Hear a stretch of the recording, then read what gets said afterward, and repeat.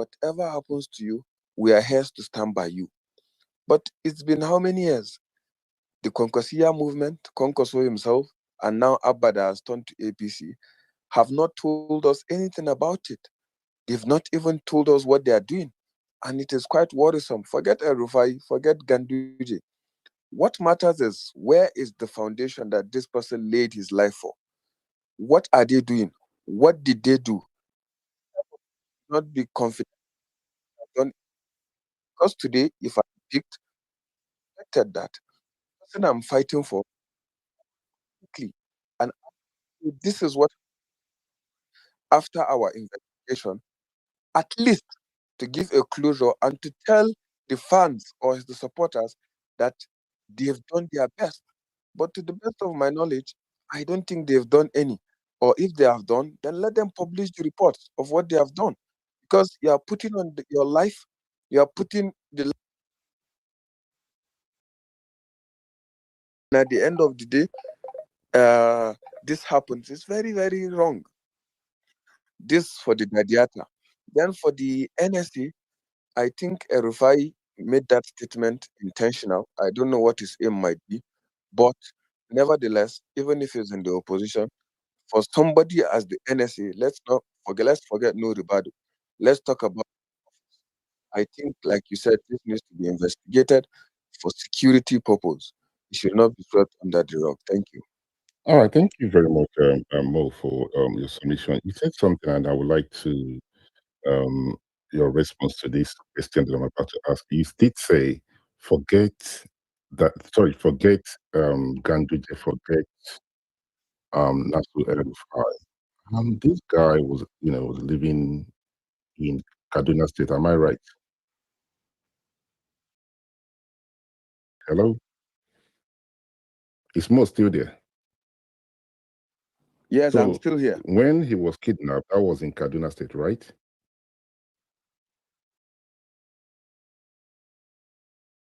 Yes, I Okay, can hear you, man. so the primary responsibility of any government is to protect lives and properties. So if there is one person that people should ask about what happened to this young man, I want to believe that he's still alive somewhere. I just want to believe that he's still alive. What happened to him wherever he was kidnapped to and everything? I think the governor of the state that he was kidnapped should be one person that should give us clarity of what transpired because that happened in his state. Do you agree with me, sir? Yes, I do, All right, myself. so we cannot forget Nasu El-Rufai. Neither are we going to forget the governor of Kano State. The reason we cannot forget is because yesterday, I believe you listened to that interview. Nasu El-Rufai said that the theater was not criticizing him, that he was criticizing the governor of Kano State. So without saying the governor of Kano State is involved, but kind of like implicated him in what happened. So we are not going to forget these two people. Yes, I do agree with you that the support group, the Kwankwasia group should do more. But then again, the governor of the state is the one who is responsible to protect his life. Right. So we're not going to forget it. If you disagree with me, I would like to hear from you. But if you pass the mic to those that have raised their hand. Thank you. Okay, go ahead, Mo. Go ahead.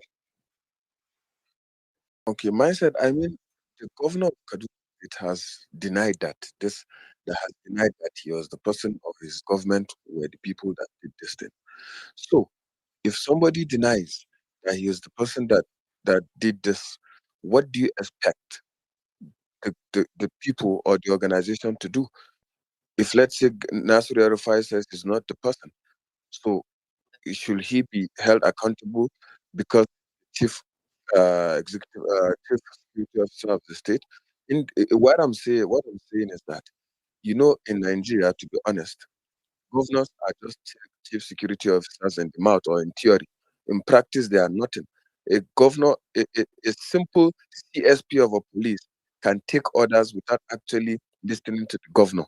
So this is my point. I'm not saying I'm exonerating him.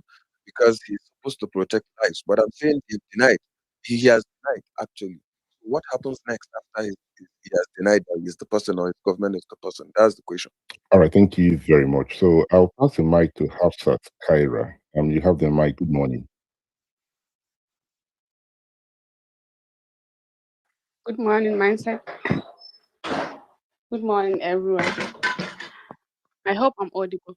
Yes, you are. Go ahead. Wait, okay, thank you. I want to respond to what my brother said about the Adiata's case. I'm not that Rufai's fan, but to be sincere, we have to clear him out here.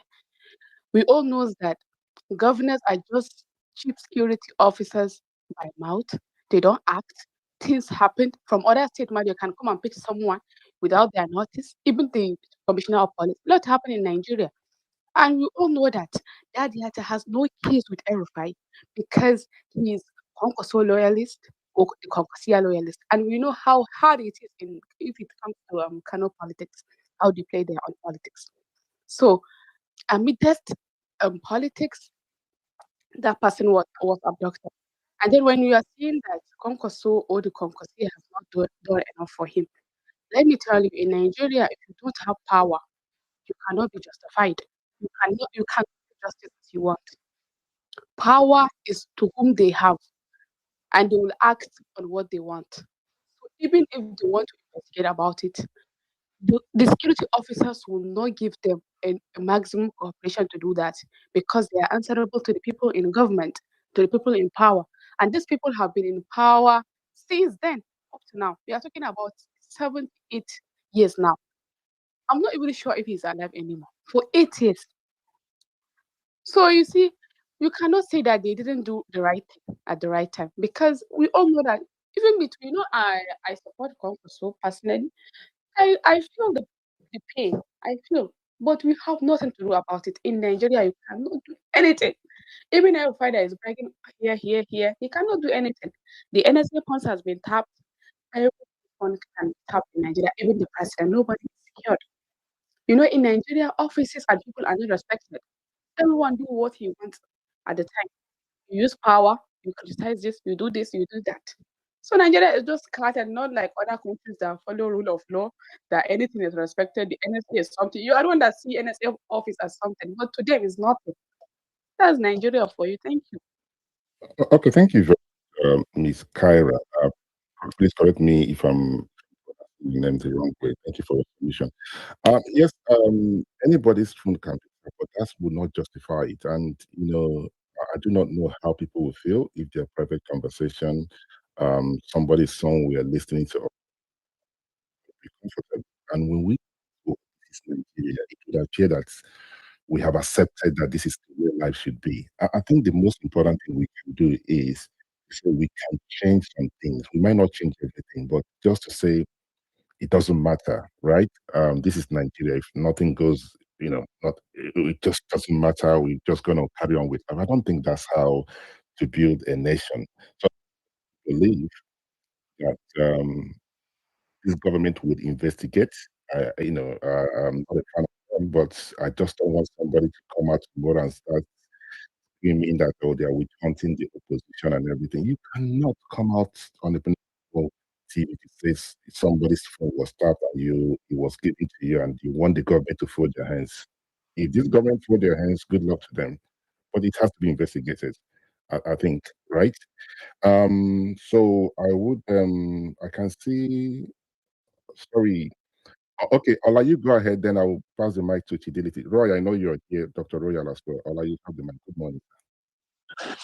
Good morning, mindset. Good morning, everybody. Just something that I heard Comrade Mo say what he said, but we should also look at what as part of that interview, the former governor Nasser El-Rufai said that later on, a police officer who was transferred from Kano to Ekiti State said he was one of those ones who went to pick up Adiyata in Kaduna.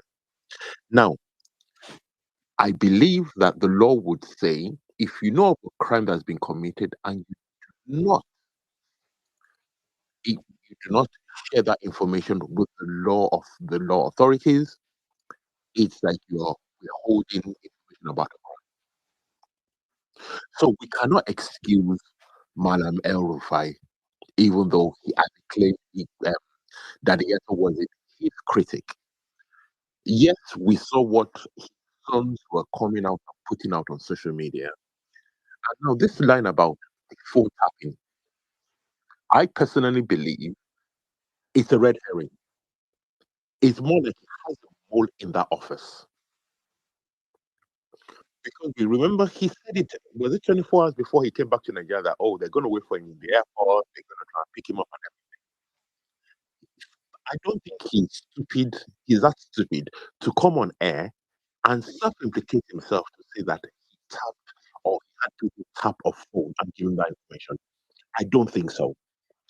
Maybe I'm giving him too much credit, but I find it that sort of, you know, Harry on national TV is just too much. But as I also said, when somebody doesn't know how to talk, at times you self-incriminate yourself. That's what I wanted to add. All right, thank you very much, Ola, for your submission. Now, here lies the thing for me.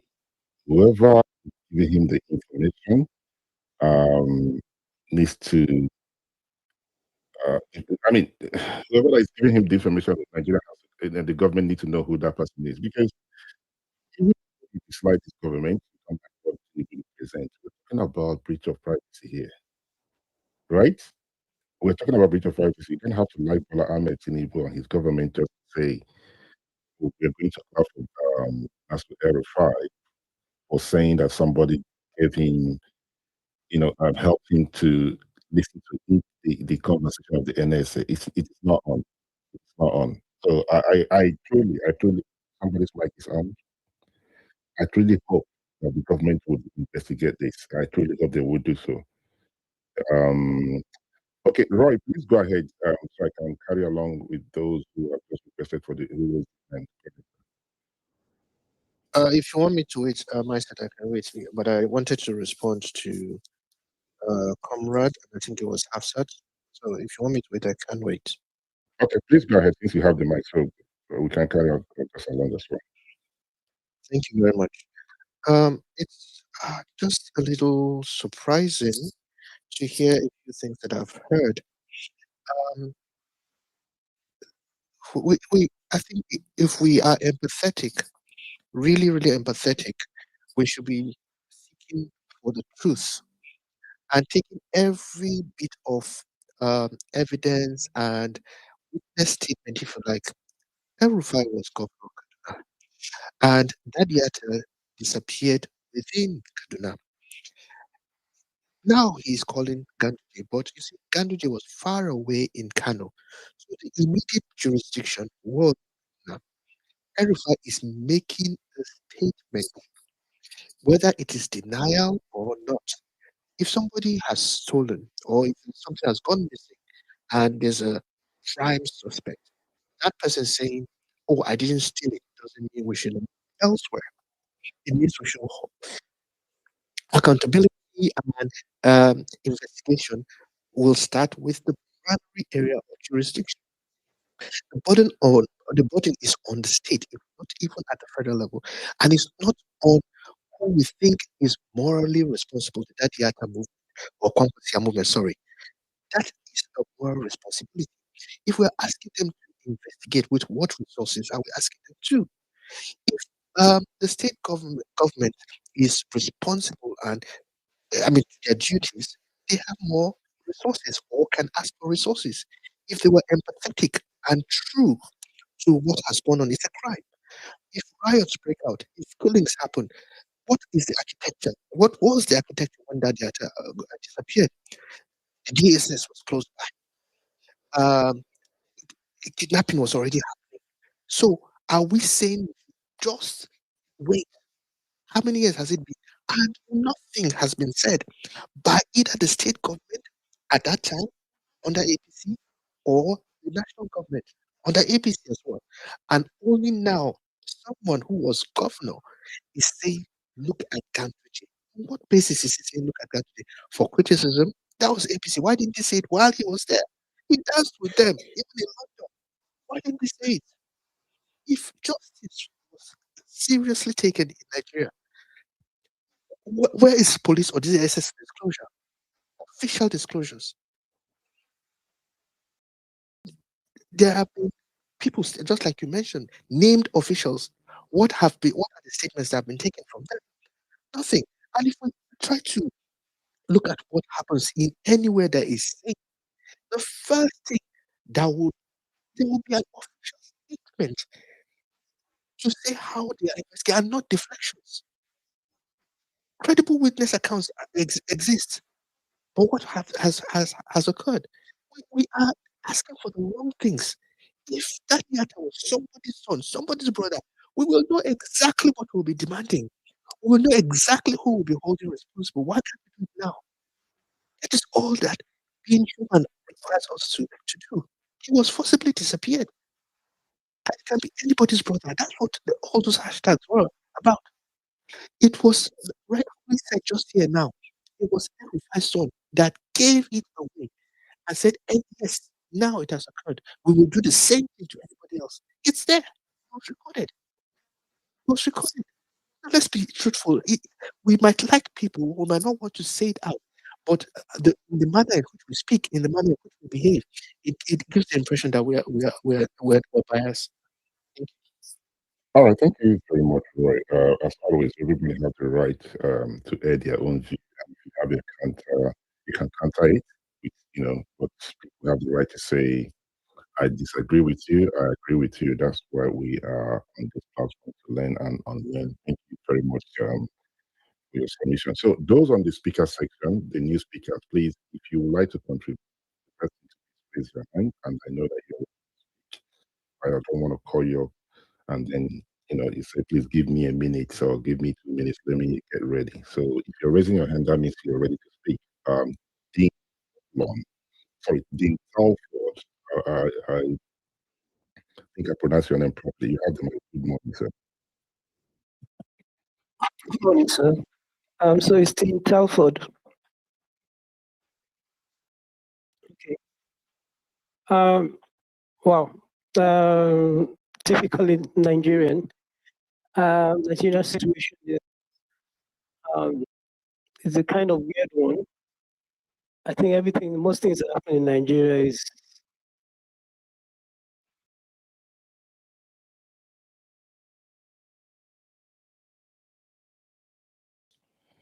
All right. I hope we're not going to have this problem today. For the last 3 spaces we hosted, it's been okay. We've never had problem people speaking and they're dropping. So please, whatever the problem is, I believe it's on the other side, right? Not on this side. Everything's working well here. So on that note, I'll pass the mic to Dr. Royo. Can you bear with me for a minute? I would like to bring up just that's okay with you. Thank you very much. Thank you. Good morning. You have the mic, sir. Good morning, myself. How you doing? Yeah, thank you very much for the opportunity once again, and very much thanks to the speakers who have voiced their opinions on this particular issue. When I watched the news on Arise yesterday, all I saw was a man speaking in arrogance. It is just that. And again, I think that we need to be very, very careful not to toe the path where we see some villains, particularly the kind of optics that we have for this government. So we see some villains, and anything that happens against them, we somehow align with our sentiment, and so that gives us the illusion that they've not done anything wrong. In the case of Malam, for us to properly understand how previous what he made this yesterday, go back and look at how it really started. Particularly, it was a particular tweet in 2019. I don't know if anybody has the tweet about Bashir El-Rufai when he was making uncouth statements abuse, vituperations against this Dadiata. And what happened? He was speaking against what he saw as bad governance. It's just simple. Just the way he started critiquing every government policy. This was what happened. So nobody should come here and say that, oh, Daddy Yatta was only focusing on. No, he also focused on Kaduna. There were evidence, shred of evidence that showed that Daddy Yatta was also a critic of Malam Nasser El-Rufai. Whether he was a stronger critic compared to that of Ganduji, that's another. And whether he is the chief security officer on paper, he do not have anything. If I may ask, what did he put the governor when the issue came up? What steps did he do? Maybe if he had done something good, he made effort to reach out to the families. He should care. He should empathy as a governor. Maybe he would be vindicated today. But there was no record of Malam Nasir El-Rufai doing that, and I don't want us to forget that. Secondly, on the issue where he said tapping of conversations of the NSA. Now, if you look at the ramble between NSA and Malam Nasir, you can understand it's about inferiority complex. And it is all the game for the 2031 presidential election, particularly the kind of perception and kind of strength that this NSA have, the kind of strength it commands at the moment. So we can always link those nuances together. What I would see from what I saw yesterday, Malam disposition speaks arrogant, and it's just to tell that the elite of this country, they know the law and they blatantly flout the law, because he said it that yes, the government taps into people's conversation, which the government has the right if there is a court order, and that can be argued on the legal basis. But as a common man, as a citizen, you do not have the right. So both the person who tapped into the call and Malam, they are guilty, no matter what we say. And I don't want us to have this lens of, oh, because when I'm in the ADC and we're in the opposition, it's kind of view that like the sentiment against the government. I don't want us to throw the part of injustice. I want us to treat him just like we treat a person from APC. This was what happened to him or from him. I want us to actually see this particular case as a serious national security issue, because it is. And for me, I would never be a part. On the issue of Dadiata, he is guilty. On the issue of phone tapping, he is equally guilty. Thank you very much, Uncle Mindset. Okay. Thank you very much, Doctor. Sorry, I call you Doctor Ayo. Perhaps you're going to be a doctor. I wouldn't want to use the one like guilty because there's not been any courts that have convicted him, right? So just going to be very mindful and be very careful to use the word one is guilty. Because I mean, you only, or do you have any evidence to say that there's any court that have convicted us when it comes to the issue of the Ayo? Do you have any evidence? Uncle Mindset, when I mean guilty, I'm only speaking from the point of what we know, not necessarily that there's a particular court that has pronounced him guilty. I'm saying that the statement he made yesterday were not true, and there are evidence to show that they were not true. And nobody should also defend on the issue that, oh, on the tapping of the call, because he made that statement with his mouth and he was saying it arrogantly, because you also need to look at the disposition. He was saying it arrogantly. So to show that, oh, really planned, that was orchestrated, it was really planned and carried out. And so we also need to treat him like that. And that was why I used the word guilty. Not necessarily that, oh, a court has pronounced him. We know he's an elite. So he will probably, get away with it. I'm sorry to say, but he will get away with it. I'm happy he doesn't get away with it. It's very important that this thing has to be investigated. But I think it's very important again he put it the right way, because when someone listens to you when you say he's guilty, it will then appear that the court has convicted him. So as it stands right now, he's not guilty, right? So, but thank you very much for your solution. Royal, you have. Okay, so thank you again, Mindful, for the opportunity to speak.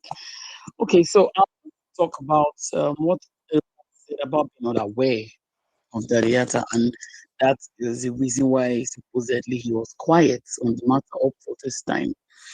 Because he said something like, "How do you, what do you do about somebody?" Something about not being aware or not knowing your person's existence, something like that. But I know that him and his sons at that time were living together as a family, and his sons could come out to make those posts online, those issues may, you know, allegedly have been discussed in their home, and there's no way he is not aware. And of course, all the everything about social media, these guys are aware, right? So, what I would say about that, he was aware about it and he was quiet. So that means you're either happy about it, that it happened, or you're complicit, right? Allegedly, I'll use the word allegedly all the time. Like man said, as someone to say anybody's guilty, and that what it means because if somebody like a father, somebody gets missing in your house, you can't say. I mean, it's too big if they just say another way. So, and that's one of the things we saw during the Buhari era, where we say president's not aware, and that looks like a an excuse to absolve themselves of liability or responsibility. Is themselves. Ignorance is an excuse, as we always say. So, not being aware can't say that when it was your table. I'm very sure it was. I'm sure he heard about it. You see that he was happy it happened or exactly complicit. That would be my personal conclusion on that, right? And whichever way is not fair. Because the Ariata deserves justice. His family deserves justice. Nigerians, everyone deserves justice that happened to that young man. Because I mean, if somebody who speaks out against the government can be disappeared in that kind of manner. That means it could happen to anybody, but God knows that the way this country is going, Nigerians are becoming bolder and they're ready to die no matter what. And we won't die, but people are ready to speak up because, like you say, in Niger Delta area, all die, you die in your house, you die speaking, you speak, you don't die, you don't speak, you die. All not the same thing. So people only cowards keep quiet. They're wrong. We'll keep speaking no matter what. But I think that Arieta deserves justice as well as Nigerians. And also for just to put one more word on the phone tapping issue, right? Like somebody like the last I think that was Roy, what he mentioned about national security. The national security matter because it's a matter, it looks like espionage because I mean, and that's a very big crime anywhere in the world where secrets of the government can be easily leaked out. So because oh this is okay, get to hear information about your arrest. What else have you been listening to? Right? What else have you heard? The tappers of the NSA's phone. What else have you been listening to since they tapped the phone? How did they know that we will talk about El-Rufia's arrest? So was it only El-Rufia's arrest that made them tap the phone, or the other reason why the phones were tapped? So it was tapped all the way. What have you been listening to? I mean, I think that's espionage. If you ask me, because that's fine on the government, and that's a very issue when it comes to, and if it ever gets prosecuted, even if somebody wants to attack it, you'll be an accessory. If the matter ever gets taken to the court of law, you'll be an accessory because you said it out. Somebody you know told you, and who did you report? Or you're part of, anyway, you have to do with him, so who did you report to? So now the NSA is being tapped. So that many, like I mean, it's about Nigeria, where the terrorists are, where these kidnappers, things about the country, issues about the president's whereabouts, president's security details, all ministers, everybody. So there's so many. It's a whole web of a lot of possibilities when the NSA's phone starts. So that's why it's a big deal. I said, and everybody that gets to listen is a very big deal. Then of course, all Nigerian citizens are being tapped. So that means your business, trade secrets, security concerns, your travel information can any party. And when these tappers give information to the terrorists or the terrorists at the top, whichever way you look at it, that means anybody can know about your movement, know about your secret, know about your business secret, your trade secret, your security information, security breaches and all that. And how does it make Nigeria? How will Nigeria feel here? Because you can give a careless in the NSS phone will start. was tapped. It's sorry about that noise. NSA's phone was tapped. Everybody's phone gets tapped. It doesn't matter. The government all the time. Oh, but the way we're making Nigerians feel unsafe, feel violated, feel afraid, and have some psychological disturbances. You know that, oh, whatever you're saying on the phone, people are going to be more anxious, anxiety. So the effect of what I said in those few words yesterday has a full effect on Nigerians, on the country, on our survival as a whole. So it's a very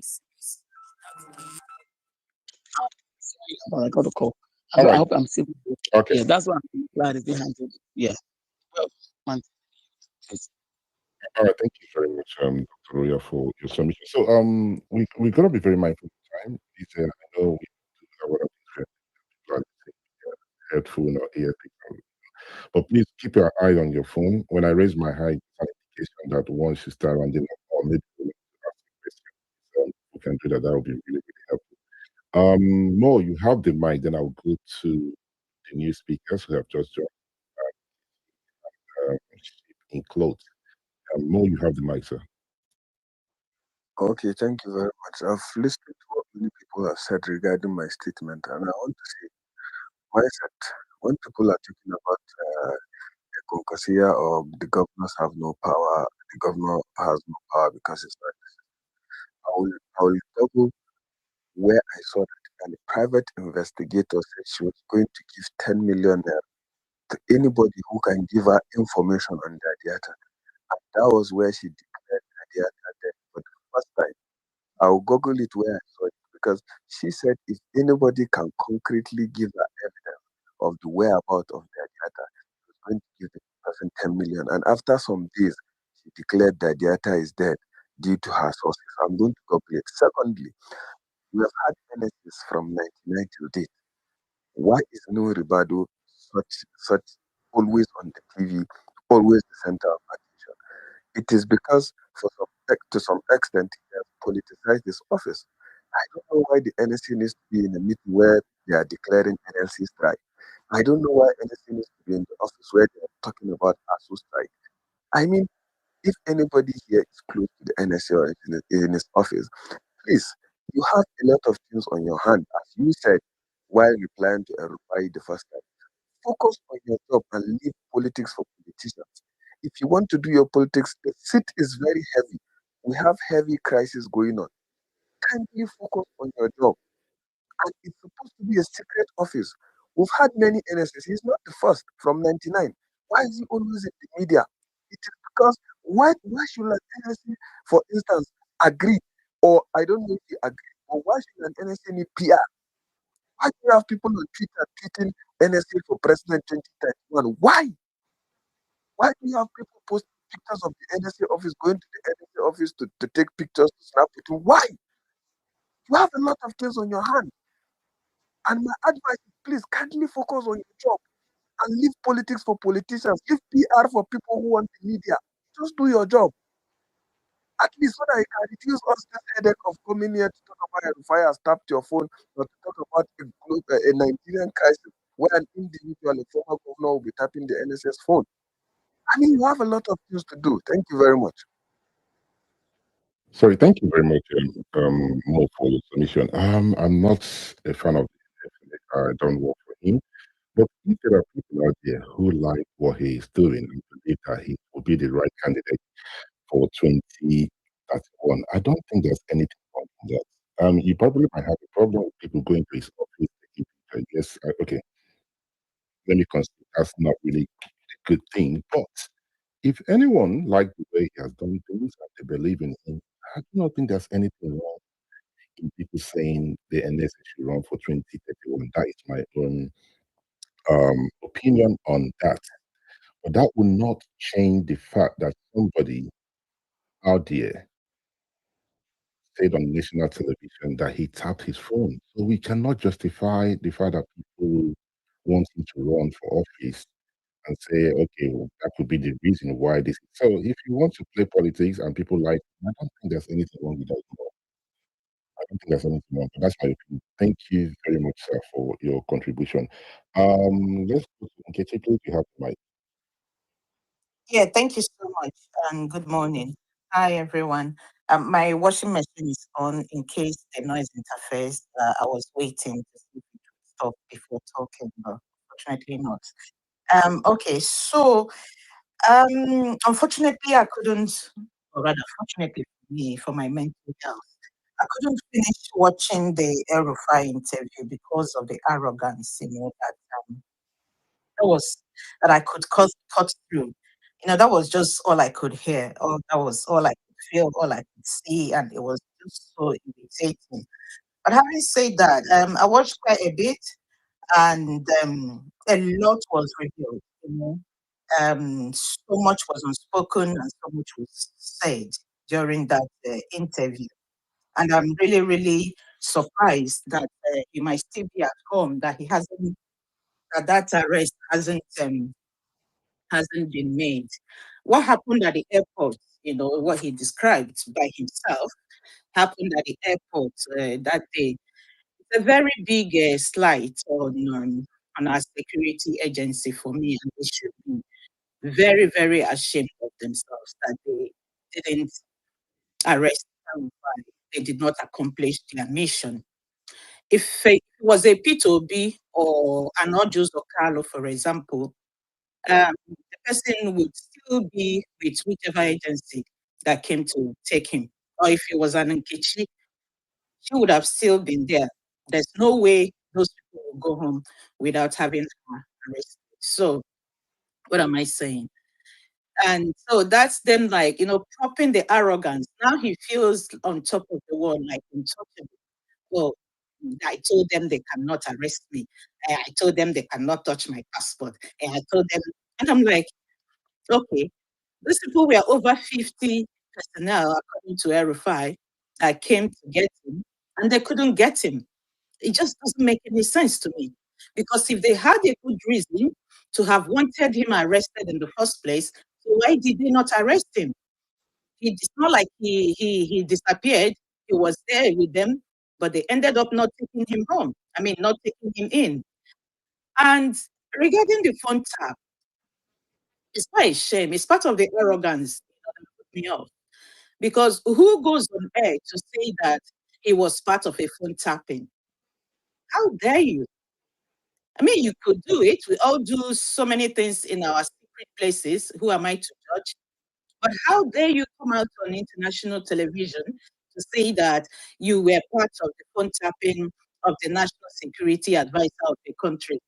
That is like madness, man. That's you saying I can do what I like. No, nobody can do anything to me. And exactly what it is. He can do what he likes, and looks like nobody can, make him accountable for it. So, like a few people, or rather, many people have said here this morning, that needs to be investigated. If El-Rufai said he tapped the phone, then he tapped the phone. No need making excuses for him or trying to, defend what he said. Or maybe he was just saying it, maybe he didn't do it. No. El-Rufai is a smart man, and he's not a kid that would go say something without knowing the implication of what they were saying. So if he said that he tapped the phone, then he tapped the phone. And as somebody called it, an espionage. And that is exactly what it is. It's a very big security risk, because the person that the phone was tapped is, a very top man in our security. And who knows what else, because they didn't just tap the phone to hear that El-Rufai was going to be arrested. So it's an ongoing thing. So they want to keep abreast with what is happening in our security. They want to keep abreast with what is happening in our government. And who knows if the NSA's phone could be tapped, that means Tinubu's phone is also being tapped. So who knows which other phone is being tapped and for what reason? And we're here crying about insecurity. So who knows who gives out the information to the terrorists, to the bandits? Who knows who compromises the security of the nation? So there's so much, you know, that could be looked into if they really want to. But it's unfortunate that we are in a mad country where anything goes, where people feel that they're untouchable, where certain people feel like they can do what they like, they can say what they like, and they actually do get away with it. And regarding the young man that went missing, it's very unfortunate what happened to him, and very, unfortunate that nobody is taking accounts or being accountable for him, even the people that he worked for. And it still goes down to our security agencies. If El-Rufai has been alleged or fingered, regarding what happened to him, I believe that he should be investigated. As somebody, when somebody says Nkechi has committed a crime, and I say no, I didn't commit it, it doesn't exonerate me from committing it. It doesn't mean that I didn't or that I did, but it's up to the security outfits or agencies to investigate and find out whether I did it or not, so that I can be free from it. But nothing of such has happened. You might say, I mean, it's quite crazy, man. It's quite sad when sometimes you think about the things that happen in our country. And I really do hope. I think it was Dr. Royo that said that yeah, I see your hand. That she's looking up to when people would be able to, take account of the crimes that they committed, so that it would be a deterrent to other people. Thank you so much. Thank you for your submission. Let me respond to some of the things you said. What transpired at the Nnamdi Azikiwe airport in Abuja? I think the government made a mistake, and I would say why they made a mistake. This is not about who El-Rufai is, what he represents, or anything. I mean, look at what transpired. It's very clear they don't have the paperwork to arrest him. So the fact they are arresting does not mean that he's bigger than the government. If they have the right paperwork to arrest him, he should have been arrested. That's my position in this. But I think they gave him what he was looking for. I said it the last time we were on this platform. I think personally for me that when somebody is looking for attention and you give it to them on a platter of food, it's going to make the meat out of this whole thing.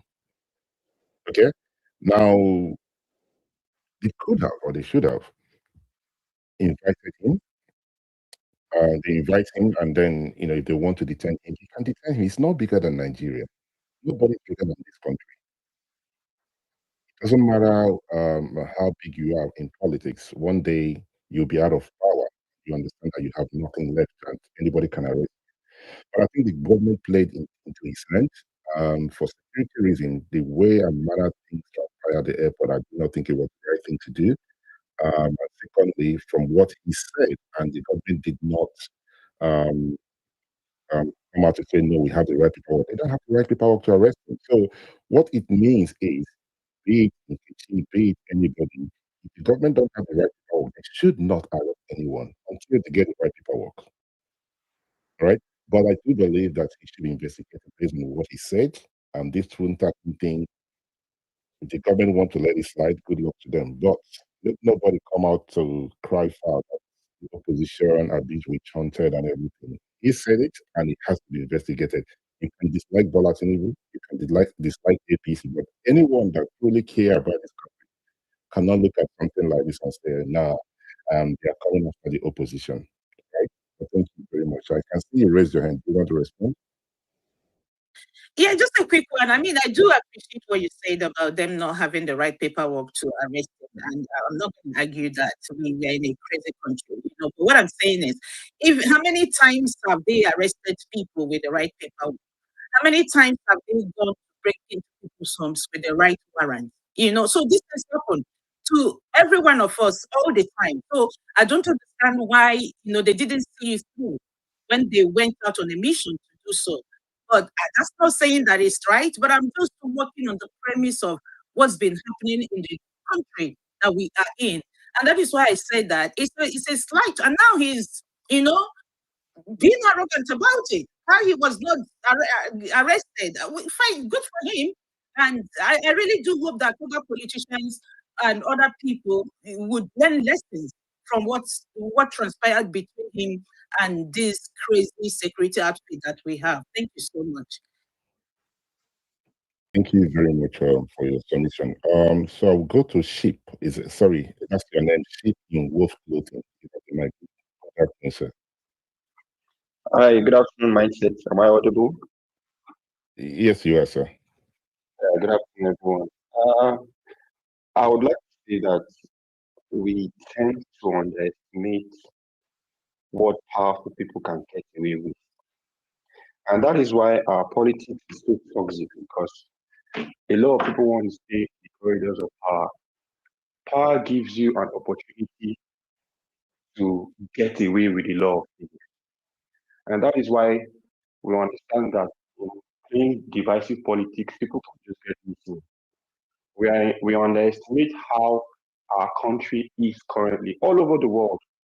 There are lots of unsolved crimes. We know that except something comes up, the people rise up and some of these things are found out. There are lots of unsolved crimes, murders, kidnappings, abductions, and it's the same thing. Imagine this happening in other countries of the world. Imagine Nigeria, where being in power absolves you of any form of guilt.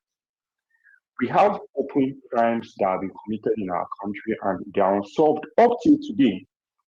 Up till today, there are people who don't know how Bola Ige was killed. We know of Funshaw Williams. We know of um, I think there's someone. We know of people who got missing, vanished without a trace, and the alleged masterminds of these crimes are still alive today, and some of them are in government. And that tells you that the longer you are in power, you can do things and get away with them. And that is why, if you check nowadays, most people don't even try to make calls on their sensitive calls are made on WhatsApp. If you ask people who are really powerful, who have things to lose at stake, their conversations you don't make on your normal GSM network. It is on WhatsApp. So that tells you that there's nothing that you do in Nigeria that is a secret. Anything once can be tapped. It's just coming to the fore now. It's something that has been happening for years. So as a person who is politically exposed, calls are not made on normal GSM networks. So I just want us to know that we should understand the kind of country we are in. And that is why people always fight to win elections because unlike foreign nations where the rule of law exists and whatever you do, if you come to light, you go to prison. Look at the UK now. People who were connected to Epstein are being arrested and not investigated. That doesn't happen in Nigeria. As long as you're in power, you can do things and get away with it and nothing happens. So you see why our politics is so toxic. So I think going forward, I know that some of these things will come to light and we'll see how it goes. Thank you very much, Vincent. All right, thank you very much. Can you please mute your mic, sir? Thank you. Stephen Wolfwood and what an interesting. Thank you for your wonderful submission. So I can see. Ola, you raise your hand. Please go ahead, and I will go to utility. Thanks, right. Yeah, it was just to add to something you said.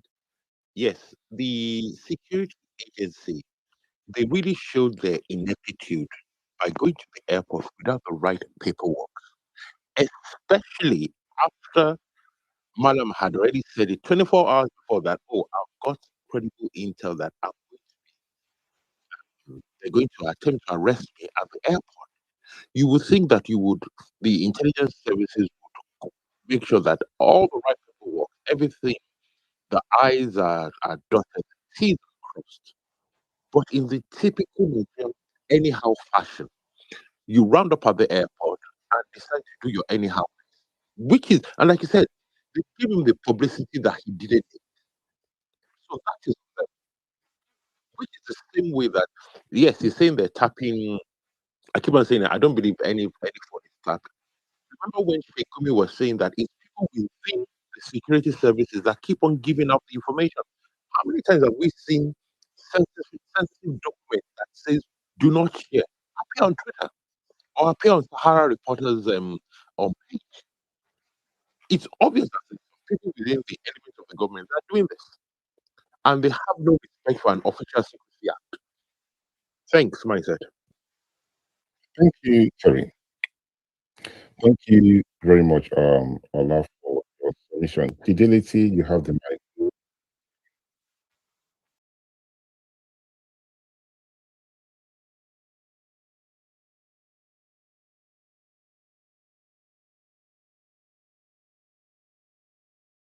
All right. So Fidelity is not responding. I want to believe that Captain, hear me, Roy, Dr. Royal. I can can hear hear you, you, mindset. mindset. Okay. All right. So I did call. Finally, mindset, you acknowledge me. Thank you, sir. I acknowledged you earlier. And for some reason, you dropped. Thank you for co-hosting the. Um, the individual that was speaking earlier on, that was meant to speak earlier on, Fidelity has dropped. Captain, you have the mic. Uncle Mindset, I don't have the mic, sir. Carry on, sir. Okay. Thank you very much. So on that note, I'll pass the mic to Gaboni. Gaboni, you have the mic now. Yeah, good afternoon, mindset. Yeah, on this issue, what I have to say is, I think if we're worrying about the fact that if the fact that El-Rufia said that the phone of the NSA was tapped is worrying, I think what should worry us more, what should worry me more is if after he said that nothing happens to him. If the day is coming after you said that, like if nothing happens to El-Rufia, no arrest, no investigation, nothing happens to him because El-Rufia is not a small politician. He's not a baby in politics. He has been in the political arena as far as I'm concerned, and I think even you've said it that he's one of the reasons that made that spoke to most of the northern elders that make them support Tinubu last election in 2023 was what he went to with Tinubu to Chatham House. So he's a big politician. So for him to come out and say something like that, there must be a leverage he has for him to say something like that. He said that on purpose, and maybe because he said something like they're not the only the ones that know how to tap phones. Maybe his phones have been tapped, and he has evidence that his phones has been tapped, and he has maybe warned that please stop tapping my phones, things like that. For him to say something like that, and it is worrying that an office like the NSA's phone can be tapped. It is very, very worrying. And it shows you how insecurity in Nigeria is known and is intentionally being, not given the strong hand it needs, even from the highest office in this country. It is very worrying. What he said yesterday should worry every Nigerian. Every Nigerian. What was revealed yesterday should worry everybody. And it is so sad because the government, I think one of the reasons why this is happening is because the government has, how will I put it now, has insulted the privilege of having, how will I put it now, insulted the privilege of because they see that privilege they have. Look at people like Peter Obi. He has complained a lot of times that his phone has been tapped. His conversations are being recorded. You cannot be doing that as a government, as people in government, in case of politics.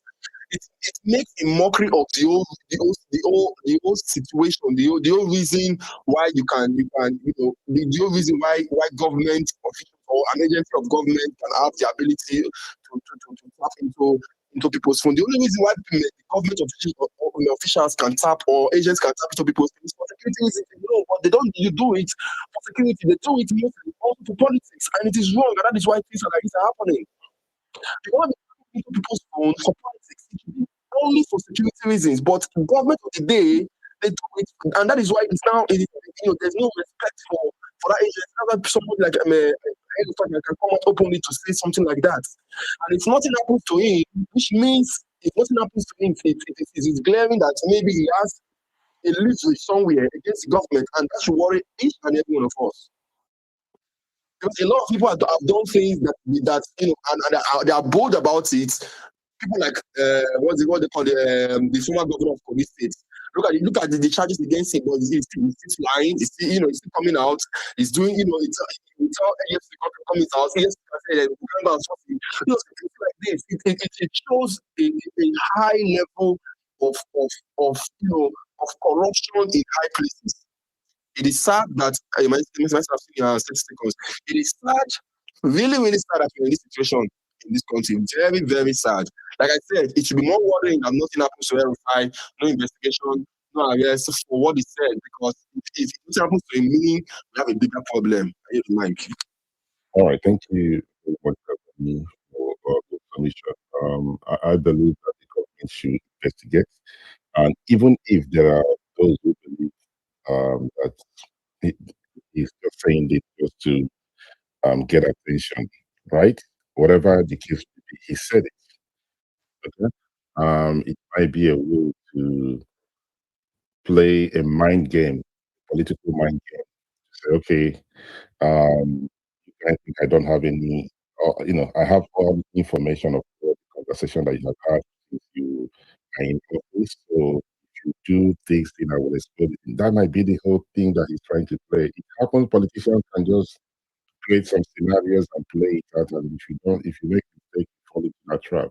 That might be the case. But because of, because this has to do with national security, whether he's making it up, he's not making it up, I hope that the security agencies and that this government would investigate this. It's very important to myself, and I don't know about you guys, because it just put the country in a very bad light. You can't just open your mouth and say the NSA phone was tapped and somebody gave you the information and everything. Whoever that may be, we want to know who that is, and if that would help us for you to expose what the government has done by listening to our conversation. I'm very, very interested in this. I'm very interested in this. Thank you, Gaboni, for your submission. So I was going to move to the topic for today. Unfortunately, Mr. is not here, and Nathan is no longer on the speaker section. So I think that conversation will going to let it slide. Then maybe next year or the year after, we probably will go back to it, because I was hoping that we'll have that conversation of morality in politics. Mr. Odunisi raised that topic. But tonight, this morning would have been the best time to have that conversation. But if they are still able to come on the speaker section, we can still try and see if we can have that conversation, right? Um, do we still have any other person who would like to contribute or anything regarding this particular topic? Okay. Yes, my hand is up, so I don't know if I have the mic. Okay, go ahead then. Good morning, sir. All right. Good afternoon here. Good afternoon, mindset. Good afternoon, everyone. And it's been a very, very enriching conversation. And I just like to just speak my opinion or my idea about all that is transpiring. We are presently witnessing what I would call high stakes political engineering in Nigeria today. And one of the topmost players in high stake political engineering today is Nasir El-Rufai. You see, if we follow it historically, you find out that preceding every election in Nigeria, there is always a dynamic shift within power blocks. Most of the time, we only see the action, but there is a lot going on behind. And most of the time, what happens is that when these things happen, we Nigerians focus on the actions and we don't pay attention to the silent, inaudible dynamics that is playing on in the background. For somebody to come out and say he is well aware that the NSA's phone has been tapped and information from that tapping has reached his doorstep, and based on that, he took an action and he confirmed it. Like he said, "Oh, I'm going to be arrested," and they attempted to arrest him. That means whatever information he got from that person is credible, authentic, and foolproof, which then it doesn't need anybody to say if that tapping of the NSA's line is true or false, because actions have now happened that have proven that whatever intel he got is true. So what we are seeing is high stake politics. And if you look at it, what we should be asking now is not as the NSA's phone been tapped, it is to what extent as information escaped from the NSA's phone. Because if it is El-Rufai's arrest that was on the day of the call about his arrest, other conversations would have happened. Who knows how much of national security has been jeopardized by the information that has been released? So what we should be asking is not even about El-Rufai now. It is on what day did that conversation happen, and to what extent has the leak or the tapping happened? So we are witnessing high-stake political engineering. And someone was talking earlier about the kind of things that happen. Remember, all over the world, this issue of Dadiaka is one of also the issues that has been happening in the world. Jamal Khashoggi was murdered. He was killed. The whole world has moved on as if Jamal Khashoggi was not important because the people that did almost everybody, it's what they call common knowledge, but nobody is owning up to it. And you have the stories in Nigerian history from Telegiwa to Bola Ige to Fushawule, so many like that. And that is why a part of my submission this afternoon is that please, as Nigerians who are in the political field now, preceding this election, it is very important that as you do this politics, you are also alert and aware of yourself. Don't become a score in the game of this politics. Like I said earlier, that preceding elections, power blocks and the dynamics begin to change. If you look at it, 2005 to 2011, the dynamics was around militants that produced the GJ presidency. In 2011 to 2014, the dynamics was around Occupy Nigeria. In 2014 to 2011, the dynamics was around IPOB, NSAS, and Fulani headsmen. And these were the conversations that was being used behind to push whatever narrative to arrive at whatever electoral conclusion we have. In 2023, we know it was all about the Miloko and Southwest election and Runu and all of that. Now, what is happening is that the opposition is aligning. The power blocks are playing power dynamics again, and they are trying to elicit a rallying point.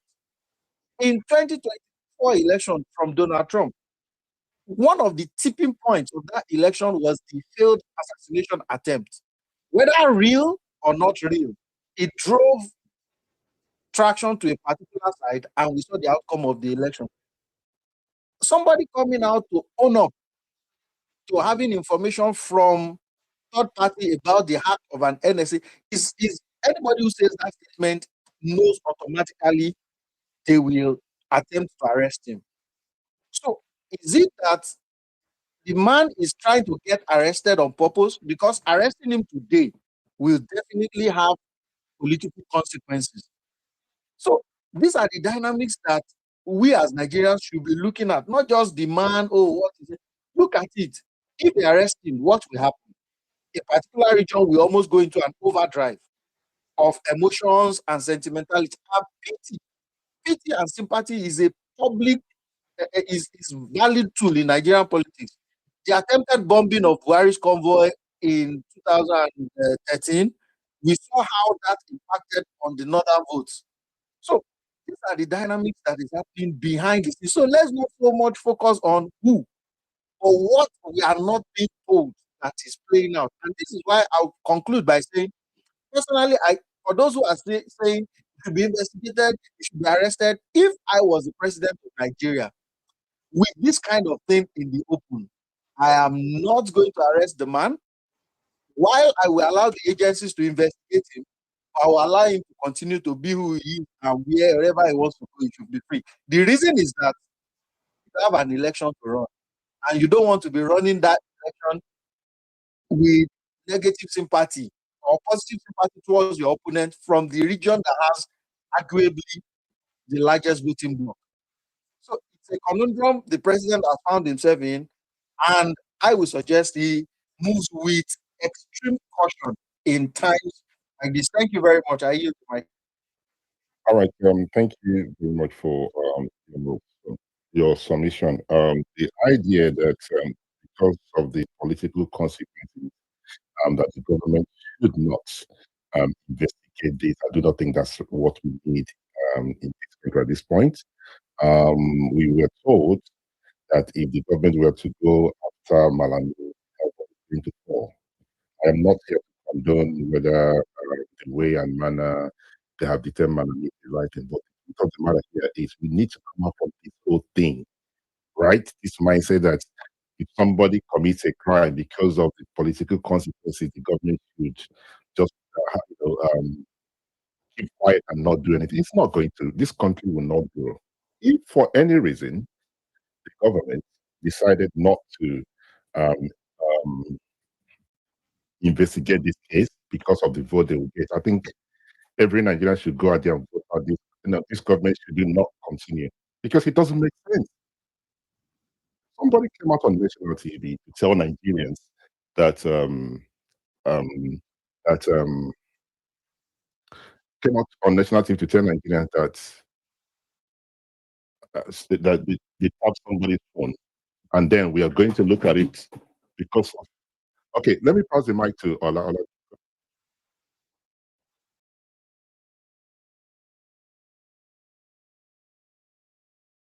Yeah, mindset. Hi. Hello.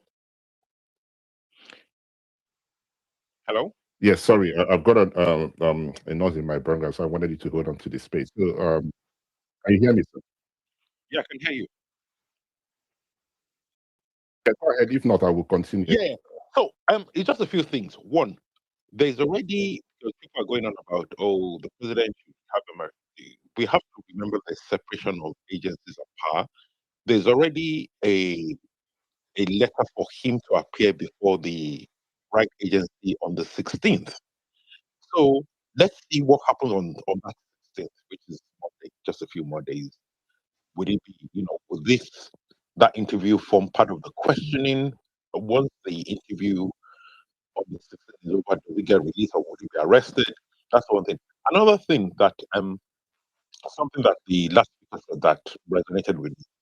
Maybe this is just a game of high stake poker by Malam because I know people remember the Watergate scandal, which led to President Richard Nixon having to resign from office, and his Attorney General, his Chief of Staff, all went to prison for phone tapping. So, it's possible. I'm not saying it is. It could be a case where Malam knows that, okay, I know that these people are tapping phones without a warrant, without national security reasons. So when I spill this, it will open to a bigger game and then point the mirror back at them. So who knows? Because these guys, like I said, you know, at one time they were all hanging around each other, going to Chatham House and doing things together. Who knows what secrets they've shared with each other? So let's wait and see. But I don't think anybody should say they should let this slide because it will make him look like a Martha or victim. No, let's see where it goes. He has a meeting with the security agencies on Monday, and let's see where it goes from there. Thank you very much. Thank you very much, Ola. See, if it means that investigating this case open up a kind of for him to tell us what we don't know, Nigerian wins, right? That's my position here.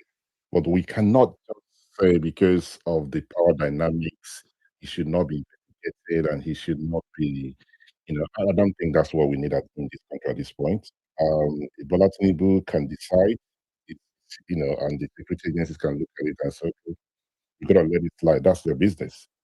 But for something of this, magnitude of somebody coming out to say the phone line of the NSA was tapped by somebody and they knew exactly what conversation that he had or what have you, and then we're going to say the government should fold their hands. I don't think personally for me, I just hope Bola Tinubu and his team, the security agencies which investigate this. I'm not saying here that they should arrest Malam and also El-Rufia and put him in prison because quite a number of people are very fond of quoting me, but I believe there has to be an investigation. And we as a country, we need that investigation. Let them tell us what happened, how he got to, how he got this information, who was the person that gave this information. If it's nothing, then we said, okay, he was just saying it because it's a political chess game that he's playing. But I cannot, or whatever it will cost, to say because of the numbers El-Rufai will give APC, or because of the numbers his region will give APC, we should fold our hands in this. I'm not, aligning with anybody in that. But thank you, Allah, for your explanation. Do we still have any other person who would like to contribute? All right, Mo, you have the mic, sir. Okay. What I want to say is that there's an institutional failure or systematic failure.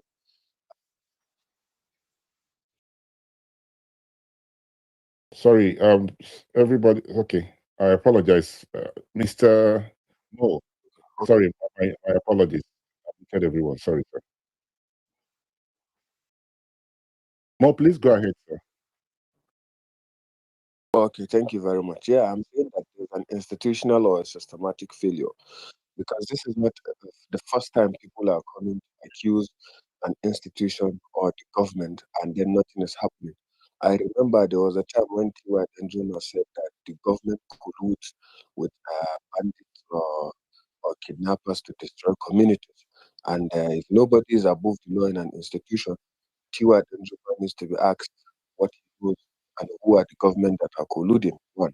Two, there is a Malam where I saw a video, I don't know how true, that says that the current Minister of Defense, Olo Matole, was harboring bandits in his house, bought a house for a bandit leader, bought vehicles. These are heavy allegations that no reasonable country will take it for granted. But because it has been swept under the rug, it is giving people now the impetus to come out and say things. I mean, if Tiwa Tuma was called and was asked and interrogated, or that Malam in Zamfara that said Bello Matolo, who is the current Minister of Defense, was harboring bandits while he was governor, was called and interrogated, and we saw what happened. Either he goes to prison or he proves his case. I think things like this will not continue to happen. So at least let somebody be a scapegoat for coming out to do things like this. This is my point actually. But if it keeps happening, then that means everybody will think it's normal. Because at the end of the day, let me give you an instance.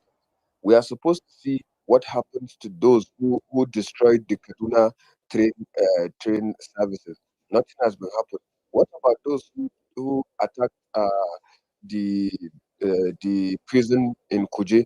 Nothing has been happening. The reason why things are happening in this country is because actions don't carry consequences, and these consequences that actions don't carry give people the impetus to continue to do what they do. At least let there be a scapegoat so that people will not come out to say things like that. I'm a big fan of El-Rufai from last 3 or 4 months. I've not been his fan before, but this statement is something that at least let it set a precedent. But the fact that even is political, I don't think it is okay for the institution or for the country that he should not be called upon. He should be called upon as a citizen. If he it talks and then is released, fine. If he cannot provide it, then anything that happens should happen. I think the most important thing is the patriotism. Let us put patriotism above everything, irrespective of who you support or who you like or who you don't like. Institutions will come and survive. In the next 20, 30 years, RFI will not be here. Many people will not be here, but the institution will be here. So let there be a precedent and let there be consequences for actions. Thank you. All right, thank you very much, Mo, for your submission. You have the mic. Yeah, good afternoon from this end, and good afternoon, everyone. I think I wouldn't say anything much different from what I've heard other persons say, other than to add that what El-Rufai, that statement wasn't a fluke. I think I watched it on TV. It was deliberate, it was carefully planned, premeditated, and he knew exactly what he was doing. Because even if he didn't understand the meaning implication of that statement, the anchor Charles reminded him that it was illegal. And he said, of course, I know, yes. But that this is what they've been doing. Okay. So whilst we are saying investigate him, I think and I agree that should be done. Not because Nuhu Ribadu or NSA is someone that Nigeria has liked so much that the Tinubu administration is our darling. But the point is, somebody has talked about something illegal, especially when it has to do with national security. Listening in on the conversations of the chief national security advisor is not a simple, an easy thing. But the thing is, the other part that we are not talking about is one, El-Rufai is not just some outsider, some guy on mindset space like myself. No. El-Rufai and Nuhu Ribadu have been friends from many years, from the Obasanjo days. They were all part of this APC and Tinubu's government until, of course, he fell out with them. And he made the comment that they've been listening on phones. So if people think that he was saying that only to just say it, I think that's something he wants to bring out. That's the way I look at it. He wants this thing to be made an issue. Because there's leverages he already has, that might be, enough material that he has that I don't know, but there's a reason he said it. And El-Rufai, whilst he is giving to, some kind of hyperbole and exaggerations like Obasanjo, he can do that. But El-Rufai is a very brilliant man. He knows exactly what he's doing, and he knew what he was doing. So it's good that we can look at it from that point and understand what this government might have been doing, because if we are talking about El-Rufai listening in on what the has said, which is wrong, but the government tapping the phones of citizens have brought down many governments in different places of the world. So that's also another thing that needs to be. So that's why it needs to be looked at. So please, let's not only be saying El-Rufai needs to be investigated. He made allegations against the government that he was part of, and against an individual with whom he has been friends for many years. So let's look at it from that point. I think that is the area of security and for the Nigerians. But also there's also a political side. El-Rufai, I don't think you just get up and say that. He knows probably he's trying to set a trap, or I don't know, whatever it is. But I just want people to look at it that we shouldn't only be talking about what El-Rufai said. He said the only he did and alleged what the NSA's office has been doing. Now we don't know whether it's true, but let us look at it from these two sides. Thank you. Back to you. All right, thank you very much for your submission. I think that is one of the reasons why it has to be an investigation, because the thing here is when you start investigating someone like El-Rufai, he will not open up a can of worm, right? So it might actually work better for us as Nigerians to say, okay, hold on a minute. The reason this guy said this thing, because this is what the government has been doing, what A is what B has been doing. So the bottom line here is, I think, whether he has any evidence against this government from whatever it is that said, we have to know. But for us to get to know it, they have to investigate it. They have to. It's very important. So it might actually turn out to be a blessing for the opposition if you want to look at it from a political lens, right? But there's a breach of security here. National security is at risk. But thank you very much for the wonderful submission. Faith, Faith, you have the mic. Good afternoon. Good afternoon. Thank you so much, Mindsets, for the opportunity to speak in your space. I just need to double check that you can hear me. Please just let me know, Mindset, if you can hear me. Yes, we can hear you. Please go ahead with your submission. Thank you. So in this whole conversation of El-Rufai tapping brains, a lot has been focused around personality, like El-Rufai, the personality of Ribadu, and so on persons. The focus has been on persons. But can I kindly shift our emphasis a bit to the office, particularly the office of the NSA? And please, I I would like for you to look at the office of the NSA as separate from Ribadu, so that you get my point. Like, I'd like for you to look at the office, like separate it, apply what we call in literature death of the author. Pretend as if Ribadu is not attached to the office. Let's say we are looking at the office of the NSA and a citizen tapping into that. So I really need you to separate so that you can understand, pretend like it's not Ribadu who is there, and then imagine that the office, the National Security Advisor, was actually tapped. So then there is a need for us to query the intents of anybody tapping into. What intelligence do you seek? What information do you want to lay your hands on? What have you been getting? What have you been hearing? What do you know? How much do you know? I ask this because you cannot tell me that you suspected arrest and that was why you tapped and then you confirmed. You cannot tell me you just tapped. I want to believe that you have tapped. You've been listening. And this particular information is only a byproduct. A byproduct, if you get my point. Like, it's something you heard by the way. Something you heard by the way. It's just like you eavesdropping on your neighbor. Dropping because you are curious about your neighbor. You hear everything about your family, everything about your business. You just hear everything. And then one day you get to hear them gossip about you, if you get my point. So I feel like you cannot just say that you were there because of yourself. What have you been hearing? Then how dare you? How dare you? It's something you heard by the way. It's a byproduct. It's only a part in your broader interest. It is not all of it. A part of your broader interest. Maybe he's telling us this one because they were acting particularly on him. Else, like every other thing he must have heard, he has kept to himself. Or maybe he has acted on them, depending on the intent. So then again, I would ask, how long ago have you tapped? That sensitive topic. How long ago? Because all of us, our lives are there. All of us, our lives are used there.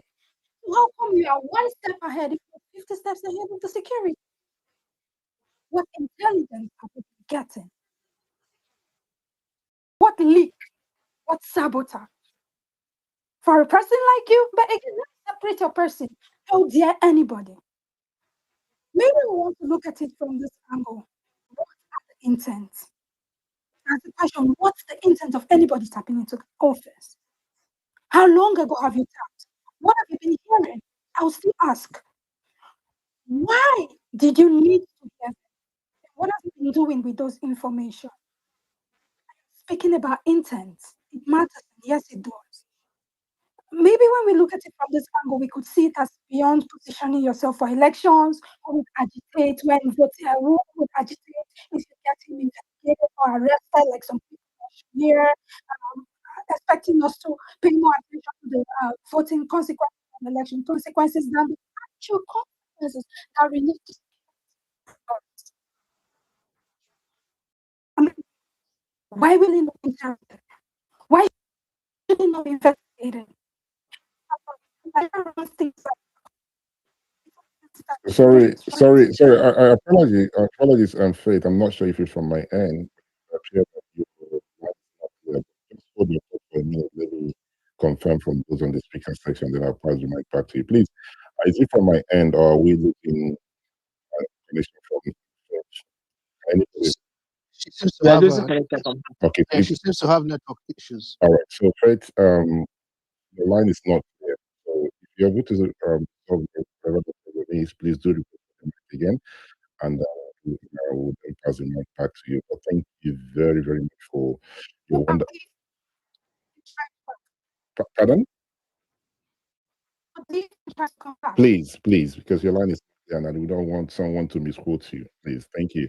Thank you very thank thank you very much for I can't hear you. That's the thing. So hence I said you can leave the speaker section and request again. Thank you.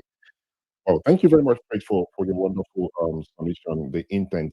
It's good that we coming up with different, looking at different angles to this conversation, and that will give us clarity of what this whole thing means. For me, I will completely say there has to be investigation. An investigation. If Bola Tinubu is scared of investigating the Malam Nasu El-Rufai, good luck to him. He shouldn't be the president because you cannot, in good faith, tell all the people who, whether they supported you, they voted for you or they didn't vote for you, that somebody came on the narrative, they said the line of the NSA has been, somebody gave them information of, tap into it, and then we're going to say, no, no, no, no, don't tap it. For them, you're not going to get votes from them. That is not how things are done. That's not how things are done. Yes, you want to be reelected, but this is a national security issue. And I hope they are not going to sweep underneath the carpet. And if it means for National Verify, Malam, to expose whatever it is that the government is doing, then we are going to sit down by the side and say, okay, is that what these guys have been doing? Is that why there's a lot of kidnapping in Zamfara State? Is that why there's a lot of insecurity in the state? Is that where this is happening? Is that why somebody slapped somebody on the bike? We want to know. That's why reason why it has to be an investigation. Right? Well, thank you very much, Ms. Faith. I look forward to you rejoining the platform. Captain, please do let me know if there's anything you would like to add. I would like you. We have another AA, so not the first AA. There's a different AA here. Let's see. Damu, you have the mic. Good afternoon, sir. Good afternoon, Mr. Mindset, and everyone else on this space. Well, this is politics for you in 2026. One of the things that I was excited about when President Tinubu, and incidentally, supposedly, the NSS office decided to withdraw answers and disqualify from the ministerial appointment was this particular moment. The moment when we would begin such conversations. Just imagine a situation in Nigeria where El-Rufai was part of the government and you would have silenced him. I argue that in the past decade, in the northern part of Nigeria, El-Rufai has been one of the only people you could rely on to stir the politics up. He has that capacity. He has the ability to build a momentum in the politics. So this is good. This is vibrant politics. I hate to imagine a world where all the 36 governors have joined APC and there is no opposition. And even if you've got opposition, they're not feeding Nigeria as the political entity we're used to. So this is good. This is a really good beginning. For a while, there was very little hope for the survival of democracy in Nigeria, especially as things were going. Now, for me, the way I see this is a challenge of competence. It's not a merely political thing. It's a government versus other, versus people outside. I don't want to go into whether Nasir's comment about this is just merely political or it's an attempt to stir things up or it's untrue or whatever. We know that there has been institutional confirmation that mobile communications are being monitored for security purposes to track kidnappers and so on and so forth. But could you imagine the atmosphere that such capabilities would not be used for other purposes? I don't want to believe that those capabilities would not be stirred in the other direction for political benefit. We are in a political atmosphere in Nigeria, so everything is politics. Nasir's movement is politics. This attempt to arrest him or not is politics. Everything we do is politics. And The reason why he's even able to stir this level of attention is because the government have made political mistakes.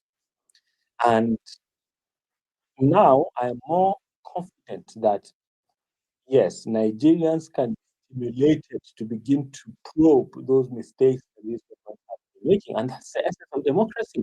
The freedom of people lies in the ability for them to check authority and for them to find reasons to question what authority is. So this is really good news. It seems that 2026 is going to be vibrant, but I'm going to say that right now the government is going to have to be extremely careful because, like someone already said, even the spectacle at the airport was a mistake. It reeks of utter incompetence. The first reason why it's an incompetent move is the kind of the caliber of person they were going to go and invite or arrest or abduct, whichever one you want to do. He is not a fundamentally incompetent Nigerian that would just fold his arms and allow himself to be carried away. No. So what do you do in such a circumstance? You give him an audience in the airport and you didn't do your homework on this? Is this the first time that they've invited or attempted to arrest him? If you go to check the records, there's nothing new about this. It just reeks of utter incompetence on the part of people who have done a better homework. And this is why I'm happy about it. Because now we will see whether it is true, as they say, when people get carried away and get power drunk, as they say, they begin to make random mistakes and they're driven more by by their egos rather than rational thoughts. So this is good. Let them feed this opposition momentum and the high stakes poker that somebody mentioned and make grand mistakes that will cost them the election and give Nigerians the power to vote new people. And that is the whole point of democracy. If people begin to fail you and they begin to make big mistakes, you retain the right to remove them and bring other people. And that's the only benefit I have in this whole debacle as a Nigerian. And I look forward to how these political things would unfold. But I'll just say to some people who've been raising questions about the actual thing, what El-Rufai actually said was somebody tapped the phone and fed information to him. That is what he said. But before saying that, he also made a lot of statements about a lot of people who have been detained or arrested without due process. And nobody is paying attention to that. In my Nigerian experience, I know it's common ground. Anyone with the right amount of influence can subject any other person to unjust judicial process, judicial games that waste people's time and resources. This is commonplace. So we know we don't have the proper access to justice. Now, we have a grand case of how this could potentially poke at that lack of access to justice and whether or not it will form a foundation for better reforms within the judicial system. So I think as Nigerians, we should really be focusing on the whole justice aspect of this. How is it that we've created an environment and a society where we cannot guarantee ourselves fair access to justice? And if that's the only thing we learn from this, to say, okay, it doesn't need to be a high-ranking politician for you to realize that people can go to arrest a citizen without a warrant. Or those are the things we should pick out because those are the things we push for if we are looking for reform. But bottom line, 2026 early politics. If like me, you are looking towards seeing how Nigeria's democracy evolves to better serve the citizens, then this is good for you. And more push to the elbows of the opposition. Thank you very much. I believe, let me, Adamu, right? Thank you very much for your submission. I agree with you. The government broke the law. It was a schoolboy error on what transpired. Nnamdi Azikiwe Airport in Abuja. That shouldn't have happened. It just gave him what he's looking for. I think the best thing should be in the they should about invite invite him, go to his house or whatever it is. But the whole thing is just it was not on. But just to say that Nigerians should focus on that alone. There are people who would argue and say, okay, the reason why they're not focusing on this is because this particular individual in the past, when he was the governor, did this to others, right? So you can see people trying to balance the conversation, saying, why should I be sorry for him? Even if there's power, I've done it to others. People mentioned the likes of Stephen Kefas, and the young man from Kaduna State who was arrested, and others. So you have to look at it from that angle. But the most important thing here is, for whatever it will cost this government, there has to be an investigation. If it means that El-Rufai would then expose the government, we're just going to go and grab our popcorn. We take our popcorn and say, okay, so all this while they have been listening to Adamu's phone, we don't even know. All this time they have been listening to Captain's line, they have been listening to Nkechi's line and everything. So it is that important. It is very, very important that has to be an investigation. Right? So he has to expose them, they have to expose him. We will be by the side and figure these things out. There's a need for this. Secret, I don't know, I can't pronounce your name properly. Okay. Thank you very much. Good afternoon, everyone. I just want to point out one of the major facts with all what is called being overlooking in this scenario, in this statement. We should first of all look at the importance of that statement, tapping of the NSA phone calls and other activities.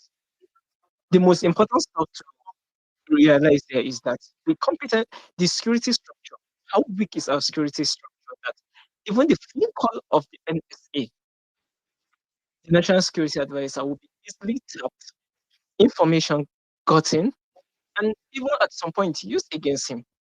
Okay, if El-Rufai did not come out to make all these statements, do we know how many Boko Haram have been doing it? How many bandits have been doing such?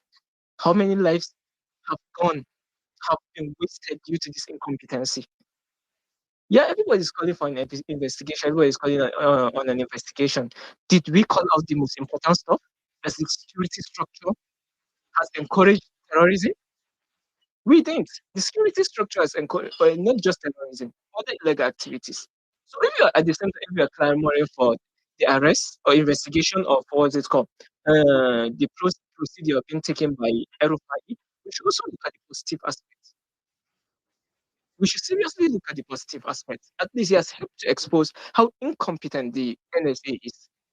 I'm not speaking these words from a political point of view. No, I'm just speaking this from personal pain, from people who have lost, not just have lost, people we've lost. This same incompetency lead to us. It's called the car. We've never gotten an NSA whereby his car is being stolen when he was still with the NSA. We've seen it live. If you can't even protect yourself, your vehicle, how can you protect what is called the lives of Nigerians? So, in as much as everybody is saying what is called what El-Rufai did as wrongdoing and other stuff, like me, I'm just looking at the positive aspect, the advantage. He has helped to expose how our security system is very porous. How interception has been done in the security system, and people's life has been lost. So let's just take this as reality. I think I'll end up here, but let's also, as we are clamoring for investigation into it, we should also clamor for what is called the right thing. Our security structure should be fixed, and what is called the NSA is incompetent. That's just the sad reality. Thank you very much. Thank you very much. Secret, how do I pronounce it? Real. Okay. Thank you very much. I'm not able to pronounce that. I don't want to betray. Thank you, sir, for your wonderful submission. But from what you said, you still ended up by agreeing with you that there has to be an investigation. You're saying, why don't we look at it from this other angle, that this man has actually helped the country to expose and the incompetence of the NSA's office, right? Please correct me if I'm wrong. So how do we now get to know what happened if there's no investigation? There has to be an investigation, sir. I think the Senate can get away with this one because it just No, wants it for him to no, execute the no. wrong 1 minute, sir. 1 minute, sir. You see, this is not how to be the because on one hand, you're saying we should applaud him for exposing the security breach in with the NSA's office, and then we should applaud him. How do we know that whatever he said is the truth? If he's just 1 minute, okay, please. Thank you. How do we know that he's saying the truth? It might be something. It might be a mind game. It might be something he just say there to get the attention of the NSA, to say, okay, we don't know what this guy has. How do we know? We don't know. That is the more reason there has to be an investigation. You know one thing, I'm very happy that we have lawyers on the platform. Mr. John is here, but for some reason, it's not, Mr. John is no longer here. So AA is here. There's two AAs here. Please, I wanted to get their I wanted to hear from them what we need to investigate. Please, can you help us out? You're a lawyer. Yeah, so I'm very clear. What's the the question, the core of the question? If you can help me, Okay. you're asking what is the, All right. Okay. Okay. Now, in this case, as a lawyer, somebody made an accusation. Somebody gave them something. I mean, let me say exactly what happened, right? So, the Nasser El-Rufai came on national TV. Someone tapped the phone line of the NSA, right? And Mr. The other speaker saying that we should applaud him. I'm not quoting him, I'm just paraphrasing, for actually exposing what the NSA's office, the incompetence of the NSA's office. And I say that there has to be an investigation for us to find out whether Nasser El-Rufai is saying the truth. But he's saying we should let this slide. So I'm asking you as a lawyer, what would you do if in this situation?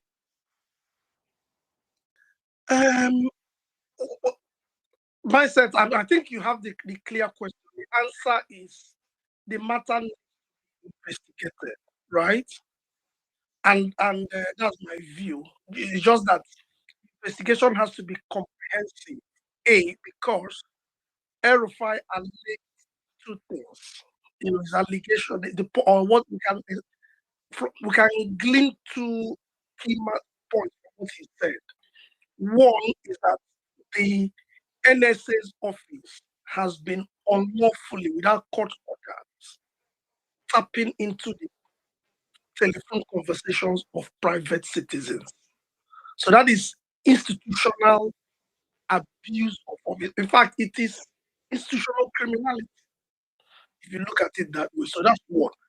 Then he also said that someone listened in on what the NSA said and told him, again, as the anchor reminded him, that would be criminal as well. Okay? It doesn't matter if he listened it to himself and the way I understand law, because parties to an offense is not just the person. If you aid someone either before or after the commission of a crime, both of you can be taken as acting in a series of different transactions. So you are equally at guilt. So I don't know. But that's why this thing needs to be investigated. And then we make inquiry. But the question is, who is going to investigate? Because he has alleged that the office of the National Security Advisor, has been doing it, or the National Security Advisor as an individual. I don't know. He will explain what he meant. So if it has to be investigated, it has to be an independent body. Has to look at it. And what is alleged, the way I understand, is institutional. And it has happened in different countries. In America, somebody mentioned Richard Nixon. That's what programmed government. In the UK, it has happened. In fact, in the UK, the last one was a group of journalists, News of the World, that were, tapping into people's phones. So when you allege that the institution has done it, it needs a thorough inquiry. So that's what I would do if I were in government, I would to show, at least El-Rufai needs to answer some questions on the face value. But citizens need to be reassured that institution that should be protecting us is not invading on our privacy. Because the government institutions can be guilty of certain wrongdoings in themselves, including listening in on private conversation of citizens. It shouldn't be done except with court order. Okay, even when they are investigating you, it has to be a court order that they would. When I hear people say they are doing it's no blanket reason that because of security, you begin to listen on what citizens are saying. Back to you, myself. I've seen your hand up. All right, thank you very much for your. Sorry, please, can I just No, say no, please.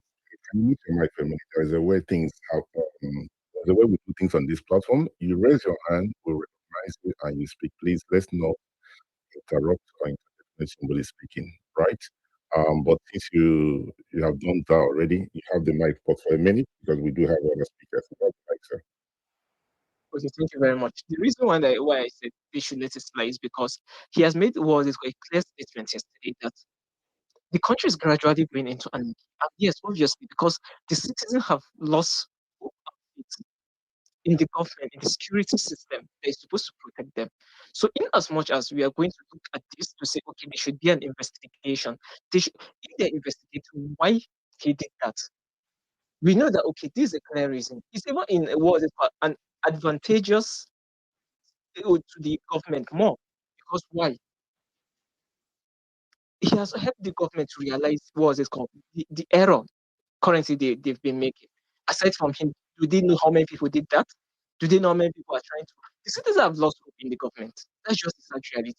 As we lost hope, people are currently maybe trying to track, to listen to the statement, for them to take security matters into their own hands. Thank you very much. That is why I said, okay, in as much as the investigation wants to be carried on, they should just, after it has been carried, they should let it slide. They should let him get away with it. Thank you. All right, thank you very much, sir. I disagree with you. Even if one is not happy with this government, we cannot, as a country, look at something like this and we say even we should let it slide. I don't agree with that. I don't agree with that. If that would expose Bola Ahmed Tinubu's government, so be it. If that would make Nasu El-Rufai a hero, so be it. But there has to be an investigation. We need it as a country because you don't even know who is listening to your conversation. Like Baitae said, we're looking at it from, we're just discussing about Nasu El-Rufai and the NS and everything. What about us? A private conversation that you have had with people, you think, okay, people will tell you this, nobody else is doing it. And then you're hearing that people are tapping into this. So, that's what Erufai said. They are tapping into our conversation, our phones and everything. I think it's very important for us to know who and who is doing this. If it would help the government of Bola Ahmed Tinubu to figure it out, listen, we need it.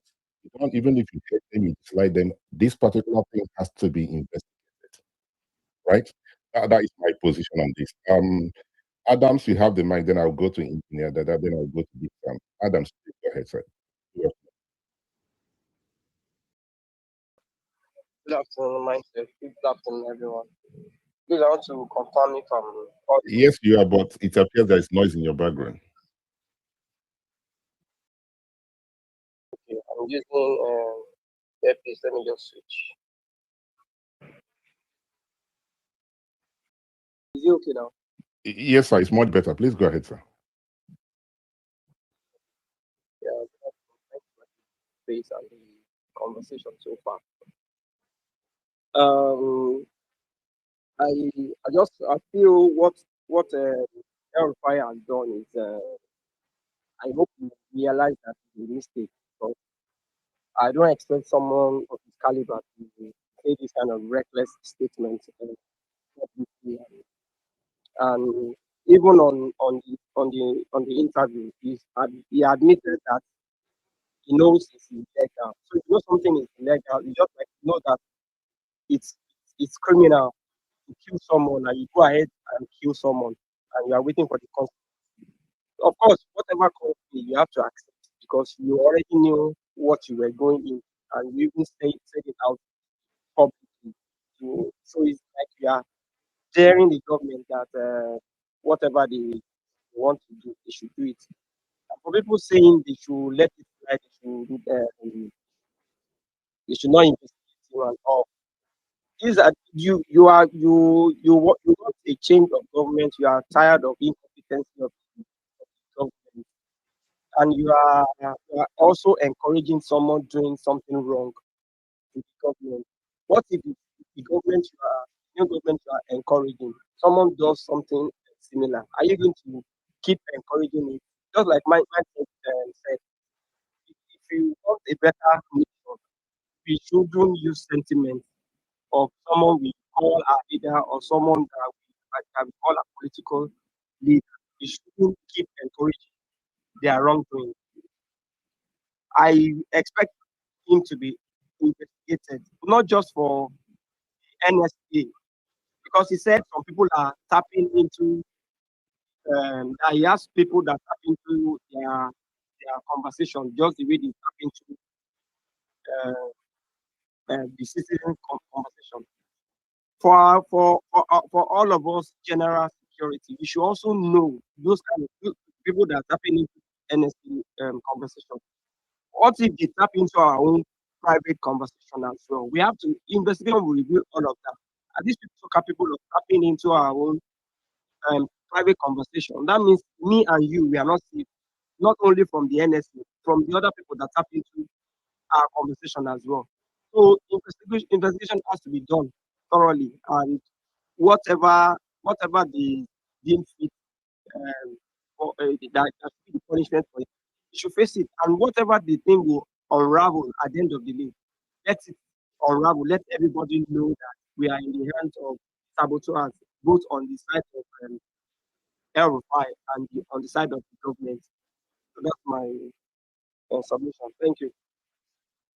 Thank you very much, Adams, for your submission. Sorry, guys, it appears I've not carried those on the comment section along.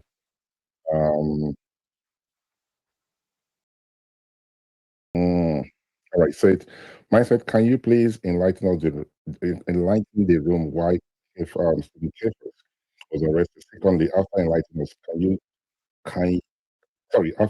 us, give us your opinion why you think the arrest was right or wrong. Thank you. All right, we might not be able to do that today, because the conversation will become about Cephas, Stephen, but we probably would discuss that some other time. Thank you very much, Boogie Man. Ihame says, nothing will happen to El-Rufai. Nigeria is a compromised nation. Dave Umahi said things and got away with it. Roger Carlos said things on how they kill people and nothing happened to him. Thank you very much for your contribution on the conversation. Ben said the arrogance and quick the politician belittle very big offense is alarming. Our system has been so broken that we don't really know our rights again. It is about time we start rebuilding our institutions so that people will start taking responsibilities for their action. Thank you very much, Ruben, for your contribution. Maurice Omo says the Nigerian government are in a big problem. Every might have had a lot from the phone tapping and have an audio recording. Any information will be useful to the opposition slash Trump.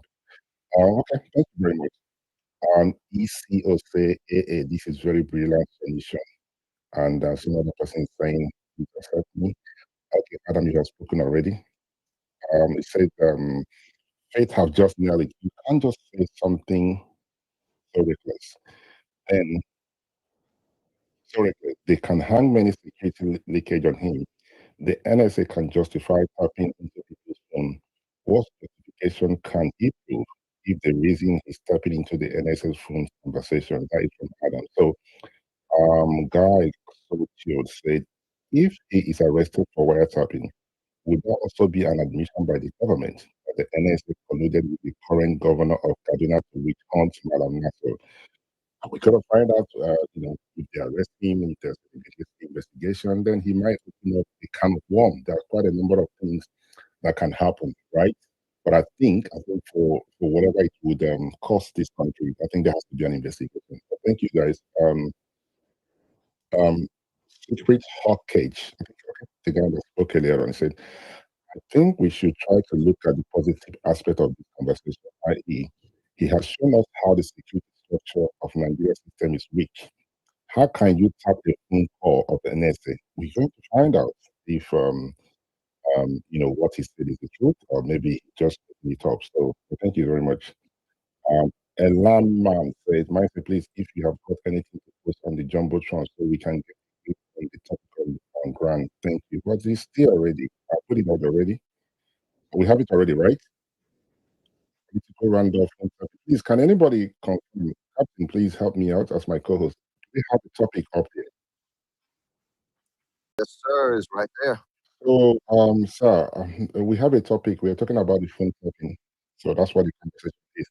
Thank you very much for those on the comment section. Guys, this is our new platform for posting spaces. This is where I will be contributing. The other hand will be for me to tweet. But please, please, please, I beg everyone. This room, I don't want to block anybody. We're going to have conversation. We're going to disagree with the speakers. We're going to disagree with everybody, right? We're going to agree with them. But be it on the comment section or have the mic, we start using words that's not acceptable. I don't want to block anybody on this platform. I just want us to have, for it to be all for all Nigerians. The other time, though, people complain, I said, block us, that's why we can't join. Because there are things you have done as I blocked you. I'm begging everyone, let's keep it civil, right? Please, I'm begging everybody. I don't want to block anybody who can. So everyone will have opportunity to speak. Captain, you have the mic, please. Yes, Uncle Mindset. I just wanted to. Can you permit me to speak broken? Not really. Please, if you can speak English, I know you can. Please, thank you. My English can be finished now, Uncle Mindset.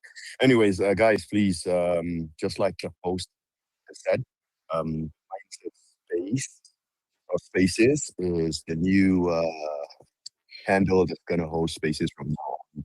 Remember, the same rules apply in this room like it did in the last room, where we respect people's opinions, we make our submissions with clear understanding that our words belong to us and our opinions are ours. Does not mean we're right or we're wrong, or somebody else is more superior or inferior. Please, when people are speaking, do not unmute your mic. Raise your hands when you're ready to speak. And if you're done speaking, can you help us, please, and just, uh, switch back to listening mode so we can accept other people into the room. That being said, the host can unmute his mic at any point in time to either address what you're saying, or if you're going out of line, put you back in place, or ask you questions, and so on and so forth. Co-hosts on this space really don't talk much. We only speak when it's absolutely necessary. So I would let Uncle Mindset get back on the spaces, and hopefully from time to time I will try to read the riot act. Thank you. All right, thank you very much, Captain. Please, whatever it is, I know we do have quite a number of questions, but I will still want some persons to speak on the platform. Like someone like as a lawyer, there are things I would need a lawyer to help us. So please, if you have to do so, we need you on the platform. Thank you very much. And every other person that is requesting for the mic. On that note, I'll pass the mic to Engineer and we'll go to Chief. I will only pass the mic to those who raise their hand, please. So if you would like to contribute, raise your hand and we'll pass the mic to you. Engineer Dada, you have the mic, sir. Thank you, Uncle Mindset. Good evening, Captain, and all members of our platform. My little submission or contribution to this issue is that there is a lot to analyze and look into consideration. First, the thing we have to understand is that he acknowledged that the illegality, but then he said the government had used similar methods against him. So for me, what I strongly suspect is that this is just a mere mind games, and it served like a kind of powerful and out of the tropical warfare, which appears to be calculated by El-Rufai. In that aspect, two things are certain. First, arresting El-Rufai would, prove his claim that yes, the government are doing it and it's illegal, which proves the NSA and the whole government to be incompetent. And then letting him go without doing anything about it also send a message that okay, yes, he is right. They are doing it, and they don't want to admit it. So, in essence, what I believe is that no smoke without a fire. He has access to information more than any of us here because he has been in the pinnacle of government for almost 16 years. So it's not just a mere citizen that come out and make it clear. Someone with access to information, contact. That is what we need to understand. And if I will say anything to this government is they need to understand the fact that just because critics are everywhere criticizing the policies of this government, that shouldn't warrant them to go after people. By all means, tracking them down illegally without, a court order. And then, doing things unlawfully or abuse their fundamental right. So, but then let's see what happens on Monday, and then we can come back here to still discuss. But these two things I said are certain and inevitable. One must definitely be proven. I will be very brief today on mindset so that other people can speak because we have a lot of people here. So this is my take. Thank you very much, Engineer Dada, for your wonderful submission. Mike, oh, please, please bear with me for a minute. Let's hear the chief. Then I will go to. Then I'll come back. I will come back to you, please. If you have the mic, good afternoon. Good afternoon, myself. Thank you very much for giving me the mic. Sky Downfall, I greet you. So, the honestly truth is, yes, Nigerians should always call out political witch hunt, but at the same time, we also need to tell our political class, political elite, to try as much as possible to arrange our institutions to avoid obvious political witch hunting. Now, everybody, yes, I'm a member of the ADC, and Malam Nasir El-Rufai is a member of the ADC also.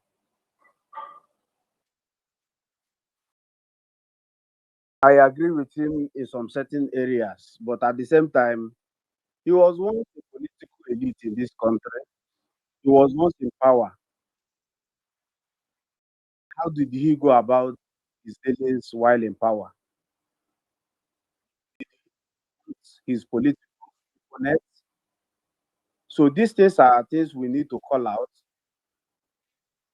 and ask our leaders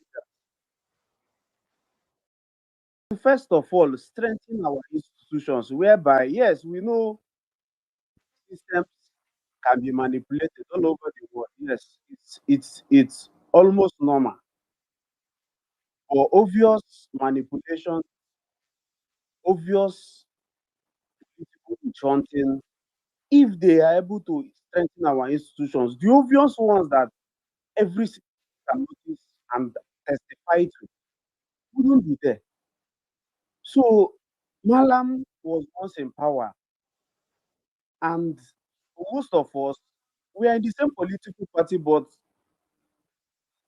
how did they go about their own dealings where they were in power? So I'm calling out not just this present government, but also I'm calling out our political elites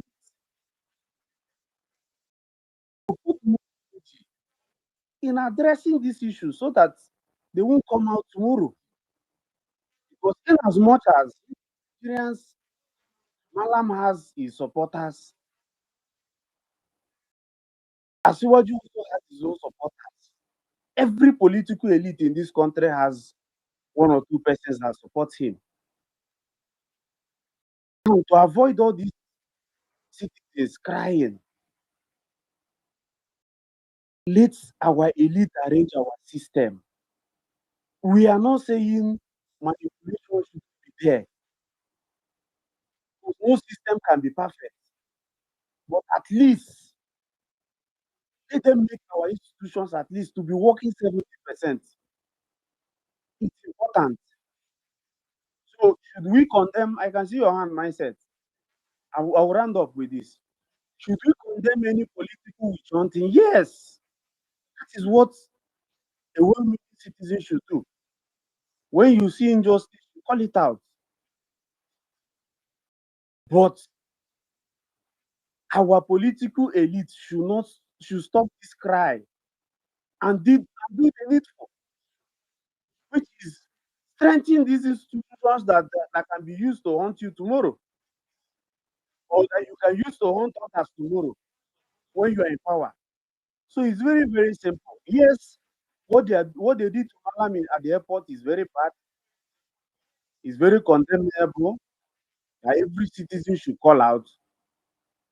But at the same time, we should tell Malam if they're able to enter into power, they should do something about these institutions so that it won't be left curious for anybody to make use of anyhow he wants. Thank you very much, Mindset and Sky Danfo. Are you? Thank you very much for your wonderful submission. I'm happy that you're a member of the ADC. Malam is a member of the ADC, but at the same time, you say to yourself, those of your supporters, those support Malam, that yes, things can be done better. And whenever, if you guys manage to get yourself there, you guys, he should learn from this. Thank you very, very much for keeping time as well, sir. Um, uh, Big Sam, go ahead, sir. So I will come back, please. Big Sam, you've been there for a while. Go ahead, sir. Yeah, thank you, Mindset. Good morning, everybody. Mindset, what I will say is that the system you support today might come to haunt you tomorrow. What everybody supports today might come to haunt him tomorrow. What Erofai said is wrong. They need to be investigated. I will go with what AA said. Not to investigated by Nigerian government. They need a private, uh, private people that can investigate, because a lot will come out from him. To know how government also tap on the ordinary citizen, ordinary civilians conversation to track where you are going. It might be the tools. It might be the tools they use in 2023 before the election, because I could remember one politician's conversation just come out abruptly. Nobody knows how the conversation come out, which shows that government have been doing it. They do it for ordinary citizens. Conversation. Privacy. Nigeria don't have privacy law. Our country have been a lawless country. Anybody can do anything that he wants. I will also support for the investigation to go thoroughly, but not on the government side. For them to investigate the private, to investigate the matter, and it will it will open everything, and the citizens will know how their privacy is being kept, and how you are being. It will open a lot of things that the citizens will learn. I'm not saying that what Erofai did is right, but I'm saying thank God that he said this. It will now open. They said when blow you see power. It will now things that can be hidden. But the way I'm seeing it, I don't think that they are going to investigate the matter. Maybe if they invite him, it might be another thing. Because when they try to investigate, it will open their also leg. Because somebody that has it on the net will not tell another person that you have shit while you carry your own. So I don't think that with the way the country is going upside down, I don't think that going to investigate the court. It needs to be investigated. Thank you. Okay, thank you very much, Sam, for your submission. If for any reason the government decide not to investigate him, that makes him a mini god. So he can actually come up with anything, and then people would accept whatever he says. So I believe that there has to be an investigation. If it means that the investigation will turn out to be a blessing for the Nigerians or for the ADC or the opposition, so be it. That investigation will mean that he will be tried, he will be, convicted, so be it. But there has to be an investigation. Somebody out there needs to look into this. I think it's very, very important. Dr. You have the mic. Yeah. Greetings, everybody. Thanks for passing the mic. So this is my take on this. First of all, I don't want to conclude that the phone call was tapped or it wasn't tapped. But it's unlawful. We know that to go and tap someone else's call based on our own constitution without judicial approval. Now, if his reason, as he claimed, for tapping the National Security Advisor's call was because his call was being tapped, and that has generated arguments whether the National Security Advisor is allowed to tap the calls of the Nigerian citizen. Now, the Constitution is against it, but in cases of serious national security matters, there are urgent provisions to get, maybe is it from 7 judges, I don't know where they will grant approval to the National Security Advisor to tap calls of individuals they deem can pose national security. Like in America, there was tapping of communication that provided a very serious terrorist attack on the country.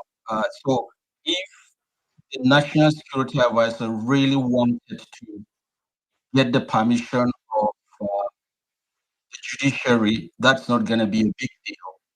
If they needed a document to arrest him, that's never going to be a big deal because we're talking about a highly compromised judiciary in the country that law enforcement could storm into a house of Supreme Court judges and arrest them and remove them from power.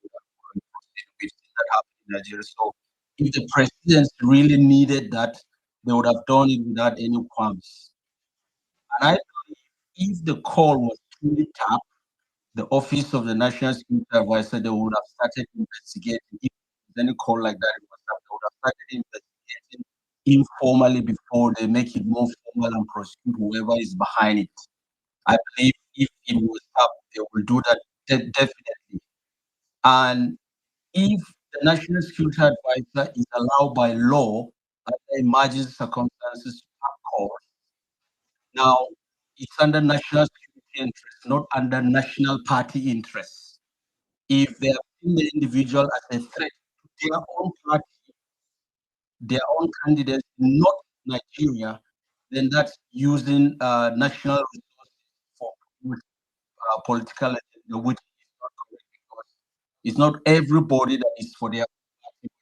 I believe every sensible Nigeria is for Nigeria. Now, the debate on say, okay, we should let him go if that is not investigated, it will amount to, making himself a demigod in Nigerian politics. I've always said it and always repeat it. Never get in between politicians. Never get in between them. There is a lot going between them than we know that follow just the media. Like, for instance, I met some people and I asked them, have you ever met former President Buhari? Have you ever met him face to face? You start with him and gist and eating and do anything. He said no. But your opinion about him, and it's based on that opinion, you voted in the elections he contested. So you have fed these opinions by media. We don't know people personally, so I will not be falling for what they say most of the time on the national news, but let's be guided by what the constitution of the country is saying, which many of us believe is being violated in many instances. But let's see what happens. Thanks. All right, thank you very much, Appel, for your wonderful submission. I saw a message out there, sorry, a comment in the comment section that I should allow people to speak locally English speaking English. I think that was from Ola. So what we can do is we can create a space that we only do to speak English. I think that will work. This morning or rather this afternoon, if we can, let's keep it to English, please. I think that's I hope everyone is okay with that. Right? Hello? All right. No one is responding, so I believe. Mindset. Hi. Hi. I know that obviously you don't like people to respond. They don't have their hands up, so possibly that's why nobody is responding. Why the reason why I said that is, um, yes, you've got myself. It's your space. You run how you deem fit, but to just say, and like I said, Captain us, can he? So there's something that best expressed in colloquial or pidgin or whatever. I'm sure that the people, at least 90% of the people here are from the same geographical locations. They will understand what is being said. And at the end of the day, English is not our mother tongue. Just Okay, thank you very much, Ola. Now, the thing here is we might have 90% of us who understand broken English and speak fluently, but then we do have visitors who are not Nigerians who want to know what is being discussed. So I just think it's very important that we carry these people along. And there are those who we don't know, not listen to the conversation. So, okay, with what's happening in Nigeria. I think we should consider that as well. But thank you very much. And we continue to review how this platform would be conducted. Every input matters. Thank you very much, Ola. Adebayo, you have the mic. Then I will go to Afri Dominion. Adebayo, you have the mic.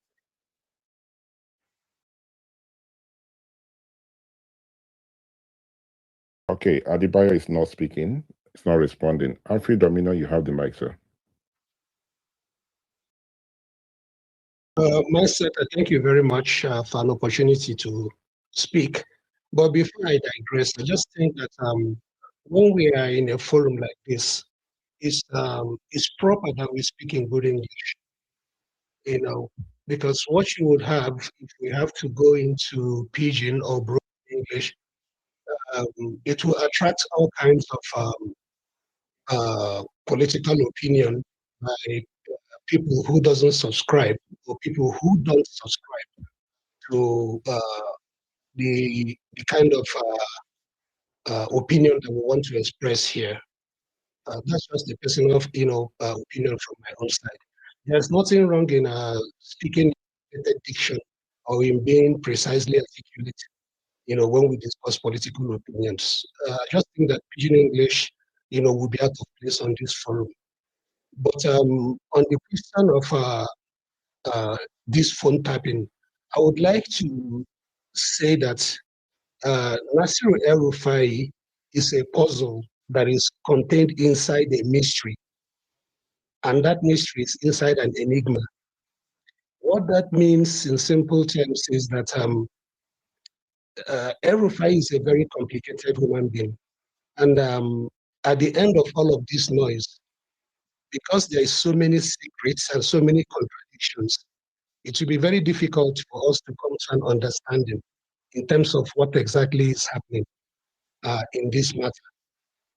Um, to start from the beginning, about 3 weeks ago, a young man named Ahmed Sule was arrested in Kaduna, and he was charged by the ICPC with fraud to the tune of 311 billion naira.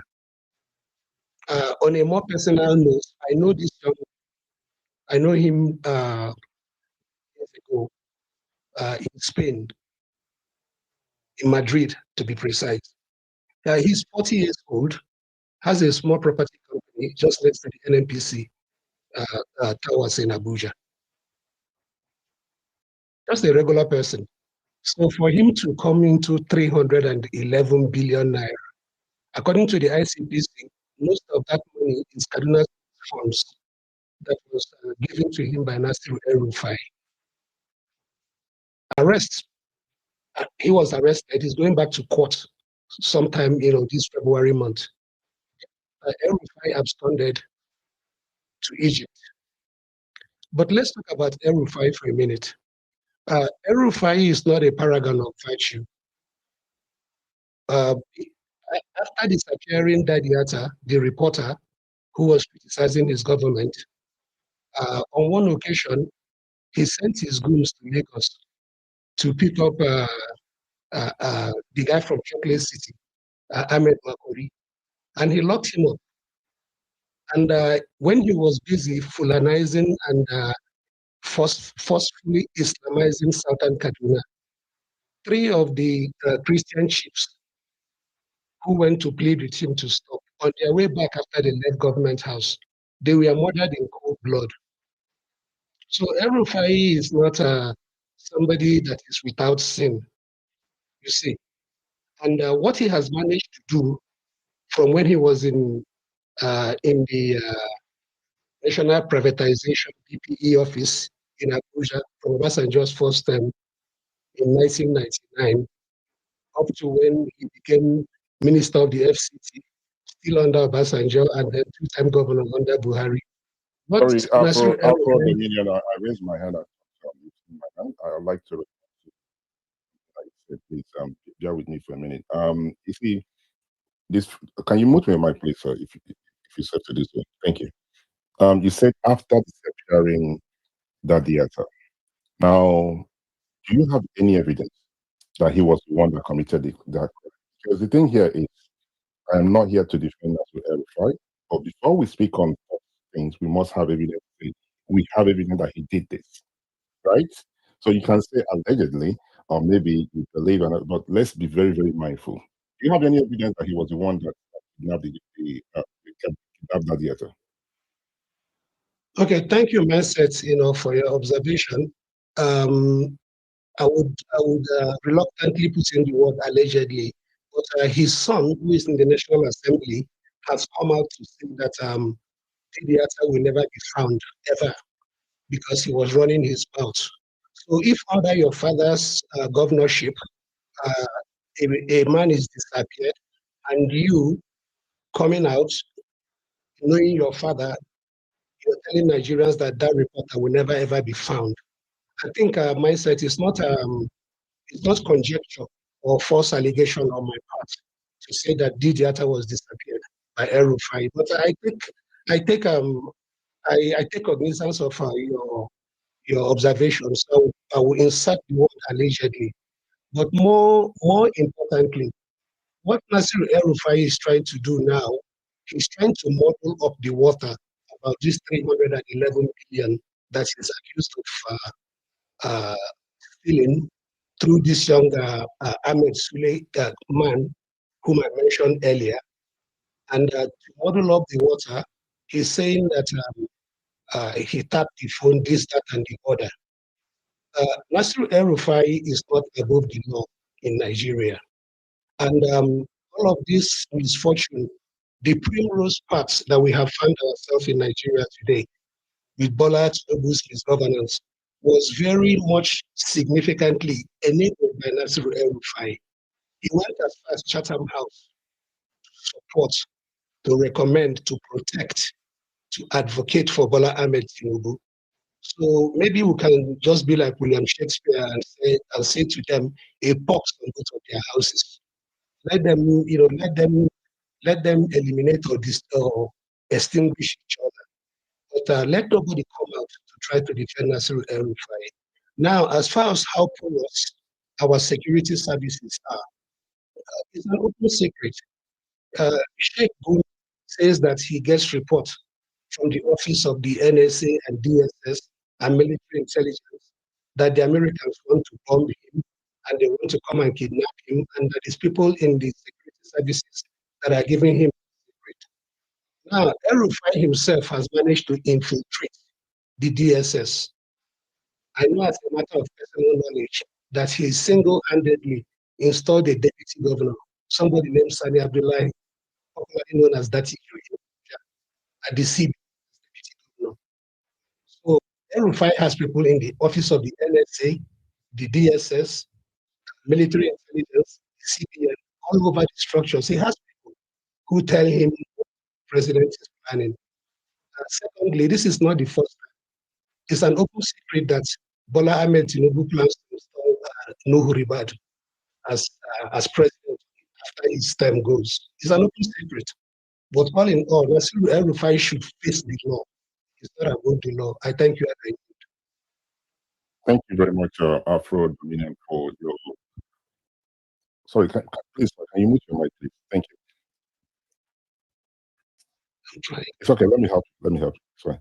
Thank you, sir, for your contribution. I agree with you. You should face the law. This should not be swept underneath the carpet. If it means that Bola Tinubu will lose members in the north, so be it. Somebody's mic is on, please. Can the person mute their mic? Afro Dominion, please, can you mute your mic? Thank you. If it means that Bola Tinubu will lose some numbers in Kaduna State, so be it, but we cannot sweep this under the carpet. One cannot go on national TV and say such a thing and say let it slide. Now, people might not be happy with the way the man has done his thing in Kaduna or what have you. If you have people in DSS or in ICPC that give them information, that is more reason why there should be an investigation. So the government should look into it. In terms of who's going to run in 2031, some persons, people have been talking about Nuhu and everything. But you know, one thing I've learned in politics, never say never. 24 hours is a long time in politics. So, you know, it might be something else if this party is still there in 2027. That is if right now, it's not when, because there's a lot of things happening that might move things away from them. They were very comfortable before, but politically, you know, APC is not as strong as it used to be a few months ago. That is the situation of things. So whoever planning 2023 to hand over should be able to tell themselves, are we going to make it in 2027? Because there is a big if right now. And they're aware of what I'm talking about. Allah, you have the mic, sir. Hi, Mindset. It's just a point of correction, which I've heard you say something, and I've heard it a few people, not just you, quite a number of people said it. When people keep on saying, "Oh, just say allegedly," unfortunately, adding the word allegedly to an otherwise defamatory statement provides no protection and might make it worse. Again, the fact that an allegation has been also previously published is no defense. The elements which are required for a claimant to bring an action for libel are: one, defamatory statement or implication, identification of a person or a company, or a publication of a statement. A libel cannot be avoided by merely omitting the name of the company as long as you can pick who they're talking about. The law of defamation encompasses both libel and slander. Libel is an untrue or otherwise indefensible defamatory statement in writing or in other permanent form, either recorded within TV programs or on paper. Slander is such a statement where the publication is by word of mouth. I've heard and I've seen Nigeria people saying, "Oh, just put allegedly." Please, allegedly, no difference.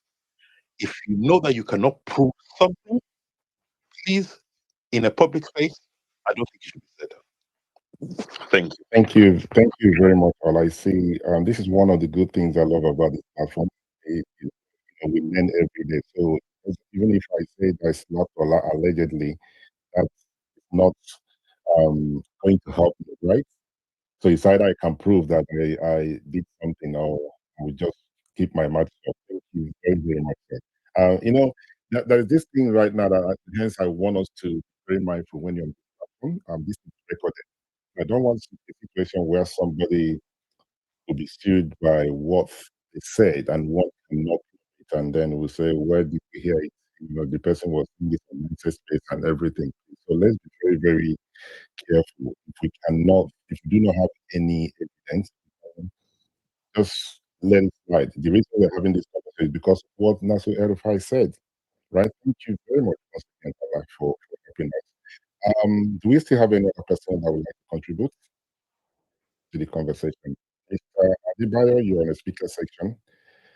If you're now ready to speak, I think the best thing to do is to remove you, then we can make space for others, right? Any other person who would like to contribute? Okay, Faith, please go ahead. Let me remove Adebayo since he's not speaking. Go ahead. Thank you, Vice. Hello. Okay. All right. Hold your thoughts for a minute, please. Please, if you can. Adebayo, are you free to speak now, sir? I've been trying to, I don't know, maybe it's my phone. I've been trying to speak. I don't know if I can go ahead and speak now myself. All right. Just 1 minute, please. This is very important. Faith, do you mind? Let's allow Adebayo to speak, then we'll come back to you. Is that okay with you? Yes, please. Thank you. All right. Thank you very much. Adebayo, please go ahead, sir. Okay, thank you very much. The lady should also accept my apology for taking this time. What I wanted to say is very, very brief. Is it's quite difficult for me. Let me speak for my angle. It's quite difficult for me to hold a fight or people of anything except if the investigation is done and if it's found wanting. Now, is the phone tapping as it be established, even with what is said, I will answer that again, that uh, maybe the NSA or the DSS, maybe they are they will be doing something uh, in the right direction if it's invited and if next question is asked. So I don't know why some people they are miffed when the security agency is inviting El-Rufai because of what he said. So I don't see anything wrong if he is invited. So maybe he need to answer that question uh, for things to be put in proper perspective. That being said, uh, the government, I also want to say that the government, I think they have that right to tap into individuals' phone, uh, especially if they have any reason or they believe they have reason to do so. So we cannot question the government if for whatever reason they tap, but that will not give us as individuals, we do not have the same right to tap into government and security agencies, communication apparatus. So maybe I'm a little coherent or incoherent, but I'm just looking at uh, some what could have been, what could be wrong in either the government tapping into individuals' phone or if individuals tap into individuals or government phone. Um, the politics of it being aside, but I think, in my opinion, I think it is wrong for individuals to tap into each other's phone. It is equally wrong. It should be even be criminal for individuals to tap, no matter how highly placed you are in society, for you to tap into our uh, security, the NSA particularly. It a criminal to do such. So that is just what I wanted to say, and that's where I see the whole thing that just happened a few hours. Thank you, mindset. I think I'm done now.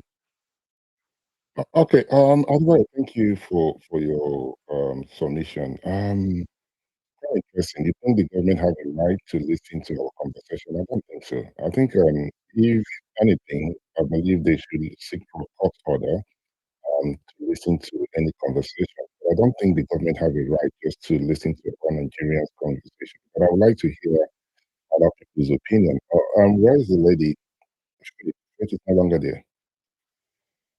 All right. Since Faith is not on the platform, then I'll pass the mic to Ola. Ola, please go ahead. Sorry, guys, I'm only passing the mic to him because he raised his hand. So let it not be like people who I want them to speak on the platform. Ola, please go ahead, sir. Thanks, mindset. Yeah, just as I said, that point by Adebayo, the government has no right to eavesdrop on people's conversations. If there is an issue where the government feel that it's just similar to saying the government can arrest people without a warrant. It's illegal. If the government feels that there is something that is being done by an individual, they need to approach the court with evidence for them to agree to wiretapping. To say that government have the right to bug and listen to people's conversations, absolutely not. It's not enshrined anywhere in any constitution whatsoever. Thank you. All right, thank you. Big Sam, please go ahead, sir.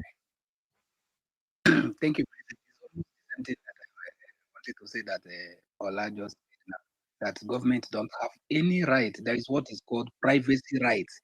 In every constitution, you have it as a citizen.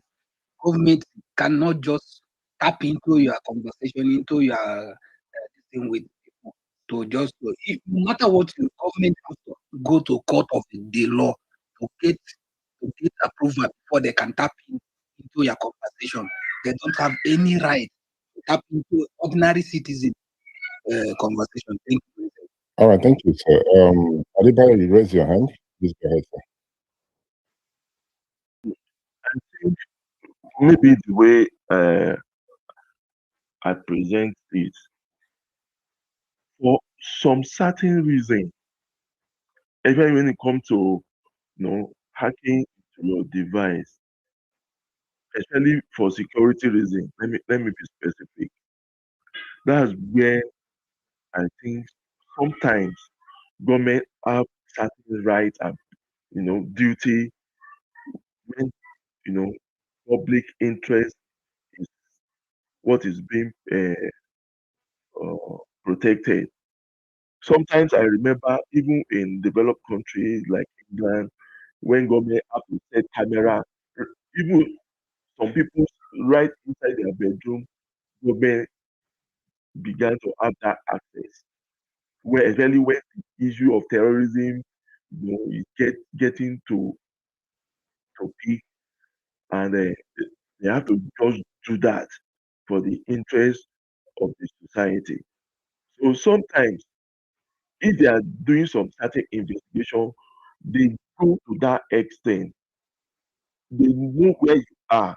They, all your this privacy we're talking about, they breach it, and I don't know. I'm not a lawyer, but they sometimes even the security agency we're talking about, sometimes they want to arrest you. They want sometimes this covert operation.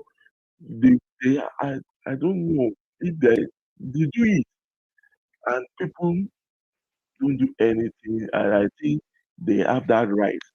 But I am willing to learn. Like I said, I'm not a lawyer, but from why or how I've seen it happening, I think sometimes government they have that right. It's just my thinking anyway. I'm not saying it that that is how it should be. But if I have reason or somebody can prove it to me from especially from the law that government absolutely have no right to such things. Okay. I'll take it as out of my lane. Thank you. All right. Thank you very much. Please bear with me, Ola Omon, Big Sam. Yeah, please bear with me for a minute, guys. I hope that's okay. We have a lawyer here, Barrister AA. Please, Barrister, and can you help us out? And Adebayo would like to learn. Barrister AA, are you still with us? Sure, mindset. Please, can you kindly respond to that question? Do the government have the right just to tap into our phone, put cameras in our bedrooms, and in our toilets, in our kitchens? Do they have that right? Short answer is no, but I'm going to have to create some kind of complexity, but I know that I want to confuse people. It's not a straightforward, simplistic point because one of the problems that is part of statecraft is how to manage the privacy right of citizens and also how to keep them safe. So it's not necessarily a very, very easy thing. But to answer the question, legally speaking, the government has no right. The Constitution guarantees I think it's section 37. So yes, guarantees every person the right of their, homes and their affairs. And that includes in the modern world their communication devices. The government has no right to just go and listen, but it has the right to get the permission to do it when there is probable cause. Now, I think in Nigeria, I think in 2019 or so, I remember, yes, there was something published under the International Communication Act, the regulation, I think it was called lawful communication and lawful communication lawful communication interception regulation. Yes, yes. Lawful communication interception regulation set out the conditions under which so even the phone operators themselves cannot listen in or intercept your call or wiretap, same as government institutions. However, the telephone operators are required under the conditions of their license to make the conditions possible for possible interception by government when they are legally authorized. So, if you are licensing any operator in the country, one of the conditions that they will make the conditions for interception possible, but not that they are encouraged to do it. Not also that the government is encouraged to do it, but if a government institution has probable cause for investigation reasons or to follow crime, to follow intelligence, they can go to the court and seek. But it doesn't have to be an open court. You may not know. It could be expert, go to the court, can get the permission to monitor you, to listen to the court for reasons, and then the court will give them permission to do it, give them the condition and the time frame. It can be renewed from time to time. However, having said that, I would be naive and childish to think. Just give me one more minute. Having said that, one would be naive and childish to think that there isn't in this world something called espionage. For example, the government has a responsibility to follow spies in Nigeria and to do counter activity to neutralize and undermine the actions of spies. So sometimes in that region, government can sometimes monitor citizens who may be corresponding with espionage elements.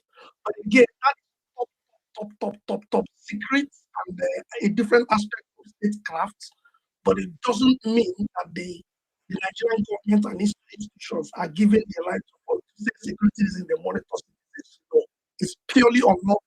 Anyone who knows that their rights have been monitored by a government can sue. It's unlawful. Thank you.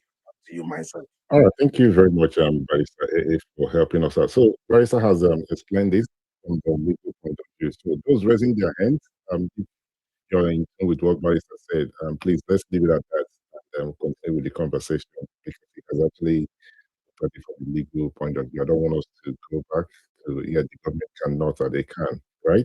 But if you think there's another thing you would like to add, I would like to hear from you. Right, please go ahead. And we'll come back to Amon or Dr. Lanza. Thank you, Mindset. I'm coming at it from a perception angle, and not just perception by Nigerians within, but also the international community. You see, I'll align you with some things that happened recently, and then mention some international statutes as well.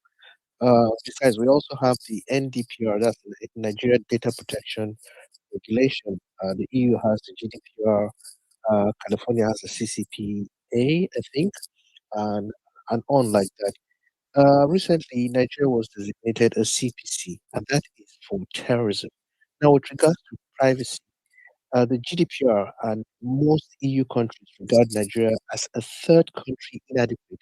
Of course, Nigeria has been pushing to be regarded as adequate, being that they have the GDPR. But things like this push it further down. And what that means is if you try to exchange information with any country in the EU, you have to jump so many hoops, you have to climb so many mountains. And that's for uh, companies, as an example. Unless you go through the strain of these things, you will not know how bad it affects companies in Nigeria. Apart from the other economic uh, newses that are being tightened against them, this lack of respect for privacy, even by the government, shows, and that's the same thing as well for uh, government officials or state officials that don't respect court orders. So Nigeria will keep getting designations like this. It will keep affecting them and all those kind of things. So it's not enough for us to say the government has the right to do things like this because there are so many implications. So that's what I wanted to add. Isaac. All right, thank you very much. I think we've covered the legal legal, and then thank you, Roy, for coming from a different angle as well. Pal, you can go ahead, but I'll come back to that, please.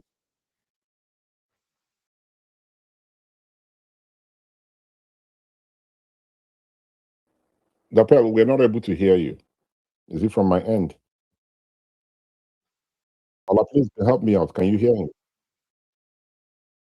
No, I can't hear it. Okay, since you have the mic, please go ahead, Ola, then. Since Dapel, we're not able to hear you. I think you are having a network challenges. Ola, please go ahead with the solution that I can do to Oman. Mindset. Please permit me because I know you said we've spoken about it quite some. It was just something that Adebayo did say. I want to cast our minds back to if people remember the Boston Marathon bomber, and his iPhone was found, and they couldn't open the iPhone because they couldn't give them the password. And they went to court. The FBI went to court. The court said no, you couldn't go into it without his permission. Eventually, they had to do they had to circumnavigate because they said, look, there was a bombing in public, people have died, it was an act of terrorism, and then they now had to do like a thing where hackers were invited that if anybody could jailbreak that phone, you will get eventually it was an Israeli company that did it. And just like what AA, thank you AA for what you said. Now, going back to during the days of 9/11, before 9/11, you go to a court and ask for a judge or warrant to be able to wiretap. Later, because of national security, what they now had, they had secret courts, not not the regular day courts, where they will go and present evidence to say, look, we want to monitor this person because we have a feeling that they are affiliated with terrorists and they could plan a terrorist act on the mainland and want to wire up or put cameras in. There's nowhere, unless you're talking about Russia or China, where there's conflicts, that people can have their bedrooms and places. Even in Hollywood movies, you will see that they don't do it. So it's just, as they always say, mindset. So it might just be a case that Adebayo didn't know. So it's just so it doesn't repeat those things elsewhere. Thank you. All right, thank you very much, Ola, for your solution. Tapel, you raise your hand again. Are you ready to speak now? Okay, I'm not able to hear him. Please, somebody, those on the speaker section, if you guys can hear him, I can't hear a single. I think it's happening because even raising his hand is just momentary. Then It's it not drops again. audible. So, Tapel, please, whatever that might be, I would like to hear your thoughts. Can you sort that out and request again? I would bring you up. As we wait for him to rejoin, Omon, please. Oh, okay. Can you hear me now? All right. Okay. Hold up for 1 minute, please. Omon, I called you, but please deal with us for 1 minute. Let's hear that. Then we'll come back. You hope that's okay, Omon. Yeah. All right. Okay. Thank you very much. Tapel, please go ahead. Yeah. So, previously I submitted that I have no conclusion on whether he tapped the call or not. But after thinking about it, I'm coming to a conclusion that he did not tap the call of the NSA, and my conclusion is based on this theory. So he is a vocal political enemy of the current government, and one of the easiest way politicians take each other down is through what are the dead linens in your cupboard.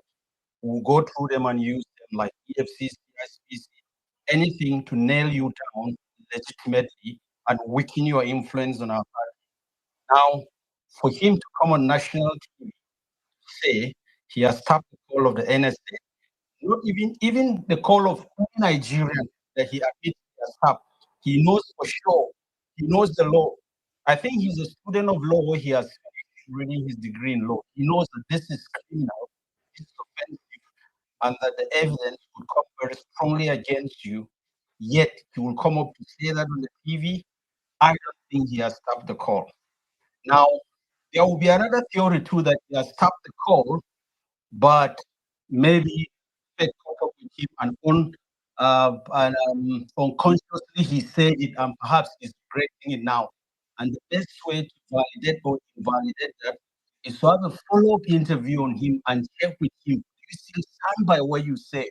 Was it a mistake of the time? But I love that journalist, how he handled the question and answered the question with him. Thank you very much, Tapel. So, just to recap, he didn't say he tapped it. He said someone tapped it. Please, somebody needs to correct me if I'm wrong. The former governor did not say that he tapped NSA's phone line. Okay, Tapel, go ahead.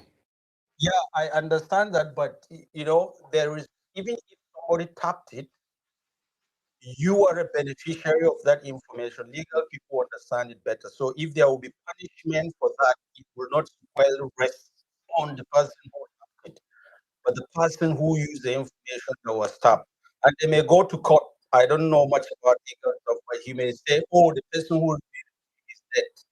And that's it. Something like that. But they based on that, I believe he did not have any call. And if you follow the conversation, it wasn't that he came on the news to say that publicly. It was the question that was digging into how did you know that prompted him to say that. It was not something he prepared, and I don't believe they have briefed each other on the questions to be asked at the interview with Charles before he showed up on the show. So it's very unlikely that he has tapped the call. Now, I believe that they can tap calls of Nigerian officials within Nigeria or even the president of Nigeria. I believe they can tap his own calls. We've seen evidence. I don't know, there is a former Nigerian diplomat, very well respected professor. So he said it on news, the video. He said when the US forces came to help rescue Boko Haram, and they drafted a strategy in collaboration with Nigerian armed forces to storm and rescue those girls. And one of the things they discovered in secret had already been leaked to the terrorists. And immediately they arrived, they saw that thing was there, and they said, okay, they're not going to invade the life of their soldiers, and they withdrew from the mission. So these things are happening. Even the general they claimed that was killed, they were trying to show some chats on WhatsApp that the information was leaked and so on and so forth. So even the president's call, I believe, can be leaked. The only thing that I believe cannot be leaked is what you did not say with your mouth that is still within your heart. That's all I believe that cannot be leaked. All right, thank you very much. We don't know whether he's playing games, political games, but he said that somebody tapped this and he listened to it and something of such. Like you rightly said, I've had lawyers say whether he was the one that tapped it or somebody tapped it, and it was a question to answer, right? Hence my position has not changed. I believe wholeheartedly that this government of Bola Ahmed Tinubu should investigate the former governor of Kaduna State. They shouldn't let this sleep. They shouldn't put it underneath the carpet. There's need for it. If there is something, he should tell the government. And if it's a game he's playing, then we'll figure it out, right? But there is need for us to, there is need for there to be an investigation. That's my position. And I will say it again. I know some of you will get tired of hearing this. Not when the government started to investigate, then people will start crying witch hunt and witch hunt. This has nothing to do with something the opposition. Please, let's be very clear. You can dislike Bola Ahmed Tinubu, you can dislike his government, but you see this particular thing about phone tapping of the this phone tapping thing. Let nobody come out tomorrow and say, "Oh, with this thing, the way they are dragging this thing, is about which one." That's absolutely nothing with champion here. Nobody forced the former governor to make that statement. He made that statement, and the government should investigate him. That's my position. Please, can I pass the mic to Ormond, please? I will come back to Roy. Good afternoon, sir. You have the mic. Good afternoon, myself and everyone on this place. I want to also make my submission to the topic on the table concerning El-Rufia interview and the personal confession he made in that interview. We all know the antecedents of El-Rufia. He has been making controversial statements from time immemorial. Recall Team Proud 2019 general election also, he threatened the foreign observer that if they come here and misbehave, that they will leave Nigeria in body bags. He did say that. At the time also, during the controversy of this monster now that have engulfed Nigeria, this foreign machinery, he said that at the time he went to Cameroon to pay them so that they can leave. Now, I don't doubt whether he had the capacity or the ability to tap the NS phone call. But it's troubling and saddening that the office of the NSA is the hub of the security activities in Nigeria. The movements of troops, the movement of military hardwares, equipment, personnel, everything is coordinated in the office.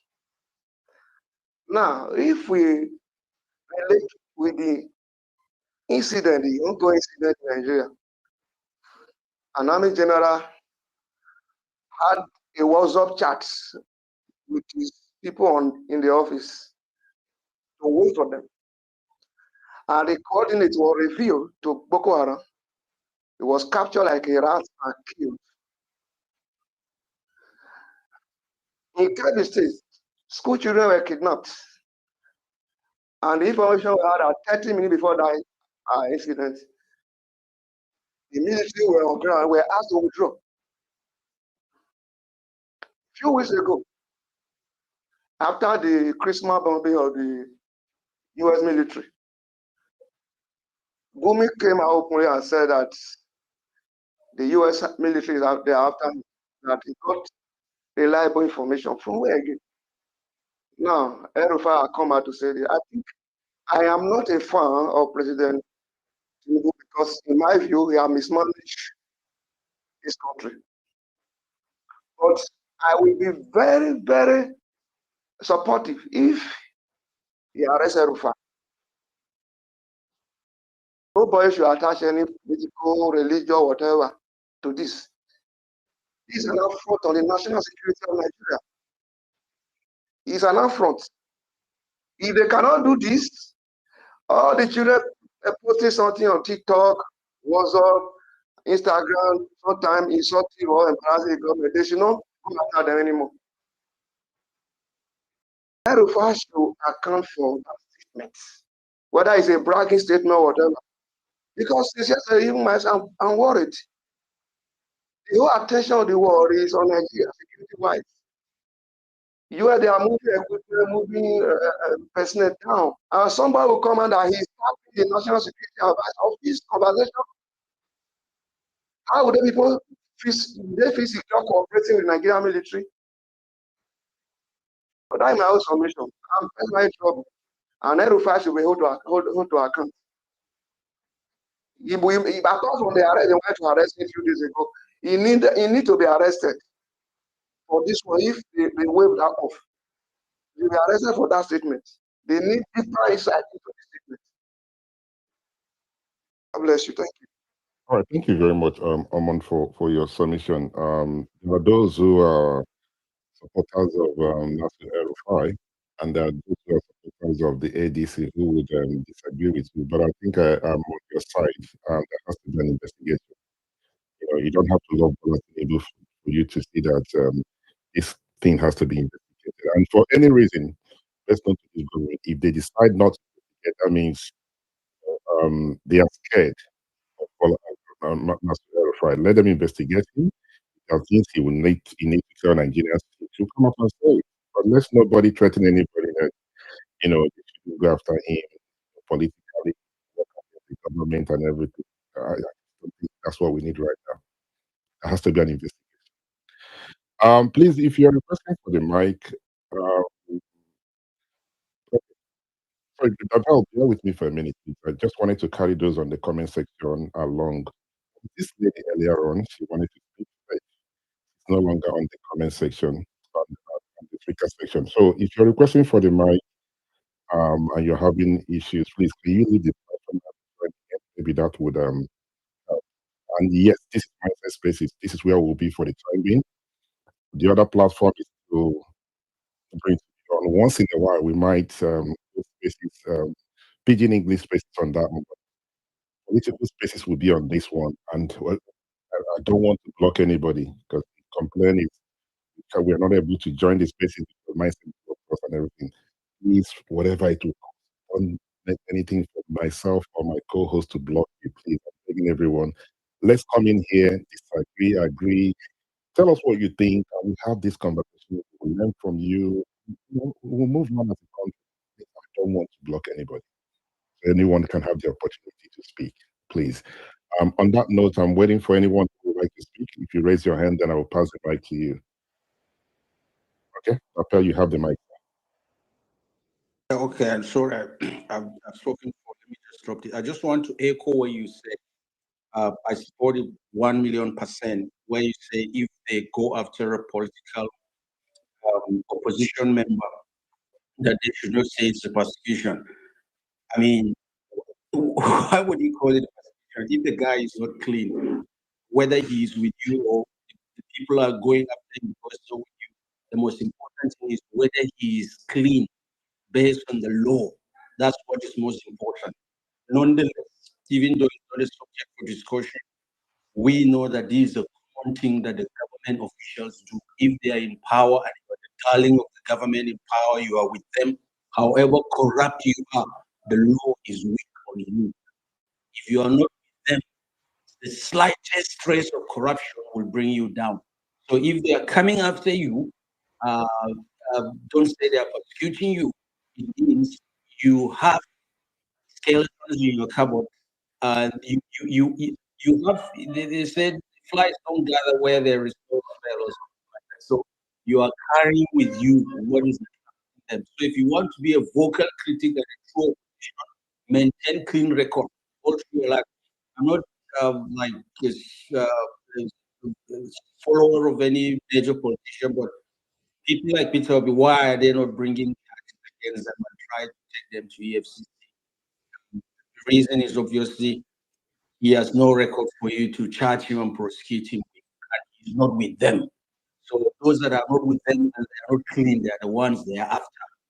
And if the National Security Advisor, they mean business and they want to disprove what the former governor has said, they should put out a statement and say there was no such call, let alone tapping, but that will shut down everything.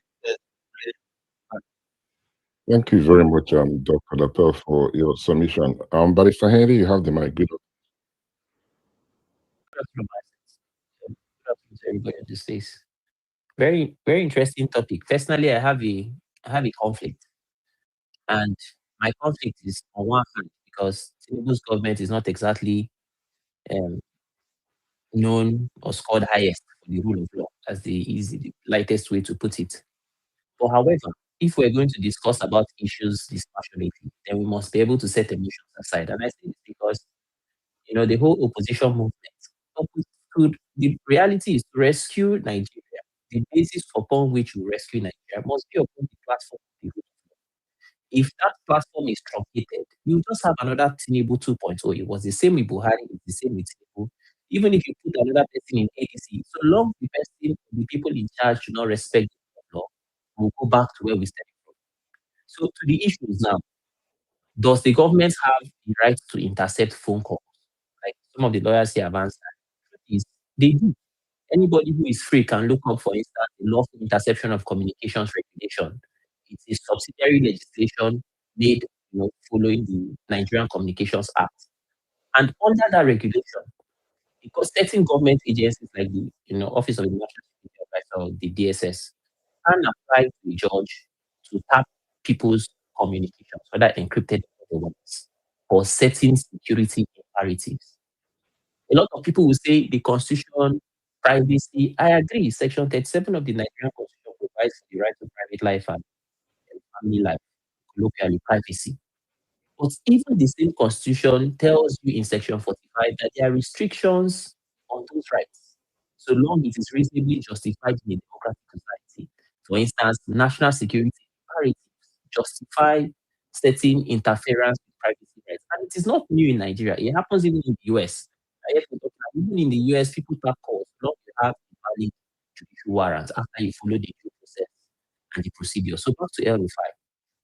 El-Rufai came on national TV and said he's aware that people tapped the Office of the National Security Advisor's phone call, and that he benefited from those tappings. He benefited because he said he had knowledge of the contents.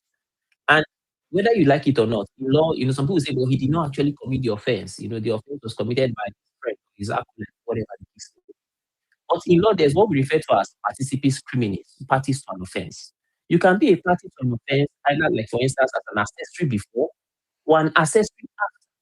So when you know that somebody illegitimately taps the phone call of a national security advisor, and you take the contents of those phone calls and you benefit from it, you are more or less a party to the offense.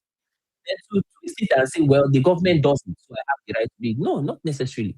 The government does it. The government can't do it legally. The question now is, if we have credible evidence that the government taps the phone of a citizen or the phone of any organization whatsoever without following procedural due process, without following procedures set down whether whatever form there, whether it's cyber crimes law, whether it's the block interceptions or communications regulation, under whatever law was set, there must be a chain of legal procedure followed. If not, there will be abuse or lack of judicial authority. Then we can criticize the government. But to focus on this issue, especially when we have not forgotten the green problems about terrorist financing. So whether you like it or not, there is cause for concern that people can tap, because anybody who can tap the phone call of the National Security Advisor can probably tap the phone call of the president. So this is an issue that El-Rufai must clarify. And let's not get things, like I said, I also have a conflict because I'm not pro-Tinubu. But what we must be able to give away emotions from objective analysis, because whether we like it or not, if we're going to build a new Nigeria, the templates must be used. Anybody who comes on TV brashly without caution, and admits to an offense cannot be the type of people who will lead us to a new Nigeria, because if you abuse the law today, you abuse it tomorrow. If, for instance, this one Wike joins APC today, it doesn't extinguish the track record of abuse of the rule of law, and we must be suspicious. Thank you, my sense. Thank you very much. Please, thank you for your submission. I have a question for you, because you said, please correct me if I'm wrong, that the government had the right to tap in our conversation. But then again, you go ahead to say that they need to get to apply to a judge. Do they have to do it after applying to a judge, or do they have to apply to a judge before doing it? Well, it is tricky here, but let me speak under the template of, for instance, the lawful interception of communications regulation. Under that regulation, you have to apply to a judge before you get a warrant that authorizes you to intercept calls. But I say this with a rider because, especially in criminal law generally, there are certain times when someone needs exigent circumstances or special circumstances. And I do not claim to know all the criminal procedures because, for instance, if we talk about this, is just to clarify, sometimes some answers are not yes or no. If you talk about warrant of arrest, whether a person can arrest, all that criminal procedure law, you see exceptions to having a warrant of arrest when you can arrest as a police officer. Perhaps there may be some other exceptions or riders in some other laws, like maybe administration of criminal justice law of certain states or criminal procedure. The point is, these things can be a bit complex. But at least under the lawful interception of communication regulation, you must get a warrant before you can tap the calls, accept the call of somebody or an organization that's a designated agency. So I can speak on that platform, but I do not say that it is conclusive. But what is safe is that if you get the order of the court, having established, reasonable grounds to tap the calls, then it's legitimate. Thank you. All right, thank you very much, Barrister Henry, for your submission. It's always good to have lawyers, not someone who will educate us. We are not lawyers, and we're here to learn. Just for those on the comment section, please, I know a lot of people are looking for followers on Twitter, which is not about it. Please, can you, please, I'm begging everyone, I would like to read the comments or the contribution of those on the comment section. When people go on there, saying follow back on all this, please, can we not do this? Right? I just don't want us to do this. I want to read what other people are saying on the comment section. There are those who disagree with myself and those who disagree with the speakers. I would like to hear from, would like to read out their opinion, because let's not turn the comment section to follow back. This is a political platform. And as always, we are not going to condone name callings on the speakers on the comment section. If you disagree with anybody, tell us the reason you disagree with them. There's nothing like ethnic or tribal name callings on this platform. So I'm just saying it today so people would not feel bad if they feel that they're being blocked. I don't want to block anybody but I want to carry everybody along. So let me quickly read out what Mr. Martin said. Martin, good afternoon, sir. He said, for security reasons, individuals, group, or organization communication line can be assessed and monitored by the government agencies if you are a person of interest, but with a court order. Although in most cases, not the open court system we know. Thank you. Thank you very much, Mr. Martins, for your contribution. Mr. Habib Yusuf said, in developed Western system, I've learned, I can't pronounce what message. Okay, I learned to maybe that protein privacy calls their security institution advanced enough. You see, when people don't write properly with this abbreviation, it becomes difficult for me to read. But let me try once again. In developed Western countries, all right, I'm going to let this slide. Let me try it once more. In developed Western systems, I've learned, I think that is that. Protein privacy calls their security institution are advanced enough to manage threat without excessive intrusion in Nigeria. Given our security realities, I prioritize security. First duty of any government is to keep the citizen safe. Thank you very much, Mr. Habib. Please, next time, can you write it in a way that I'm able to read it out with this abbreviation and two as a number? It becomes a little bit difficult for me, but thank you very much, sir. Who else do we have? Benedict said, It is funny when you say Nigerians should not speak in English in your space, and someone also say it will make it look like people here are not intellectual. Those skills this country are what? If you have 90% of Nigerians here, they are the ones that need help, information more. Okay, I don't know where you joined. Somebody asked a question, and I responded to it. Does not mean that one should not be allowed to speak, right? The platform is a platform for all Nigerians. As I said, if there's a need for us to have a conversation, a space that we can all speak broken English or speaking English, something we are going to review and would accommodate everybody. All right. You had some persons when they are on the course of their submission, they will use some, pidgin or broken English, and that is allowed. Okay. And sometimes you would understand myself and the co-host and others, we could probably lighten up the house a little bit, please. So don't take it so. Um, I hope that does not make you feel uncomfortable. But if you want to speak broken English, you're welcome to do so.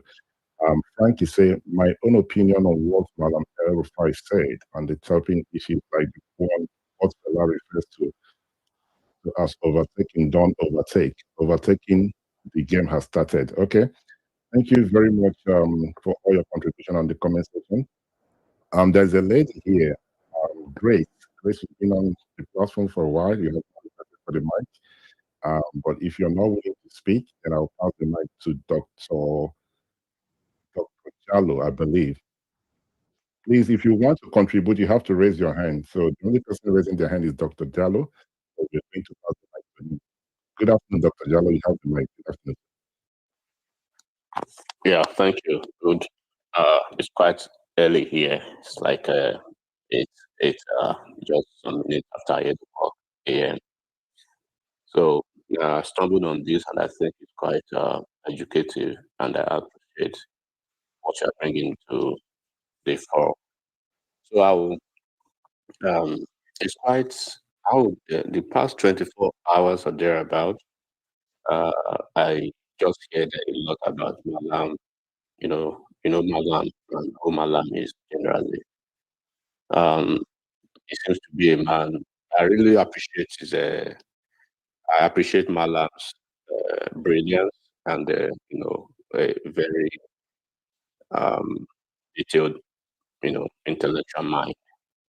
But on the political side of it, it can be very erratic, if I have to say. And I will attempt to speak about this in under three different subjects now. I'll speak about it generally, which speaks to the legal part of it, and I will delve into the cybersecurity part of it. Then I will talk about the politics a little bit. So, generally, right, phone tapping, as some people may know, is generally considered a crime, because it's by virtue of the fact that it's considered an infringement of privacy, right? And it's considered an unauthorized interception of maybe telephone communications, which is considered illegal in most jurisdictions, not even Nigeria. And it's quite it's one of those that is classified as a wrongful act. When you look at it being constituted as an evasion of privacy, it means law typically prohibits tapping or recording of telephone conversations without maybe having consent of all parties involved, But like I think there was a lawyer who spoke earlier, there are certain circumstances, there are some exceptions to the rule, right? The prohibition is not just absolute, Under the law, certain agencies of government, like those in the law enforcement agencies, they may be granted some legal authority to conduct wiretaps under specific but judicially supervised conditions. It means specific but judicially supervised. It means under very strict, they must ensure a strict adherence to certain judicial processes and conditions for them to actually wiretap. So usually it requires maybe, of course, court orders, like which is based on probable cause and possible reasons that such communications are related to criminal activities. That is on the legal part of it. And on the cyber security part of it, right, it is in the context of cyber security, phone tapping is unequivocally treated as a serious crime.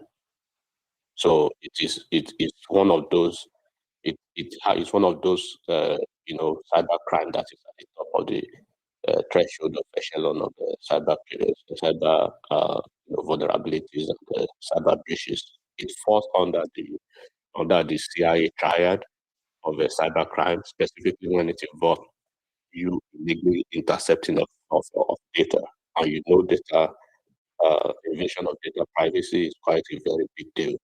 So several statutes, even within the US, they are often especially they criminalize that unauthorized tapping, capturing or interception. Even when you look at Donald Trump, the reason why Donald Trump is still very mad as we speak today to Obama is because he had something somewhere in his head that Obama wiretapped, or Obama's administration wiretapped him, and they listened into most of his conversation, and that was the reason they opened this very that investigation about Russian, interference into America's election in his first term.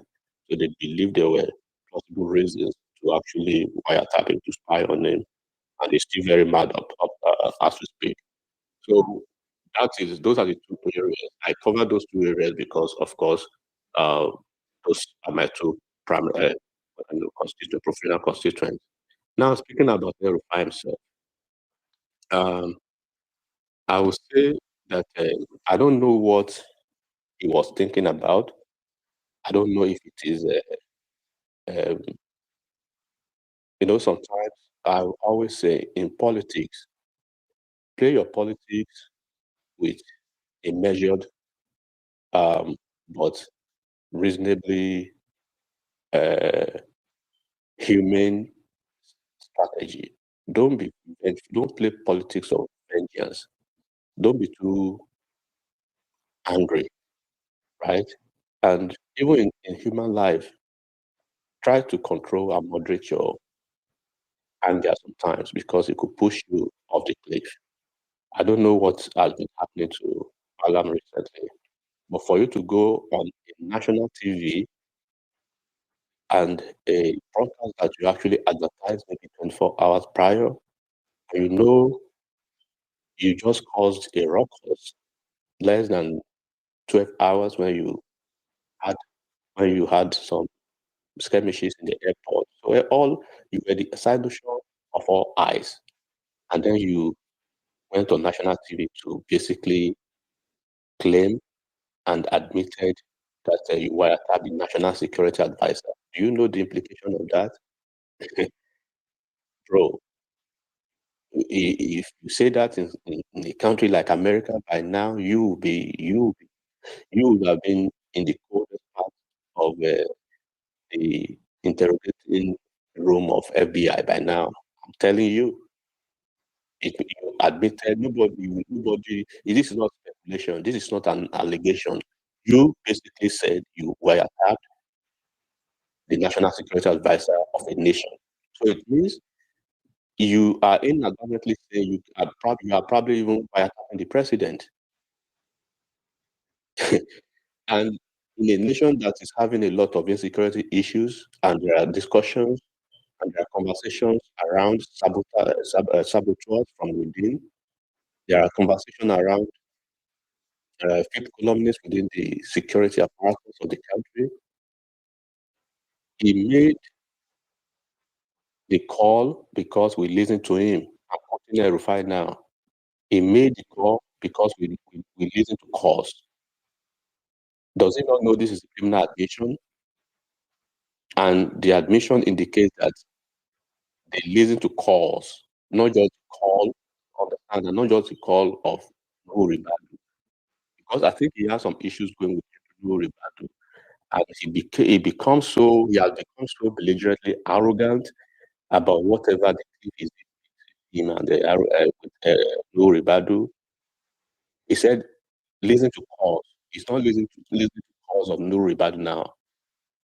He has forgotten Nur Ribadu is not just an entity alone. He's the national security advisor of a nation.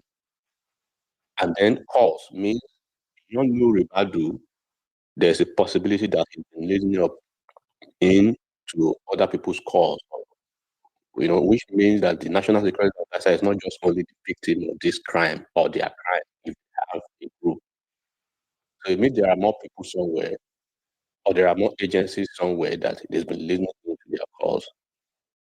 So someone tapped his phone and they told me that is at someone tapped his phone and they told me. Another this is an admission of being an accessory after the fact. So you know what that means.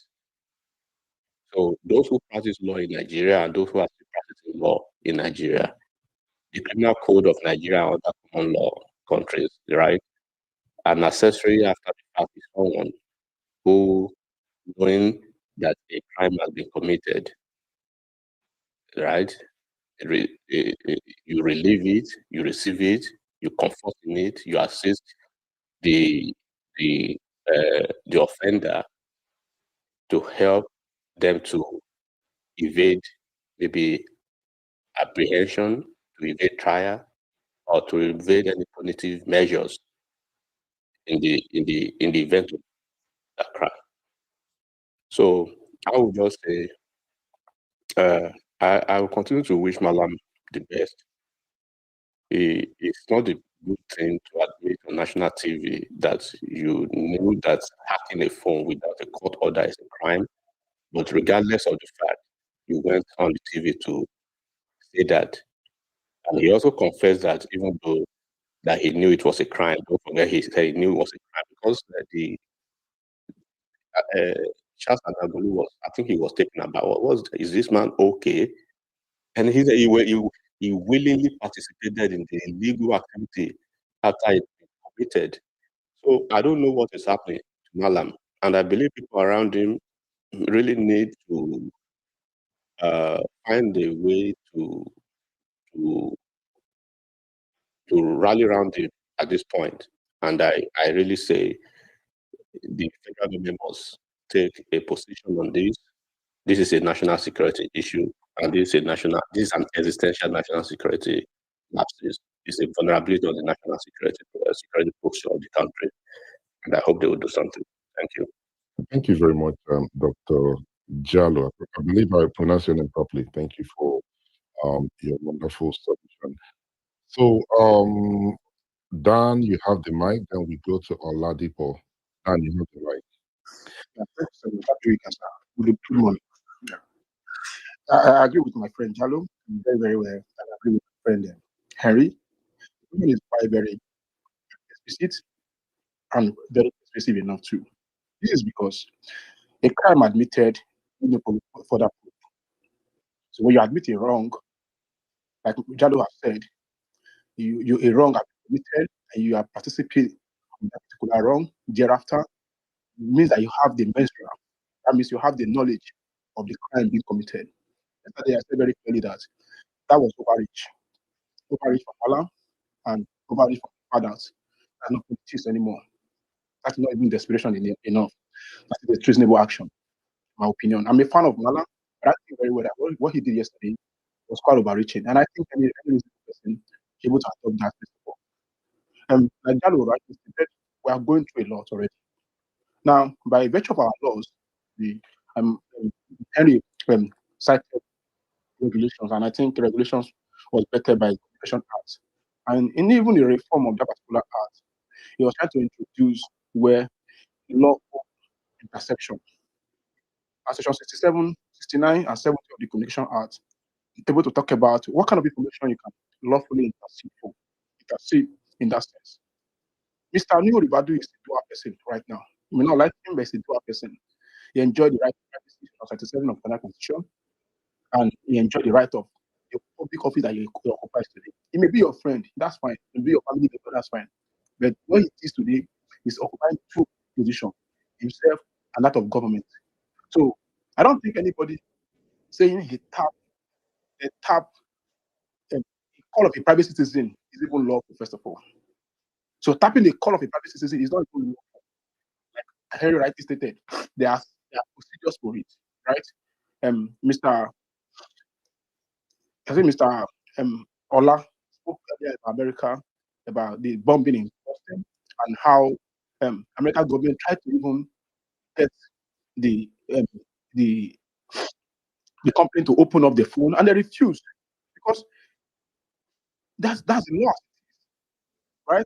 So you cannot just do anything because about it. I feel very well that Madam Richin, his actions were quite uncalled for because I know he's a friend to New Ribadu for a long time, and I know he's today they are having challenges as personal challenges, but that's not enough for you to say tap a call of a private citizen, not just a private citizen now, with an appendage of his national security advisor, rightly stated by Jalo, we have a security challenge in Nigeria. We don't know where it's coming from. We don't know where it's going to. We don't know what's causing it. Somebody's trying to say he has an idea first of all, before being made at that level, that highest level. And the security officer is not just an advisor. He's a clearinghouse. He represents a lot of things. Every move of governmental security issues are occupied and very much important. They get a lot of information from there. But I don't think it is fair. I think very well that. Sir, you want to ask a question? Mr. Marcel? No, go ahead with your submission, please. Go Okay. ahead. So, in essence, for me, it's reasonable action. Out of the truth, it's reasonable action. You undermine Nigerian state. Paris 2017 in NBA conference, he stated very clearly that national interest is above rule of law. Right? Even though it wasn't correct, this is where it comes in. Right? This is where it comes in. The national interest of Nigeria as much as we have issue with the country, the way it's going, we don't like to talk about Tinubu. Tinubu is not Nigeria. Tinubu is the president of Nigeria. And as most as possible, 8 years is gone. As much as possible, 8 years is gone. Right? So I think very clearly that action was overreaching. Anybody that says you love Nigeria or you want to just make progress will be able to condemn or extricate this particular fact. I say this clearly. My prayer is this simple. Nigeria do not have a limit. Nigeria do not have limit of how much they can suppress Nigerian state. That's my biggest problem. Anybody can undermine Nigeria and go home freely and nothing happens to him. I feel very well that this is a call for action. Further investigation. First, who tapped that call? We have to unravel who tapped the call. Are there syndicates? Are there a group of persons? Who are these persons? Right? If it's a one person or persons, we need to unravel these things. Because we're gonna be talking about people being killed in Kwara, people being killed in one part of Nigeria every day. We don't know what's killing them. We just move on with it. I don't agree. It's not that cannot be politics. It's not legal right now. It's about our existence as a people. So I feel very well that, strongly speaking, I feel that by now, Mr. Ribadu, Mr. El-Rufia should be questioned right now to tell us further who are the persons. I have compared to two. Because I admitted in fact that a crime has been committed in any sense. A crime admitted that to be committed by any human being need no further proof. You don't need anybody to come and prove to you whatever it is that you need to get. No, it's self-sufficient on its own. So, in conclusion, it's simple. It's unfortunate whatever is happening to him, whatever it is. Yes, I support the party that he's working with today, but I think very well that his action undermine whatever Nigeria want to take over for, or whatever Nigeria want to be in the future. We have to start doing the right thing today. And one of the right things to do is to tell you people who are trying to undermine our security and national security is a big deal. It's not about who about you. It's not about Buhari or Tinubu. It's about Nigeria right now and our life, because our life can be taken anytime, anywhere because of this sabotage. And I think very well that anybody in the right position should condemn it that Malam was overreaching. Thank you so much, sir. All right, thank you very much, Dan, for your wonderful submission. You know, one thing I love about today's platform, today's space, is that quite a number of persons like yourself who are in ADC, you guys are not, you guys are commending this, which, you know, is something that personally for me, I think we need in this country, right? You know, it doesn't matter whose spouse is gone. When something is wrong, we're just going to stand up and say, we're not accepting this. This is not right. Okay? And some person would have, that yourself or those in ADC would find a way to defend him. But here you are saying that this is wrong, and that's what we need. So kudos to yourself and others who have spoken. My position has not changed. I want Bola Ahmed Tinubu's government to investigate. Whether you like him, you dislike him, you don't like his government, we cannot accept such things. It's not on. Let Nasu El-Rufai tell Nigerians who and who are involved in this. We need to know. We have an insecurity problem in Nigeria. A few days ago, Nigerians were killed in Kwara State. The other time, we lost people in Benue State.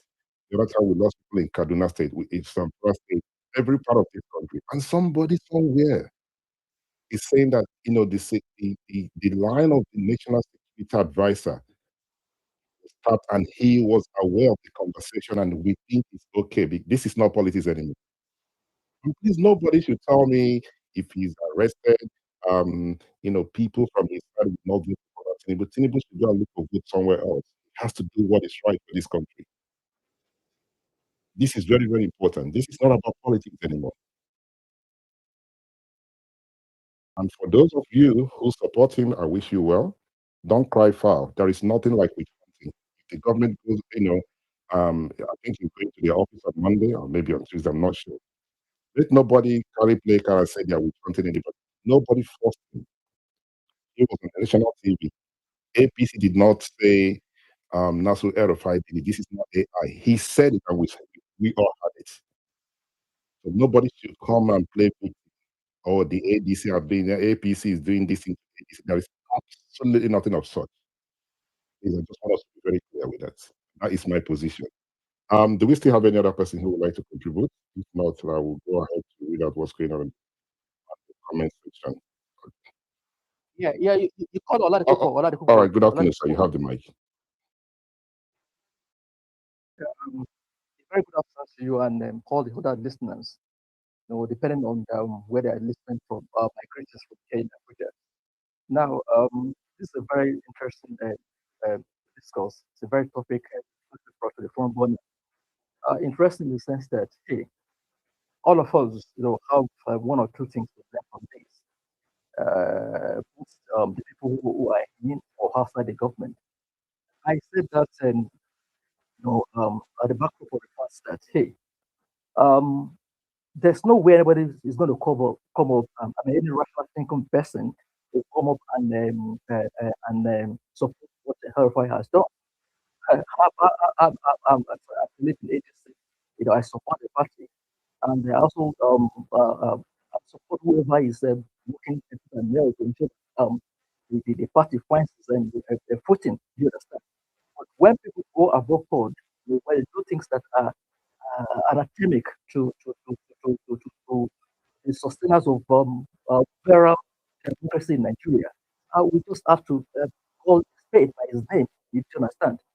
So this is what I'm trying to bring across. Now, something. Earlier in the house actually told us expressly that the government does not have the legal backing, the legal rights to tap into the communications of citizens. Hey, there's something that is called. Sorry, am I with you guys? Can you hear me very well? Yes, we can hear you, sir. Please go ahead. Okay. So there's something that is called substance over form. That's the principle what's it called? Substance over form. Now, what does it mean? Sometimes what the books say, um, might not really matter. When it comes to the ideal situation, it's actually going to be difficult, for instance, for anybody to go to any court law and try to seek justice if our phone is tapped. It's going to be very difficult. The government will come up and tell whoever gets to listen that, hey, we did it for security reason. We did it for security's sake. And we all know that, hey, one of the the primary objective of any government in power is to secure the lives and property of the citizens. So in the course of doing that, if they tap your phone, tap your communication, I'm sorry, there's little we can do about it. Hi, Oladipo, I can tell everybody that I know this is not conjectural. This is an institution. I know a version of my how I've seen politics play in Nigeria over the years. I know that people tap on other people's communication, not only not only the people in government, not even the government officials now tapping the communication of private citizens, even private citizens do it against themselves. You might say, okay, this is an insinuation. I know that. There are times you make some good conversations, and I mean, you begin to see some reactions. I mean, common sensically, something tells you that hey, somebody. It's not about. I mean, when you're making those communications, it's not as if you're shouting. It's not as if somebody's dropping. The part is that you know, somebody somewhere is listening to the conversation by the use of technology. So I don't want to waste you people's time on this. We know that it happens. Do you understand? It happens, and then it's just what anybody can do about that. However, I said at the beginning of this conversation, or at the beginning of my submission, that this is a lesson for all of us. When APC, for instance, when they were coming into government in 2016, they went above board. There were many things they did which were very, very, very, which constitute an attempt to the ethos of democracy. You understand? There were things they did, there were some statements they made that ordinarily should not have been made in a similar crime. Fine, somebody's going to come up and say that hey, if they did that happen in time and the state government didn't do anything about it, and so why are you complaining? But hey, the fact that the state government did not do anything against such things that time does not necessarily mean that we're not going to have a repeat. And that's what's happening now. When people go beyond the ordinary, when people do things like this, it is because look, they're working on precedent. They're working based on what happened in the time past, or probably the kind of relationship they have with the state government. Do you know what El-Rufia has people done to the government? I mean, sorry, done for them in the time past? These guys know that their secrets now. They know each other's secrets. You understand? And that's why I actually agree with some of the callers who said if this is taken beyond the way we're looking at it, maybe a lot of things can be spilled at the end of the day. But it's okay for Nigeria. Let those beings be spilled. Let's even know many of the things that are constituting what's it called a plug in the progress of our country. Let's go there. You understand? Private individuals cannot be more powerful than the government. They can't. You understand? Government is entrusted in the hands of some people. That's why we elect them into the office. And as soon as they get to that office, whatever right, whatever things we want them to do, everything is entrusted into their hands. So private individuals, who are not in government, can come up one day and begin to say things they're not supposed to say. And I'm sorry. I reply, just like many other people said, I respect him too. I respect him too. I don't want to reiterate many of the things said by the previous contributors. I mean, for instance, somebody said, I mean, there was a time why the whole world. I mean, when we're going to the 2020 elections. He told the whole world that look, people were going to be sent back to the countries, and the observers, if it was not taken, they were going to be sent back to their countries in body bags. That should not have come from, and it was in government, it was an APC government that happened in time. That should not have come from what's it called, a government official. You know, so if it would do that at that point in time, and APC hierarchy did not see anything wrong about it, why do you think it's not going to do something while being after the government? You understand? So it's a great lesson to all of us. And we all know that we have Oh, more sorry, enemies than friends. I did raise my hand. That's an sorry, indication for you to round up, please, because we're going to round up very quickly. yeah, Please. okay. I'll soon that. Now, I don't know why knows that he has in his friends. If I'm right with that, and then I don't know about anybody that is about to be burnt should not make a mistake of rubbing oil over his body. If you do that, they're only going to make your enemies to. I mean, I mean, they're going to. I mean, warning you will be will be faster than disease. That's what I'm trying to say. So, Erifai has rubbed oil over his body, and he has given the people who are trying to burn him that what's it called? It's made it's so easy for them. Now you can't tell the whole world that you can't have communication or somebody to have the communication of the government. No, now look at it strong. my brothers and sisters, this is my own suggestion. Let all of us, no one take over government in 2027, or those who are in government who are trying to elongate their stay in government. Let all of us learn from this so that at least we can have a better nation all of us will live in. Thank you very much for the opportunity. Thank you. All right, thank you very much for your solution. I've seen we have new speakers. Please, we gotta be very mindful of time so we can round up. Hopefully, come back again tonight. The conversation will continue. We will not cover this afternoon, but I believe if we're able to carry this particular one on, we will come back tonight. But let's be very, very mindful of time. Dr. KMB, you've been here for a while. You have not raised your hand. I want to believe you're still with us. You're not ready to speak. If that's the case, I probably might need to remove you as a speaker. Dr. KMB. Captain, please, can you help me out? Am I still audible?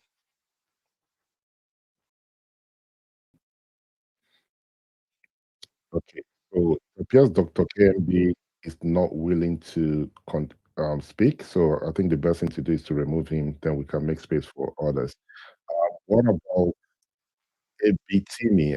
I believe I pronounced your name properly. Good afternoon, sir.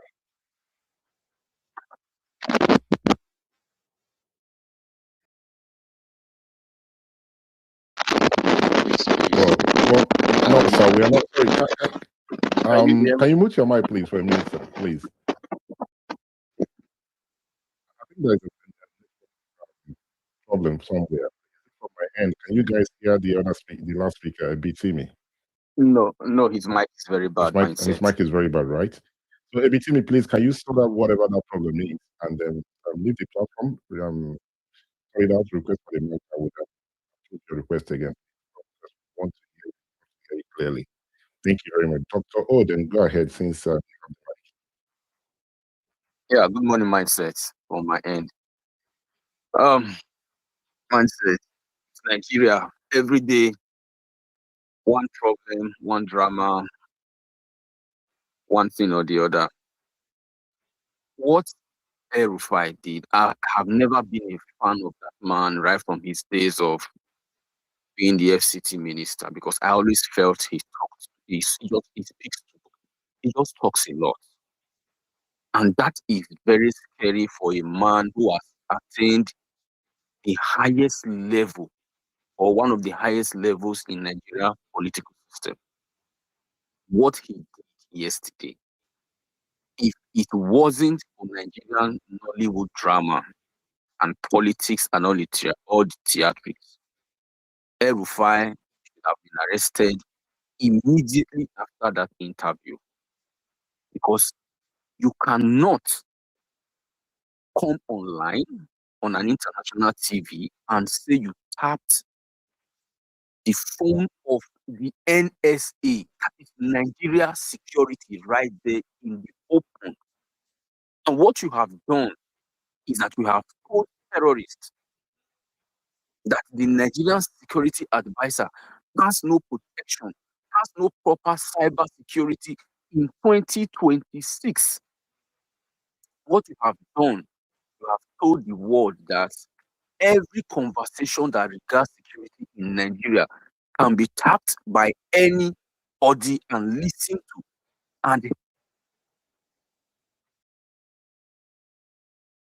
crisis in the country, its strategies are being heard when conversations about protecting Nigerians is being discussed in the highest level.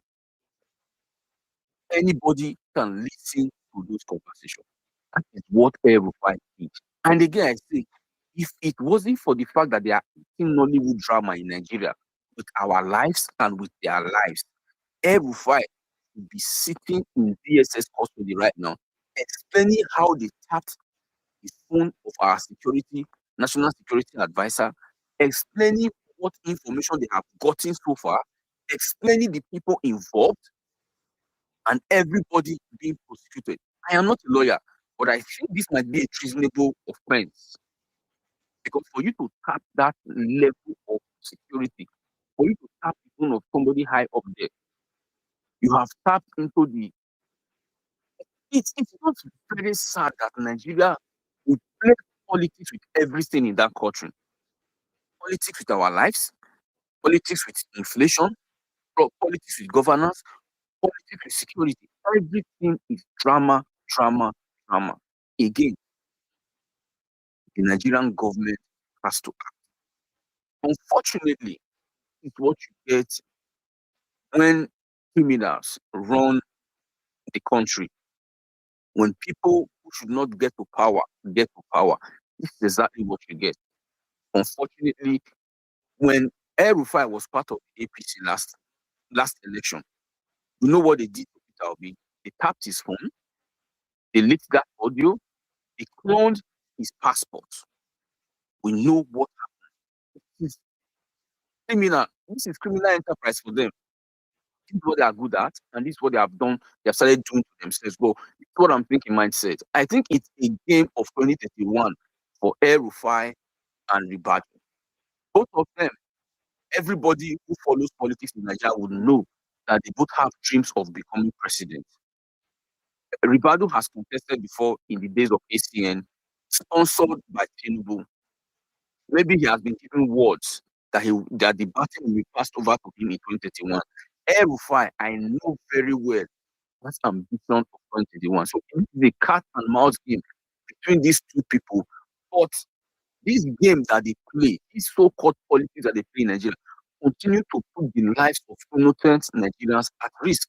Today we saw the video from Sahara reporters where terrorist Boko Haram members kidnapped so many children and women and adults, old people, and they were accusing the Nigerian government of propaganda. This is because when security precautions are being held in the highest level, people listen to them. People have tapped the phones of top security officers in the country. That was how they leaked the WhatsApp message of the general that was killed in Borno also. It leaked his WhatsApp location. The same issue we have across the country. And it is really sad that nobody is doing anything because they don't care about our lives. And it is so infuriating every time you wake up as a Nigerian and you see these things happen and nobody is reprimanded. It is really wrong. I hope one day we get a government that will prepare to secure the lives and information of Nigerians over their petty politics and selfish interests. Thank you, mindset. Thank you very much, Doctor, O, for your submission. I'm very, I don't know if I will use the word I'm happy, but I'm happy. Okay, I'm happy you made reference to the video from Sahara Reporter because that would give some individuals who would have, who would listen to this conversation who would think, okay, people dislike to Erofai or people don't like him for one reason or the other. It's not about liking him or not liking him. We're talking about national security, right? These kidnappers, these terrorists, they have access. They listen to things, and this is the NSA we are talking about. Not that I think it was the lady. What's her name? Fake. I said, can we just once take everybody away from the national NSA office? Let's look at that office itself. That looks like our FBI or our CIA. And somebody just telling you on national TV that he's able to listen to what is going on in that office. It's not about politics. It's not about ADC, APCP. It's about this country called Nigeria. And nobody should misquote me. I'm happy I recorded this. This needs to be recorded so one can go back and listen to it. My opinion has not changed. Paula Ahmed administration should investigate this matter. They should not be scared investigating it because somebody said on this platform they should let it slide. I don't think so. I don't think so. There has to be an investigation. There has to be. There has to be, and we need it. We need it as a country. If there's something he can do for this country, he has to investigate this thing because it doesn't even look good. Not only to us, to outside country. I mean, who wants to work with us as a country? Let's say the United States want to collaborate with us, like they say they're collaborating with us. Others want to collaborate with us, and somebody out there is telling you this is what is going on. This is not on. This is not on. So we do have quite a number of persons who can join the platform. Dan, please, you gotta bear with me and Afro Dominion. Can we please allow those who just joined to contribute because we should be rounding up. Suleiman, please go ahead, sir. You have the mic. Good afternoon, sir. Yes, good afternoon, Ansel, and thanks for for the opportunity to bringing this topic to the fore. And I wanted to say that you have perfectly captured, you know, and a whole lot of other speakers on this space have captured the severity of this issue and why it is very different from in politics. We've always heard where a report will be ascribed or a statement will be ascribed to a politician or a leader or someone that holds position, but it will be reported. And in this case, the former governor El-Rufia not only mentioned it in himself, he said it in a way that was braggadocious. He said it in a way that was so he said it so carelessly. And it is what is, and there was something that he stated, together with his statement, which made for me it even elevated that statement, because one of the statements was that when the the president was asking him that, oh, it, did he say he was listening to those calls? And he said that the government thinks they are the only ones that listen to calls, but we also have our ways. In that statement, he has actually expanded when he said we also have our ways. He has almost even, it's so if, for example, the government wants to even go after, wrongly in a way, even go after anybody associating with him, he has given that blanket check to say that we also have our ways. I think it is beyond reckless. It is, and I agree with one of the, I think with the last speaker who stated that by now, the former governor should have been brought in to answer to some of those things he has stated. And I don't think maybe he's not seeing it as serious. Maybe he's already seeing it as serious. I don't know, because for now I think he should have even granted another interview and try to even correct some of the things already. Not that he will take away what he has said. He should even be trying to do some some damage management, some control. Now, this is a situation where we are in this country that we are partnering with different countries, with Americans, the French government, with the Turkish government, and we have American allied soldiers even on ground in Nigeria, cooperating with Nigeria with respect of intelligence, being really managed by the office of the NSA. That relationship is being managed by the office of the NSA. And you know, one thing I see about Eurofi that I don't see about somebody like for example, I'm not in any way to bring another person into this. Somebody like a is that Eurofi is always too forceful. And I always wonder, sometimes when I watch him speak, anytime he's opposing you, when he talks to you, when he talks about you, he's always too forceful. I wonder why he did that like that. Maybe and this is not about the sitting government. If you look at the time when I was speaking against Buhari, he spoke against in a very serious way. The time when he was speaking against anybody he goes out way that I think is not necessary of the political level that he has gotten to in Nigeria. But this statement is weighty, considering the situation Nigeria is in, the level of security challenges, the distrust that even within the security apparatus, in saying that they have their ways of listening to this. And knowing fully well that there's a level of game that has been put on a number of political elites in the north, especially some group of people are already suspecting that some political elites in the north are actually, one way or the other, encouraging some of this security, not him specifically. I'm not, accusing him of anything. I'm just saying that knowing fully well about all these different branches of these security issues and these conversations going on, coming on live TV to brag, not to just state it that way, to brag about something like that, I think it is just unbelievable. I couldn't believe it.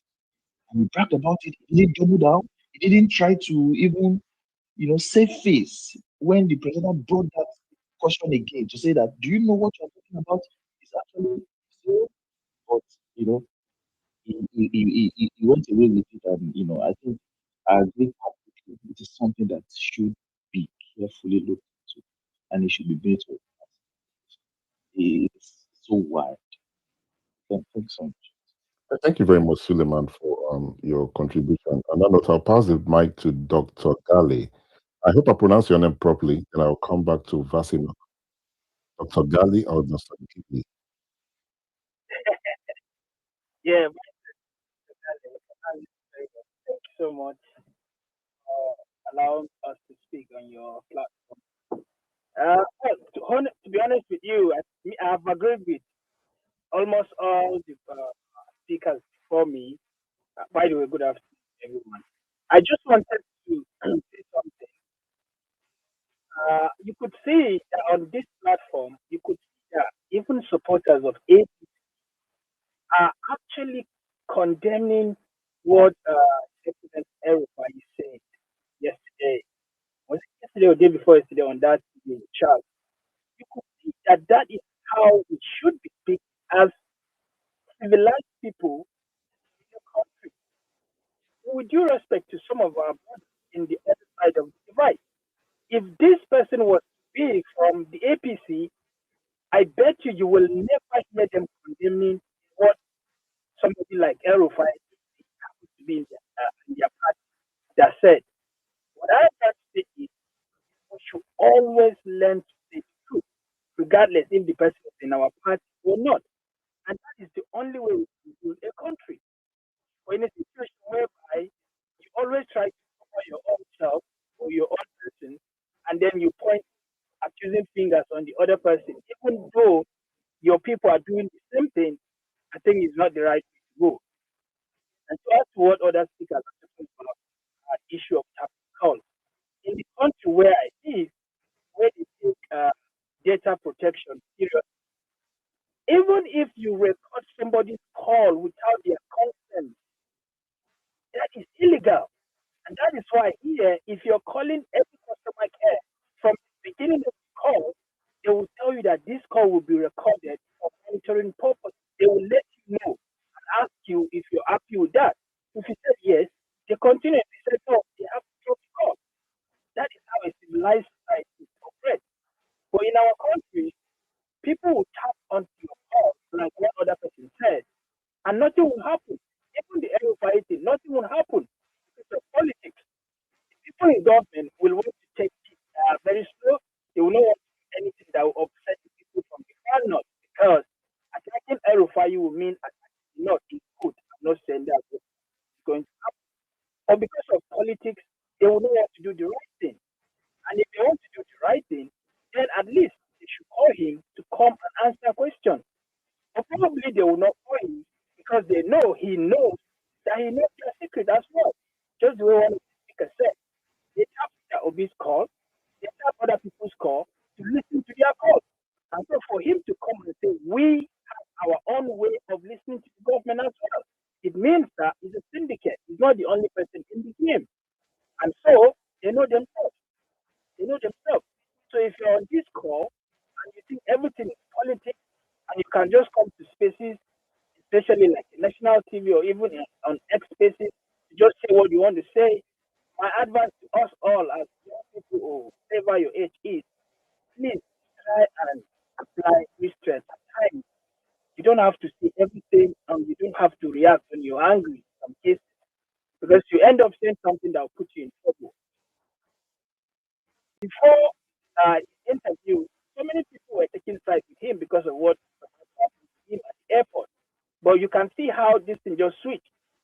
And even if he's the right person, now they will switch it on him and say, "Oh, so you were the one that was leaking all the information to the other person." So my advice is for all of us: same way the ADC guys are coming here to condemn what he said. APC guys too should please learn from this. If one of you did something that is wrong, please call the people out. Today you are an APC, tomorrow you will leave, but the country remains. So we should look after our country, not necessarily your party, regardless. That's what I want to say. Thank you so much, Mindset, and shout out to all the speakers. May God help us all. Thank you. Okay, thank you very much, Mr.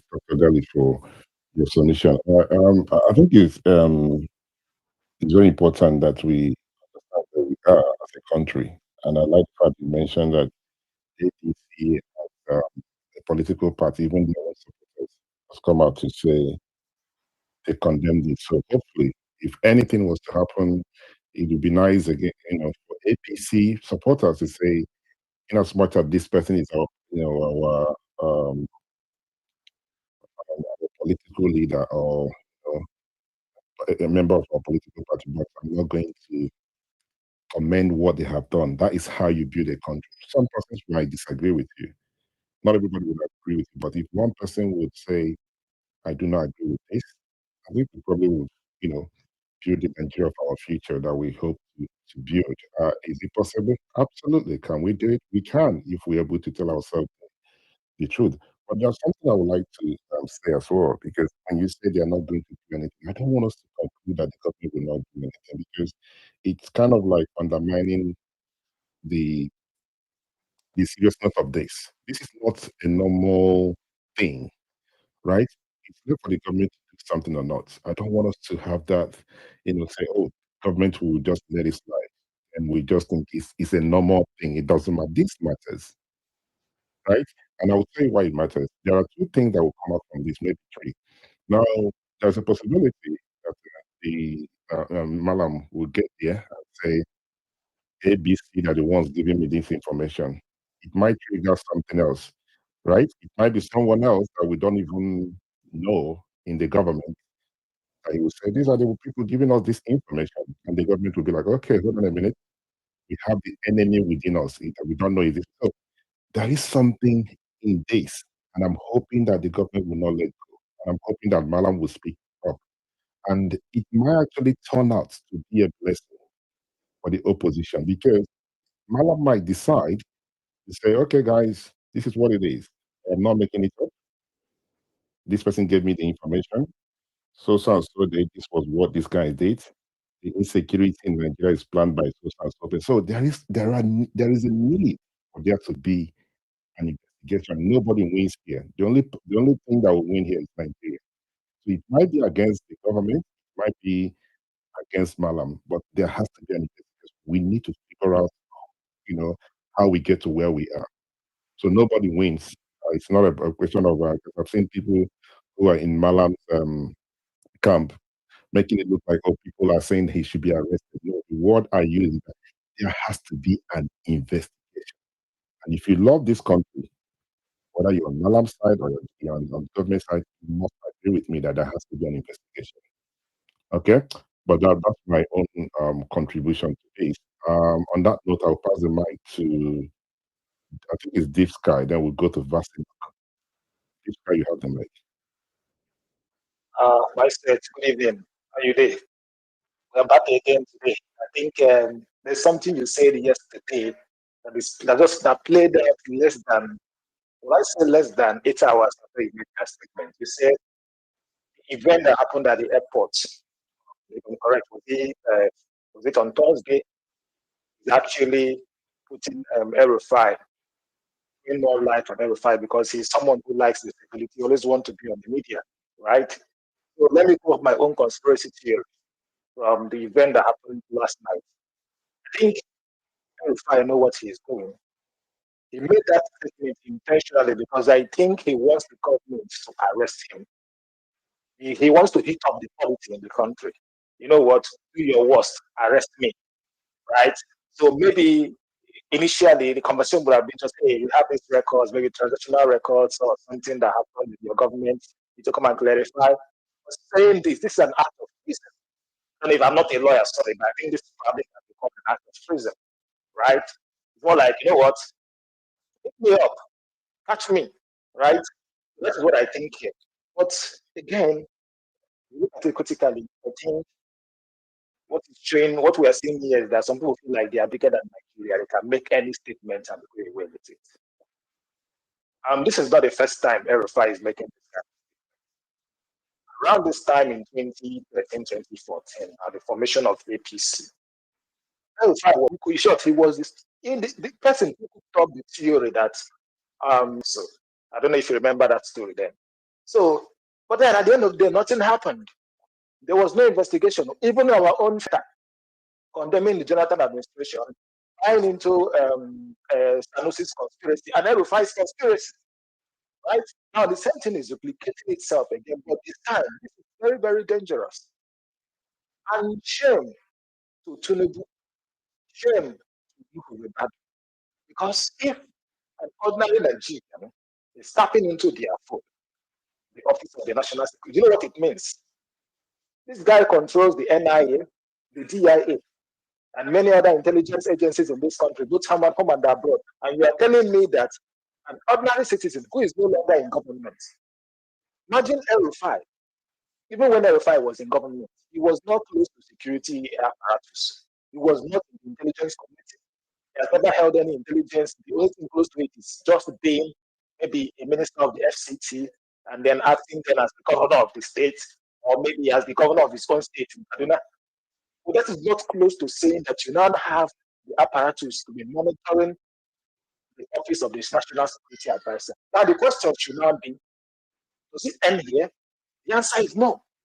El-Rufai and his group or his cartel has the power or the technology to tap into the NSA.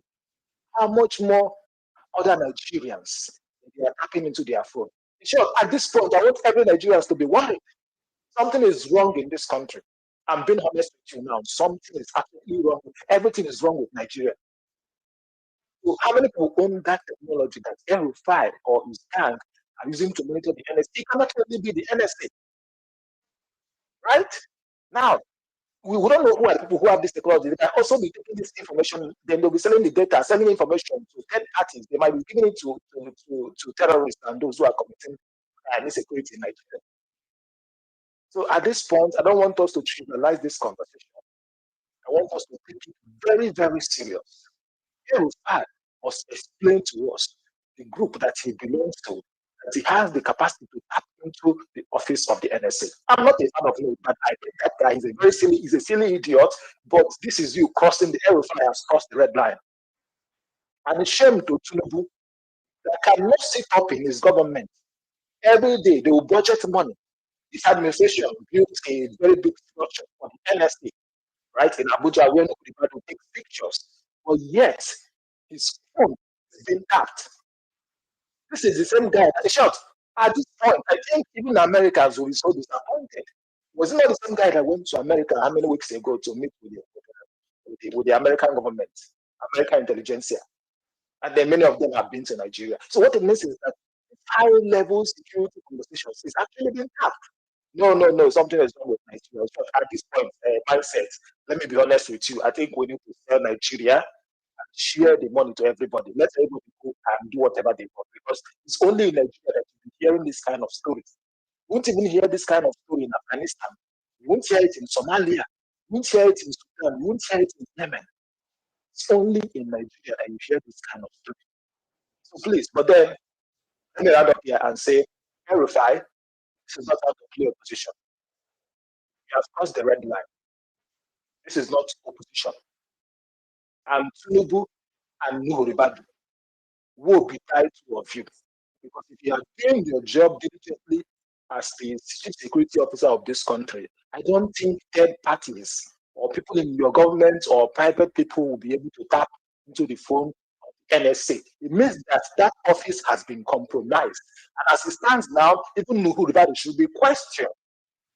This has demonstrated that he is very, very incompetent. He lacks the capacity to manage my office. Thank you very much, Imperfect. I'm sorry, I'm not imperfect. Thank you for your contribution. I think you're. I'm so sorry, Okay, my it's said. okay. Sorry. It's okay. It's fine. Thank you. Thank you for. Please, the next speakers. If I raise my hand, just an indication that we don't want to be rounding up, because we do have quite a number of persons requesting for the mic. Please bear with me. We do it in the comment section along. This is very important. Okay. I live by grace says, if they have any secret between them, let it bust out. Then we will know exactly the trouble of our country. If it is the president, we will disgrace him. Whoever is disturbing this country must be disgraced. That is by Mr. I live by grace. And third class says, I want to impose on this space to consider his views. And Nassau El-Rufia isn't stupid. He played the spying card, quote, internationally, hoping that the government will go after him, which will inevitably fight him and make him an emotional hero, quote, of the North. He wants the political capital from his third class. Atom says, Rufai should not be accorded the audacity to show up by himself. He should be weeks away before Monday that he intends to majestically surrender himself to the law enforcement. But we are in better place right now than 17 years ago when we first confronted terrorism from Itam. Thank you, sir, for your contribution. Mr. Martin says, anyone thinking El-Rufai made that confession statement by error needs to think again. He made it on purpose because he believed he has more eyes up his sleeves against Bola Tinubu and APC. I don't see Bola Tinubu in bringing El-Rufai to book. Again, inaction by the Nigerian president will set Nigeria on a very dangerous situation, especially in regard to our national security architecture. We are naked before the entire world, so to say. That is from Mr. Martin. And Dolapo says, I know we are talking about El-Rufai, but can we also talk about how incompetent Tinubu's government is? How on earth does the office of the NSA get wiretap? That alone shows how bad things are. If anyone can tap the NSA, then nobody is safe, not even the president. I'm pronouncing this time. Yo Gibera said, anything concerning El-Rufai, I'm in for it. He can cry from last week tomorrow. He did worse. Labi said, how do you conclude they won't condemn when when it hasn't happened in their camp? You basically can't cope with reality of facts. Okay, so if there's any other question, okay, so daily justice said, it is clearly wrong to tap anyone's phone, whether they are a private citizen, a public figure. But that principle only holds in a sane country where the rule of law actually exists. Nigeria should stop picking and choosing which illegalities to condemn and which one to embrace. Was it not in Nigeria that a government illegally credentialed a citizen from Kenya back to Nigeria, even after the court of appeal declared that the act is illegal? The government still refused to release him. The Nigerian political and legal environment is not merely abnormal, it actively thrives on illegality. El-Rufai, where claim is just one tiny example of illegality in an ocean of lawlessness and impunity. Nigeria is a funny place full of funny people with memory of a goldfish. Okay, not everybody have a memory of a goldfish. Thank you very much. Thank you guys for your comments on the comment section. The comment section is for comments, not for I follow and I follow back. So we should be rounding up very soon. But let's carry on those who have not contributed. On that note, I'll pass the mic to Vasil. Vasil, you have the mic.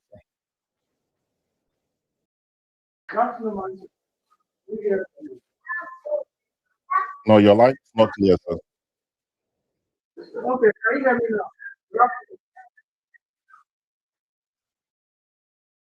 All right. Unfortunately, Mr. Vasilok is not responding. Mr. Yusuf, go ahead. Sorry, Faith, I'll come back to you, please. I wanted to give opportunity to those who have not contributed. I'll come back to you. I know you're here now. Mr. Yusuf, please go ahead, sir. All right, thank you, Mindset. Good to be here. Now, I've had people saying that he made the statement on purpose. He wants to dare the government to touch him, blah, blah, blah. Well, if you followed the conversation well, that's a clever man. I love to I prefer to use the word clever for him. And one of the attributes of clever people is you just give them a platform, they will undo themselves by themselves. So in the heat of the excitement of, oh wow, somebody attempted to arrest him and it didn't work and all that, and he got a lot of support at the airport from people. They went to the mosque and it was as if everybody wanted to see him. So he just basked out of that excitement and began to run his mouth. And that was the point where he was asked, how did he know there was any call to arrest him? And I mean, a clever human being or somebody who was intelligent would have said possibly he just got hints from certain sources, which he doesn't have to say that, but he said, we listen to this call. And then he added, the government thinks they are the only ones that listen to the call, but we have our ways. Obviously, that's a statement that does not mean he did it for the first time or he stumbled into that information. Now, the implication of that is, which I don't hold the government at so much of a high moral standing, even when it comes to matters that compromise national security. So there's a tendency the government will do nothing.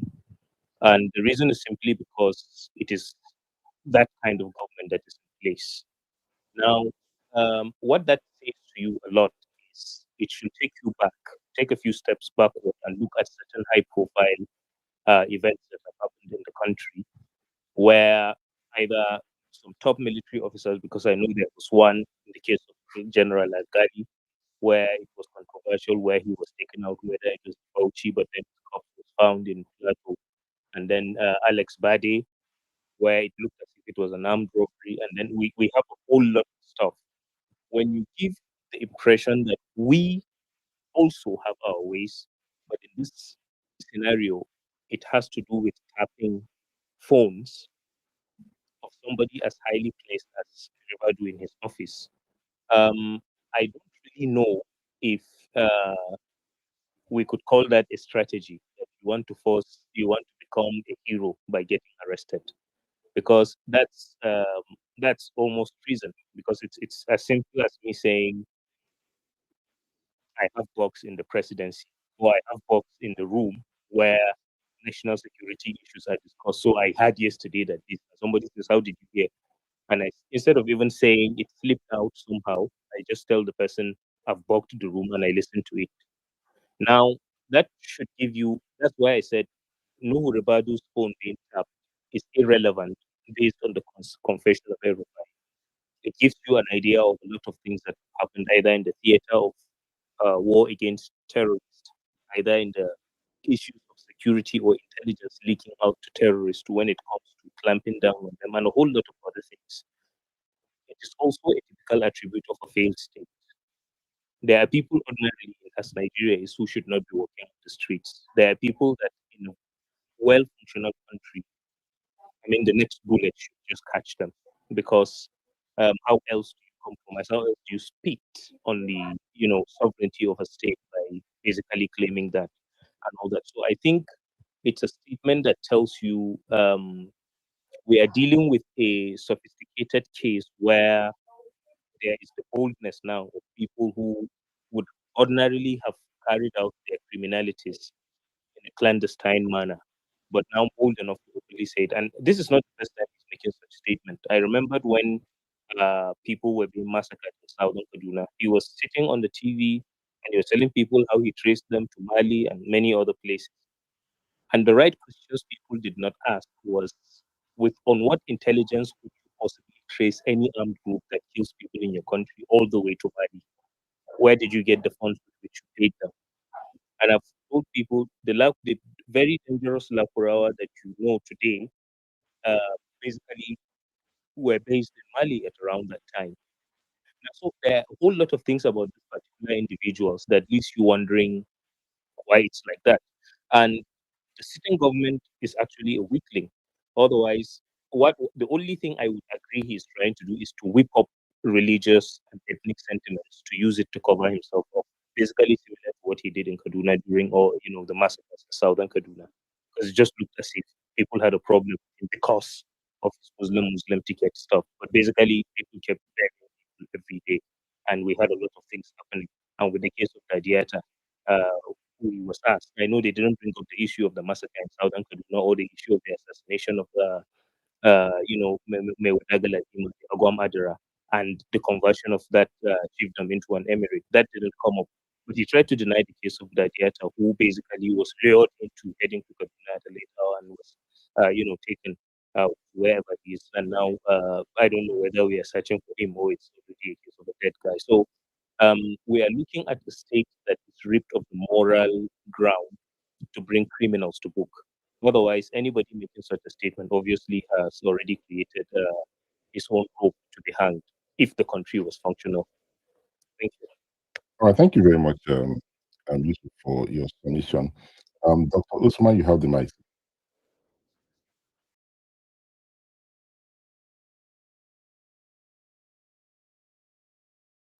Dr. Usman, if you can hear me, you might have to unmute your mic.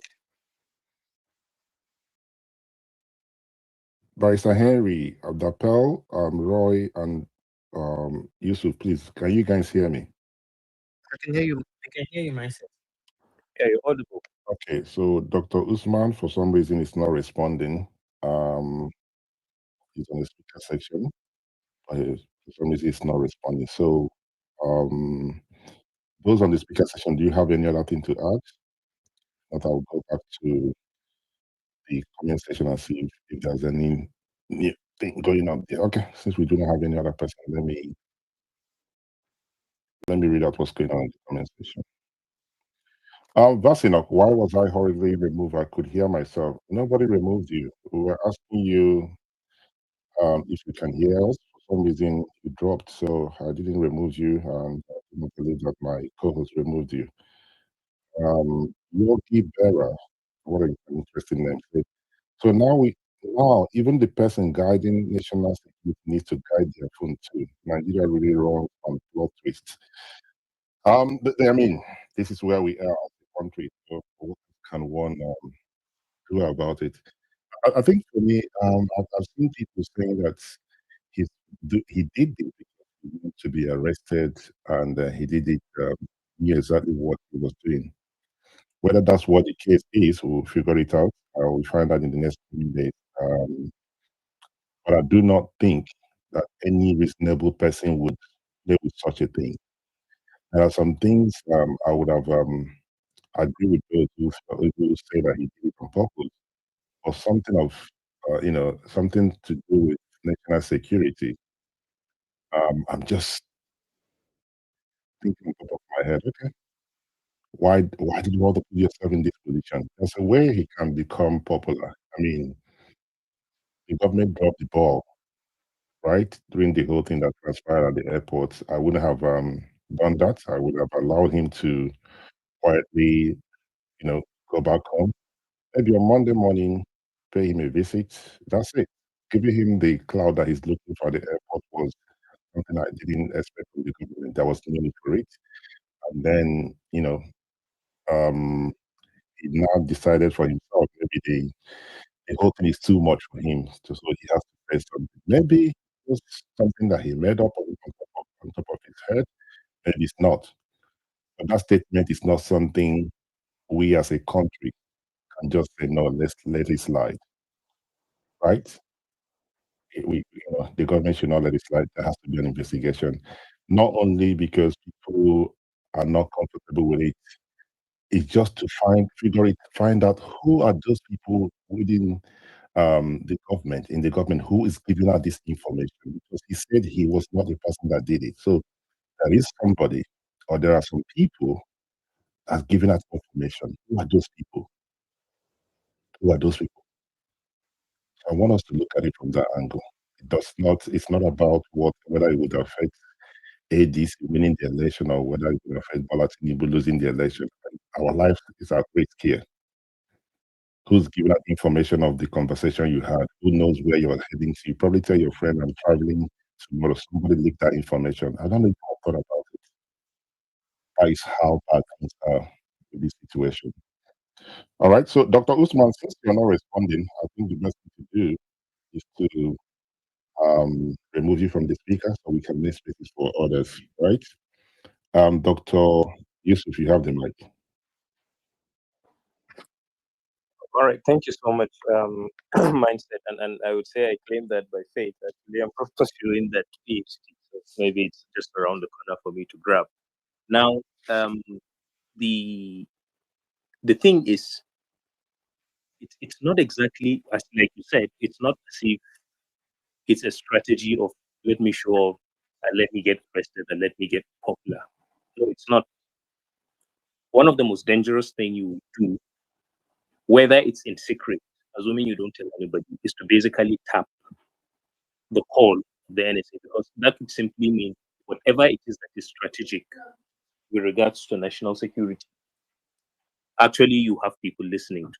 And if the guy said someone did and told you, I think it would be, pardon my use of the word, it would be a bit silly of us to believe him, because his statement was clear. We listen to his calls. The government thinks that they are the only ones that listens to calls, but we have our ways. Now that simply tells you it's something that has been on before now. Now his travels, now that would simply mean his travels, those he is in contact with, what basically takes him to those countries should be studied. And that should not be when he's moving around freely. He should be behind bars and everything should be taken after the other. You may not necessarily know who exactly is behind virtually every form of insecurity that we have in Nigeria. He was a governor for 8 years. And I just told you the kind of comments he made with regards to the massacres in the state. It's important today if a sitting governor, not a sovereign state, a governor of one of the states tells you that he traced a certain group of killers to a particular place, used taxpayers' money to appease them so that they stop killing his people. They should tell him, how did you manage to go across the border to trace them to that location? How did you get to pay them? Who were their representatives? So there are a whole lot of things that we need to look at. And why I actually raised my hand was because somebody, I don't want to mispronounce his name, but the interviewer poked him about the religious bill in the US. And he tried to advance a theory, because basically when you listen to global Islamists, their lines are basically the same, which is that whatever it is the US is doing, it has nothing to do with Nigeria, basically. It's just their domestic politics of, anyway, I hope I'm not veering off, the topic, but I just wanted to bring that up. It's just their domestic politics of trying to appeal to the evangelical base in the US. So that, in other words, they are just doing it to look like we care about lives, we care about people, but it has nothing to do with basically what's happening in Nigeria. He called it the Christian genocide thing. But then the question is, how do you waste people's lives every day and then you reduce it to nothing, claiming it's domestic politics or, about the state? Anyway, thank you. I've seen your hand. Thank you. Well, actually, I was going to respond to the things you said about what Malam said about the Christian genocide. Remember yesterday on this basis, I was hoping that you would request for the mic because we dealt with that religious acts bill. So we discussed it yesterday. So hopefully, if there's any, in the next coming day, I believe there will be a need for us to discuss that. Maybe you would actually bring this up. But thank you very much for your contribution. Okay, Faith, you're back. Go ahead, Faith. Oh, thank you, mindset. I've been here all the while. I never left because I've been having this challenge. Okay, so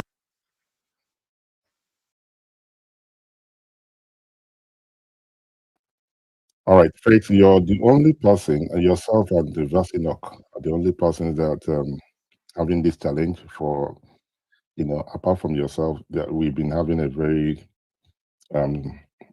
smooth spaces. The vast enough to have the mic.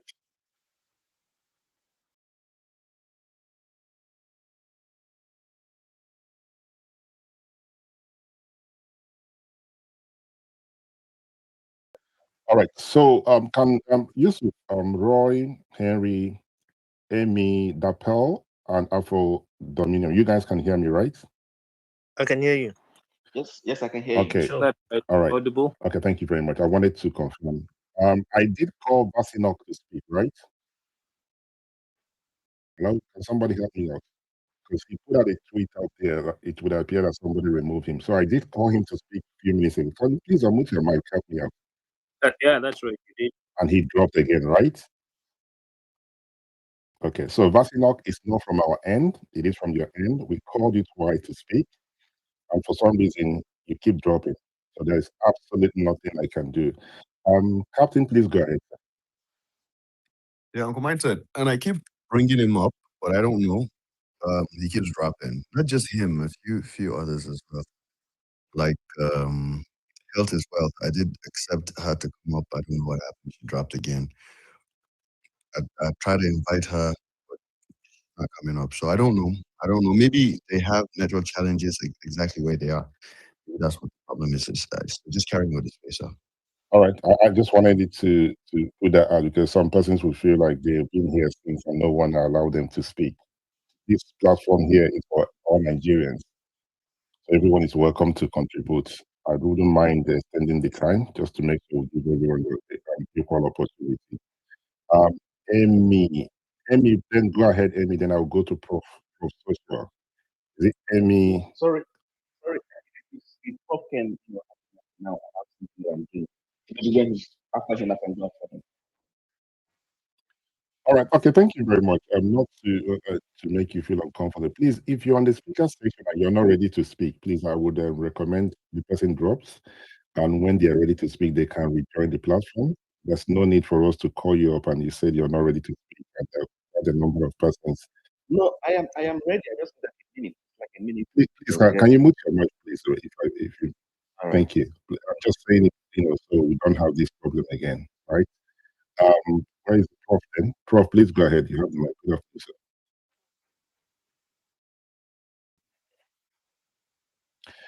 Prof is no longer here. Okay. Omoba, please go ahead. Omoba, are you with us? Okay. So Omoba is not responding. Who else do we have? Julius, please go ahead, sir.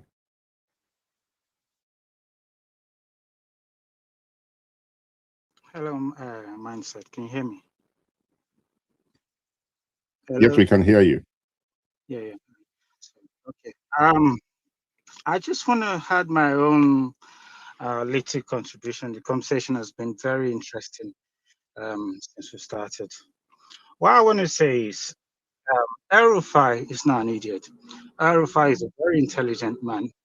While I do not agree with his politics, I think his politics is similar to that of Tinubu Bola. Going towards the 2023 presidential election, a few audio files were released about it was from, I think the guy is called Michael Ashimogo. He released the audio files, both the APC and Obedience, I'm an Obedient.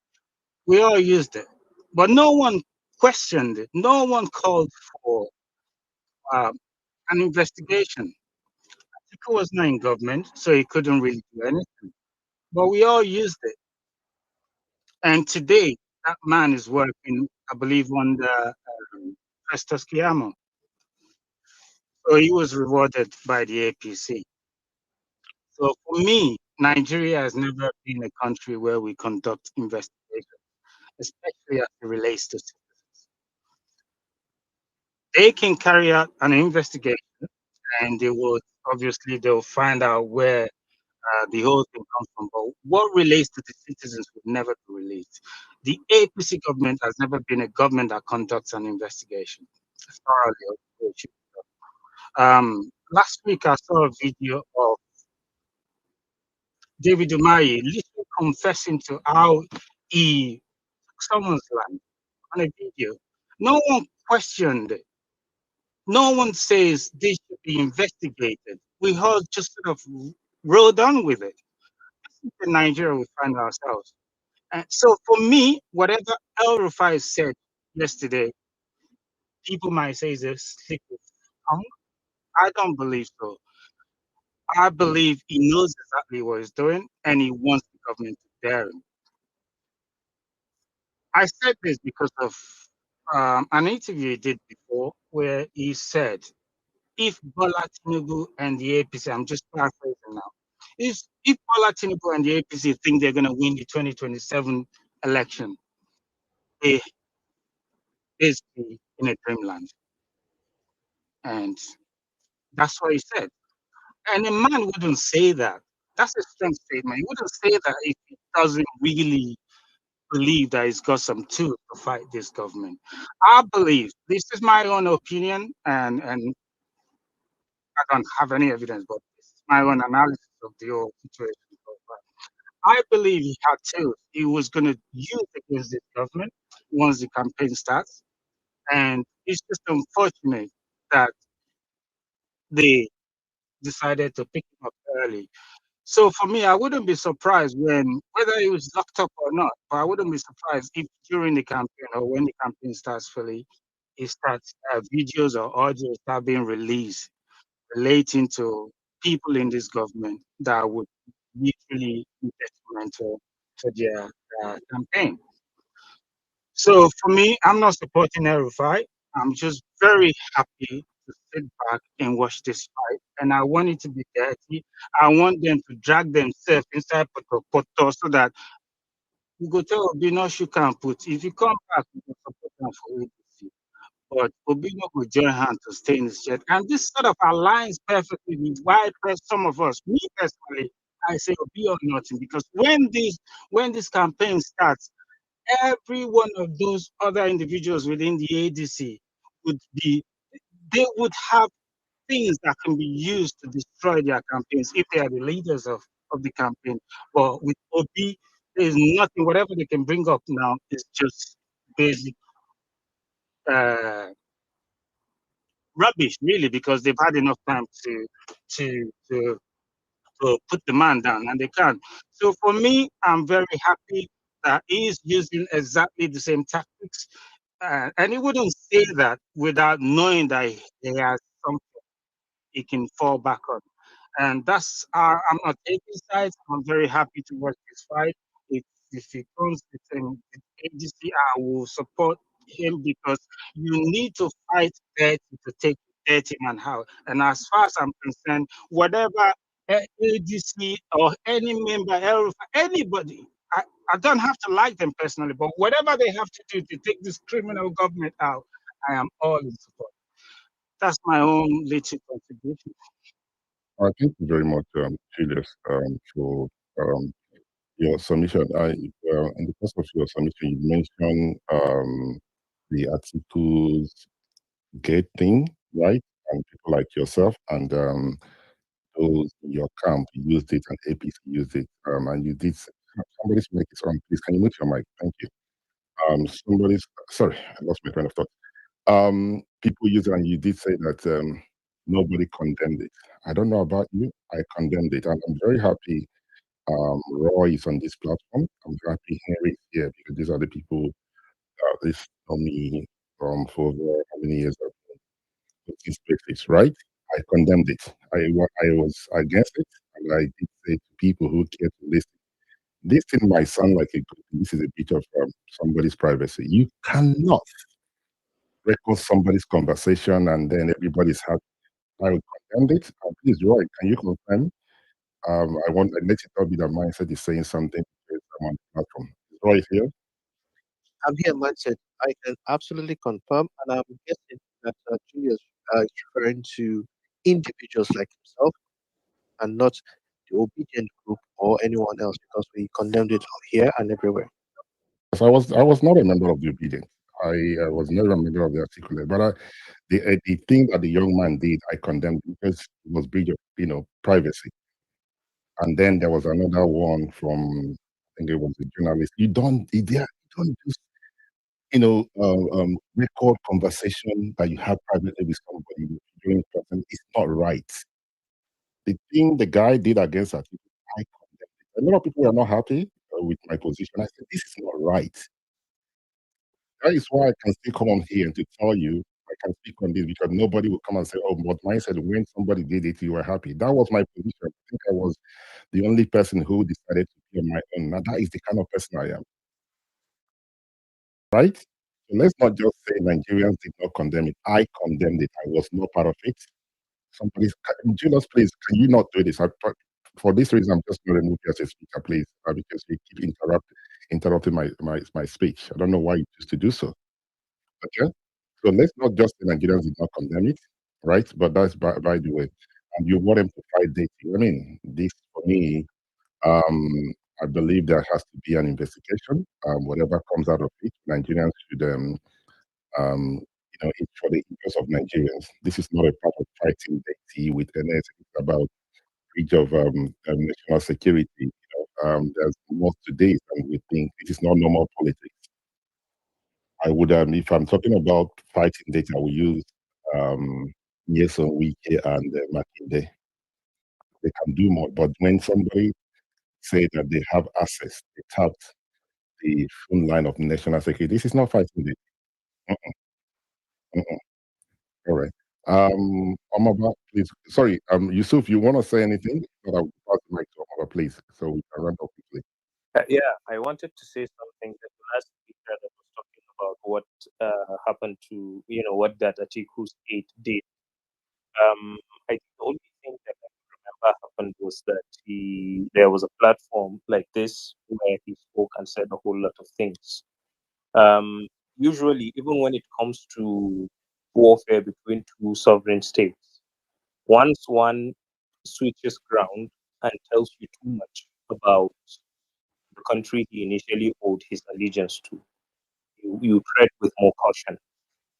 And I think it's fine. It would have been fine for him to say he wanted it because, as one of the people who are obedient, I know that's not what we're talking about, as one of the obedience, I can't really remember anyhow we applauded and welcomed that or even used it. I don't know what he meant by, and they liked it and they used it. That's just the point I needed to, point out. By no means whatsoever. An example is I've had private chats with you, with different individuals and all that. I would be a traitor even if you spat on my face, to go and begin to retrieve things you confided in me and especially the role he played for Tiku. It was more than being official. There were so many things that he could only have access to because of how personally he was welcome. So that was basically a betrayal. Maybe if he said the APC rewarded him, that's a different thing. But saying people welcomed it and they, used it and all of that doesn't make any sense. And it is nothing to compare. That's the other thing. It's nothing to compare to a man who was covered for 8 years with all of the baggage he is already carrying, which I hope in time he answers to. Suddenly telling you casually that they have their way. They listen to the conversation. The government will not think they're the only ones that listen to phone calls. They have their ways. So that's a very dangerous thing to say. And I know well, no matter how morally bankrupt this government is, whether now or later, he must be held to account in that regard. Thank you.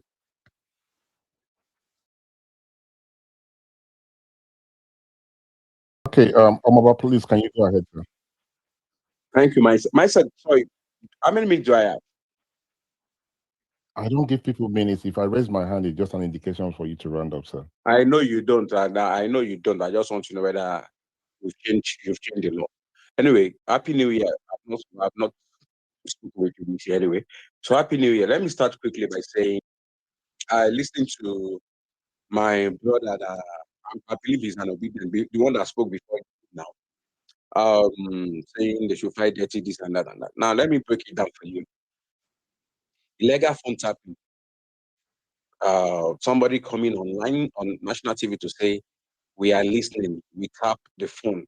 In fact, the journalist was so shocked that he asked him again that, are you saying you tap the phone of the NSA?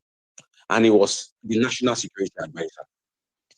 Now, some of us are wondering how insecurity have been allowed to fester for so much. Was it this year or last year that a Brigadier General Musa Uba, which is 46 soldiers, I call them fighting patrol because that's what they call them. The army called them fighting patrol. Were ambushed, killed. The general and few of his boys escaped. He shares location with the army, and along the line, the terrorists got to know about his location. And we have been wondering how this thing has been happening, but there's no need to wonder again because it is clear. We now know the people doing it. Now, for me personally, and I've been hearing people saying they don't believe. You don't need to believe. He's an adult. Nobody put a gun to his head. He said it on live TV, on an international TV. So that is admitting to a crime. And I will all advise us to start from Section 37 of the 1999 Constitution of the Federal Republic of Nigeria as amended, the right to privacy. Go to Cybercrime Prohibition Prevention Act of 2015, amended in 2014. Go to Section 7. Then you come down to Nigerian Communication Act, Section 145. So go and read all these things that I've just said. And I don't care whether the government is right, because I just listened to somebody who used to say they are bankrupt. Or, I don't care whether they are whatever robbed. This is a national security matter. If you listen to him very well, he said we have people that are listening. So it is clear that El-Rufia and his band of brothers, that's what I choose to call them, have set up a system where our phones have been monitored. The obedient that spoke before you, so maybe you need to understand something, that even your Peter Obi phone is not secured. It's not secured. Because I will advise you, sir, to go back and listen to that. He said, because he said, we have people that listen. And, definitely they've set up a system where they are monitoring our phone calls. Now, you're wondering how our soldiers are being ambushed and killed. Don't need to bother yourself.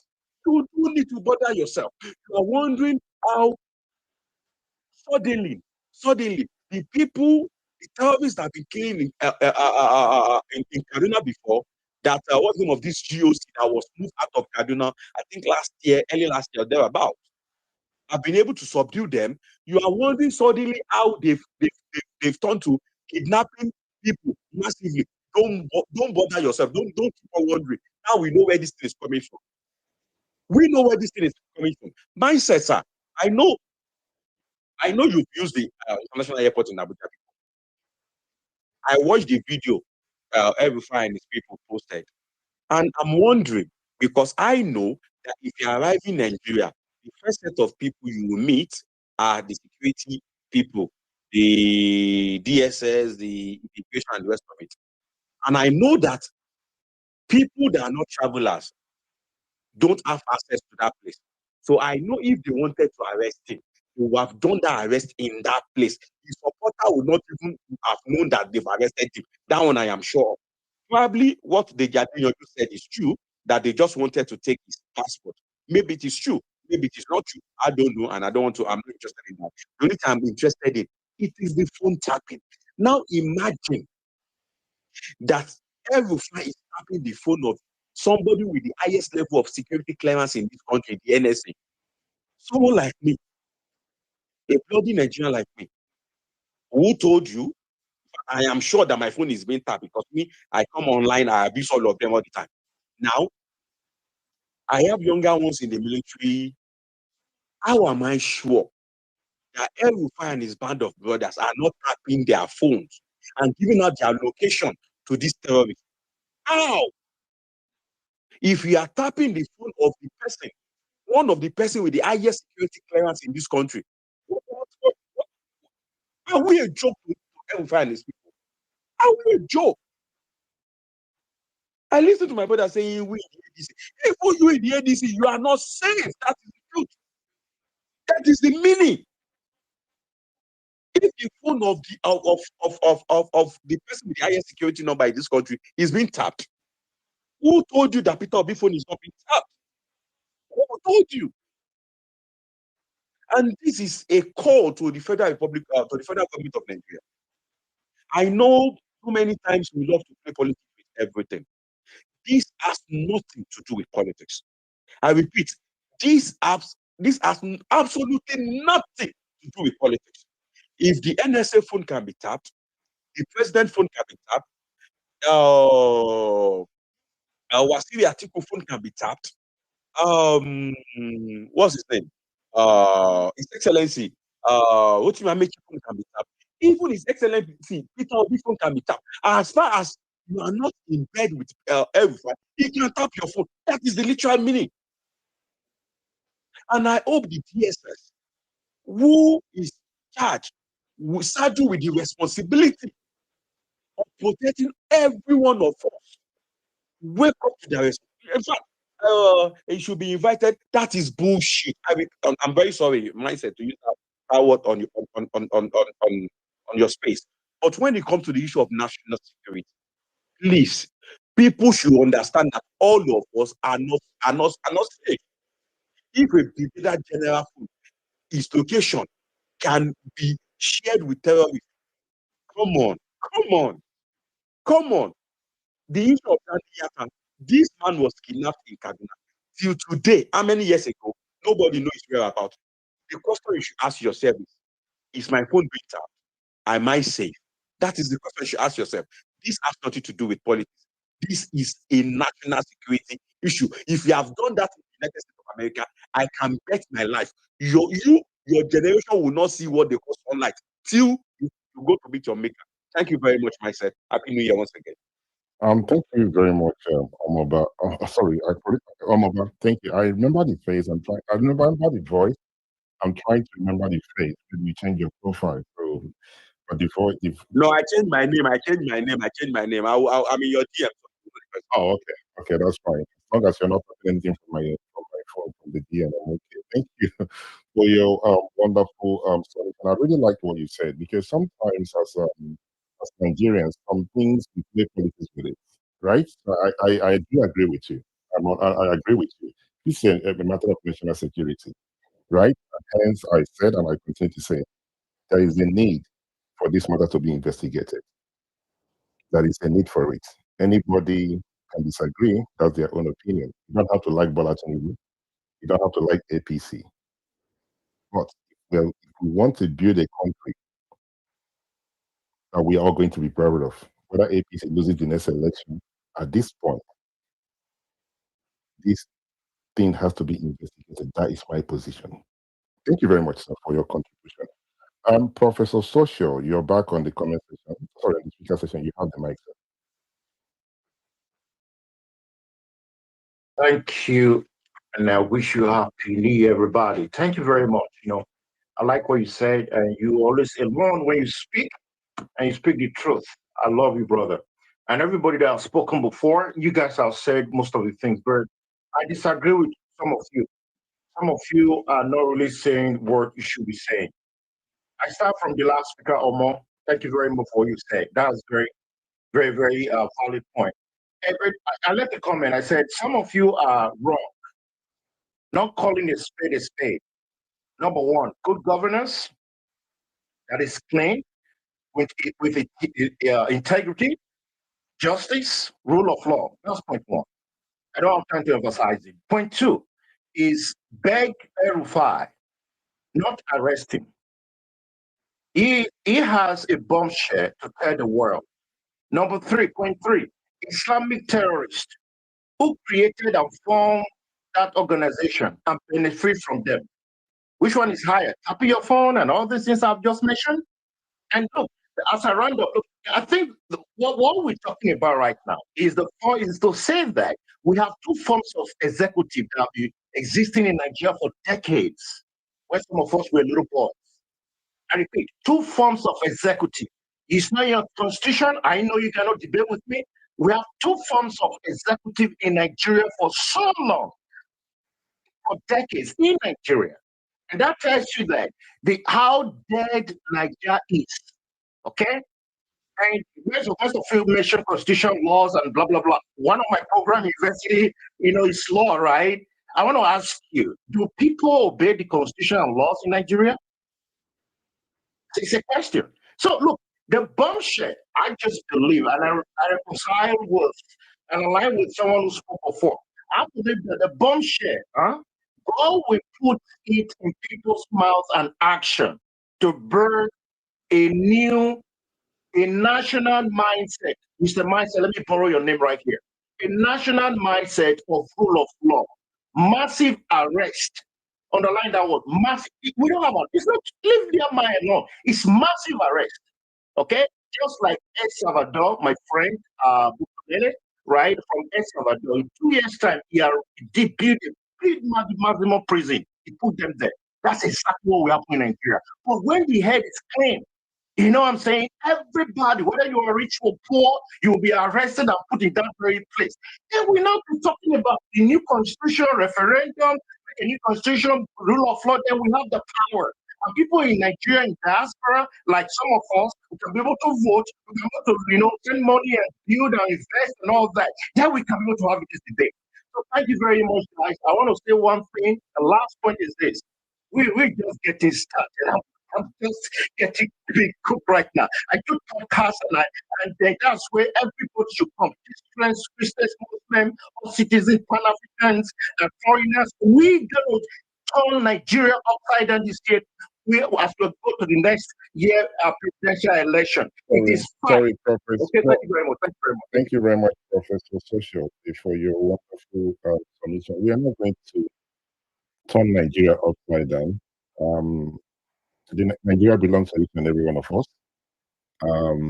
Every politician will play their own politics, but this is the only country that we have. I mean, some persons have other places that they play their country. But I have a question for you because you say, please correct me if I'm wrong. The second point you raised is that we need to beg this man. Please correct me. Was that what you said?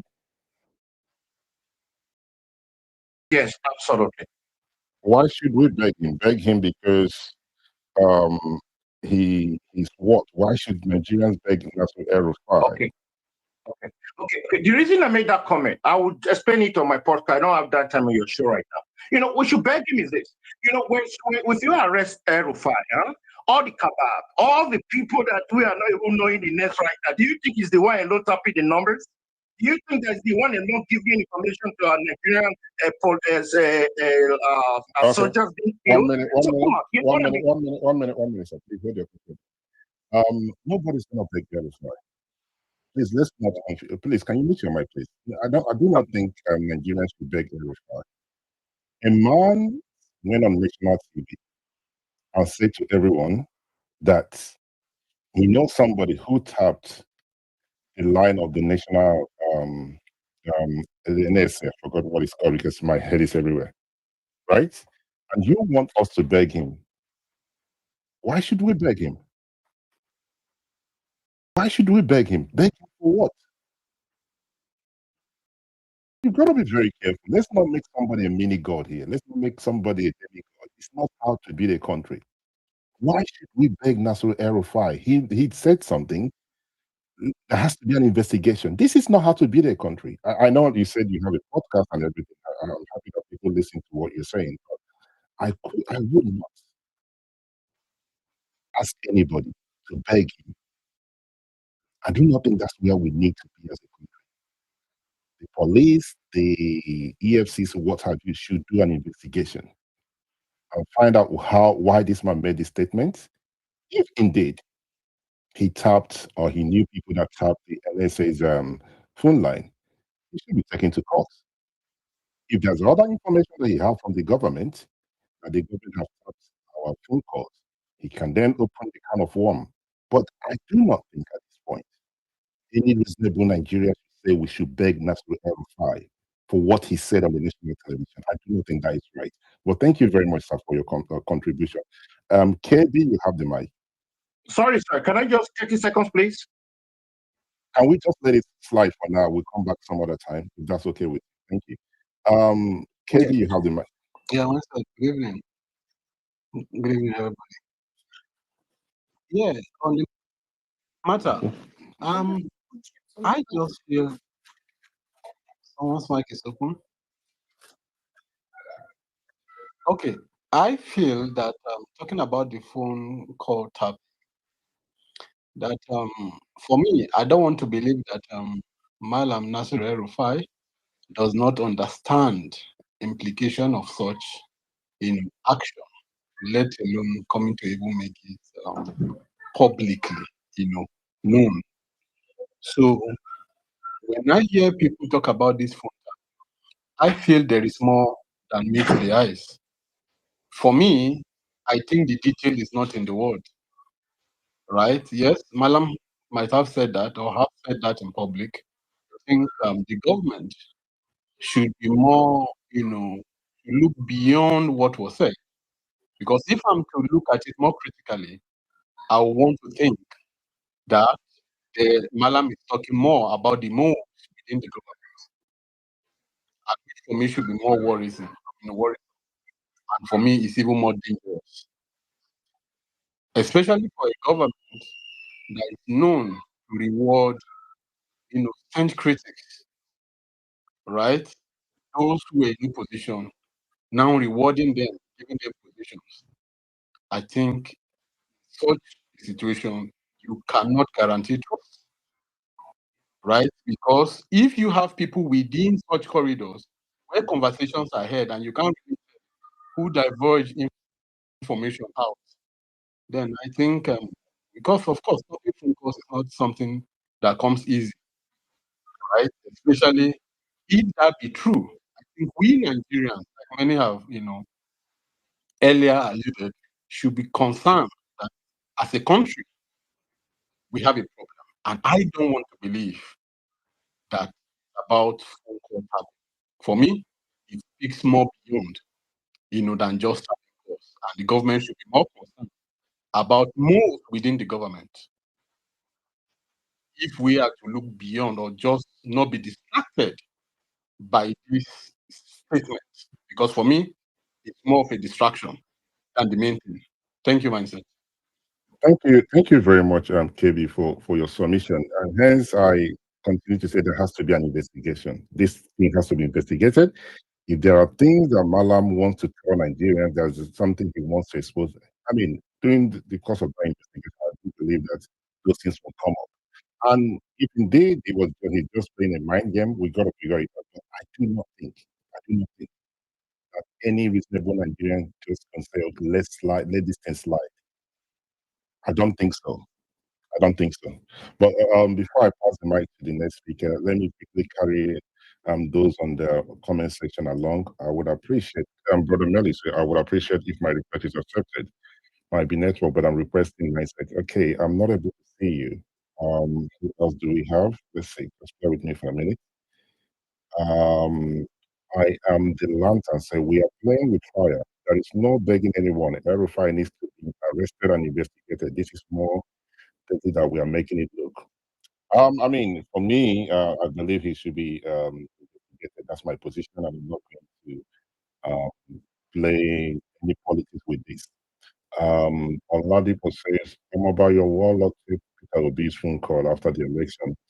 And Bonnie said, when they tapped into Peter Obi's phone conversation, you guys were all over the place rejoicing, but now you want Obedient to identify with you what is good for the good is good for the gender.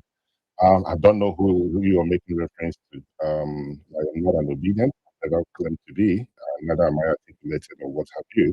And when Peter Obi's issue happened, I'm happy that some persons who know me know my position. I don't subscribe to such things. So when you speak on this platform, it's very important you make reference to whoever that you make mention to whoever that is rejoicing. I talk about the articles gate, condemned it. I don't believe one should record somebody's private conversation. Same with P2B's thing as well. So I don't know what you're on about. So thank you for your contribution. Caller Day says, now we know why they want electronic transmission of election report, they can have the phone of our NSA who said they cannot hack the INEC to do the election. We figure it out. This is why there has to be an investigation. Malam need to tell us what he knows, and then we will take it from there. Amy, you have the mic. Thank you so much, my friend. Thank you, and I apologize for the 1 minute. First of all, I'm going to take on my brother. He's the first person that I'm going to take on. And, you know, there's a saying we say, by their fruit you shall know them. Omoba has not told us his political affiliation, but from what he said, it's quite understandable where his support is. I want to beg you, Omoba. I heard you say this phone can be tapped. Please take the name of our organ out of your mouth first. That's very, very important. Because when a voice note was circulating, Sorry, Amy, please. I apologize for this. You know, I was really distracted. I didn't hear Omoba say Peter Obi's. Please correct me, sir. I need somebody to help me. If I have had he it. said if articles, if NSC might also be tapped too, so that we shouldn't complain. We should be more careful that our principal's phone has also been tapped. That's what we should be concerned about. So I'm telling him to not, if he cannot be more righteous than the Pope. We are not interested in his sympathy for our own principal, because while a voice note was circulating on our principal's conversation with Bishop Oyedepo of such hierarchy, he did not come out to tell us that this is a problem in the country. He kept quiet. In fact, no matter how about you myself, because I was I know you spoke against it, but people in that Omoba's camp took it to the next level. Even as at today, Reno Omokri is still quoting it. Danny Kayode is still quoting that particular conversation as being truthful, as something that Nigeria should be proud of. So none of them spoke about, oh, how can this conversation be, such a conversation be, tapped and recorded online. So when Malam El-Rufai is saying that this government hold me accountable for saying that I had an info into their communication, because they have been doing that. That's what he said. He said they should hold me responsible. I said, and I know what I said, because they have been doing that. And apart from what Omoba, one is done, I think El-Rufai is actually setting a trap for these guys.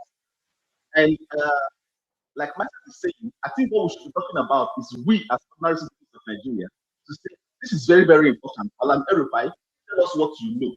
Because at the end of the day, I'm going to tell you this, back my word. Nobody in this government will arrest or Malam El-Rufai like they should. Even if they arrest him, they will be talking more of negotiation. Okay, fine. Let us see how we can do about this now, because everybody will go away. Because they know he knows too much.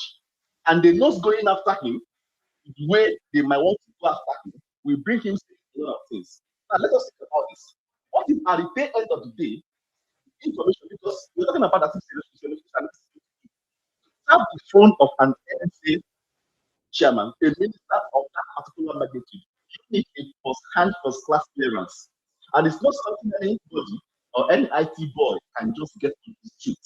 There's a clearance within, a very big clearance within the government that can make anybody to be able to lay hold on such information. So the point is, the Nigerian government of today, starting from the time of Mohammed Buhari, the time that President Ashwadi Tinubu into power, has fulfilled the mode of clearance of people having information that should not be privy to. And now it's backfiring. So no matter how we try to talk about it, I think we should be more concerned on what we need to do as citizens to protect ourselves than thinking about this government executing, arresting, or dealing with Malam El-Rufai, because it end up at nothing again. Negotiation table, and everybody will go their way. I use my mic for now. Thank you. Thank you very much, Amy, for your wonderful submission. And I'm happy that you were able to tell your members, the obedient, that I condemned the tapping of Peter B's phone. Then I condemn when somebody recorded Atiku's conversation. Here we are. So this is not me just siding with APC, because I heard a lot of people say, I'm thinking, okay, it's mindset to siding with APC. No. When it happened to Atiku, I condemned it. When it happened to Peter B, I condemned it. Now somebody's saying that they have NSA, I still condemn it. So I've not moved from my position. That's my position. I don't know he doesn't know whether I exist or not. But as a people who want a better country, we must be able to tell ourselves the truth. Okay? Thank you very much for your contribution. Okay, Justice, you have the mic. Justice, go ahead.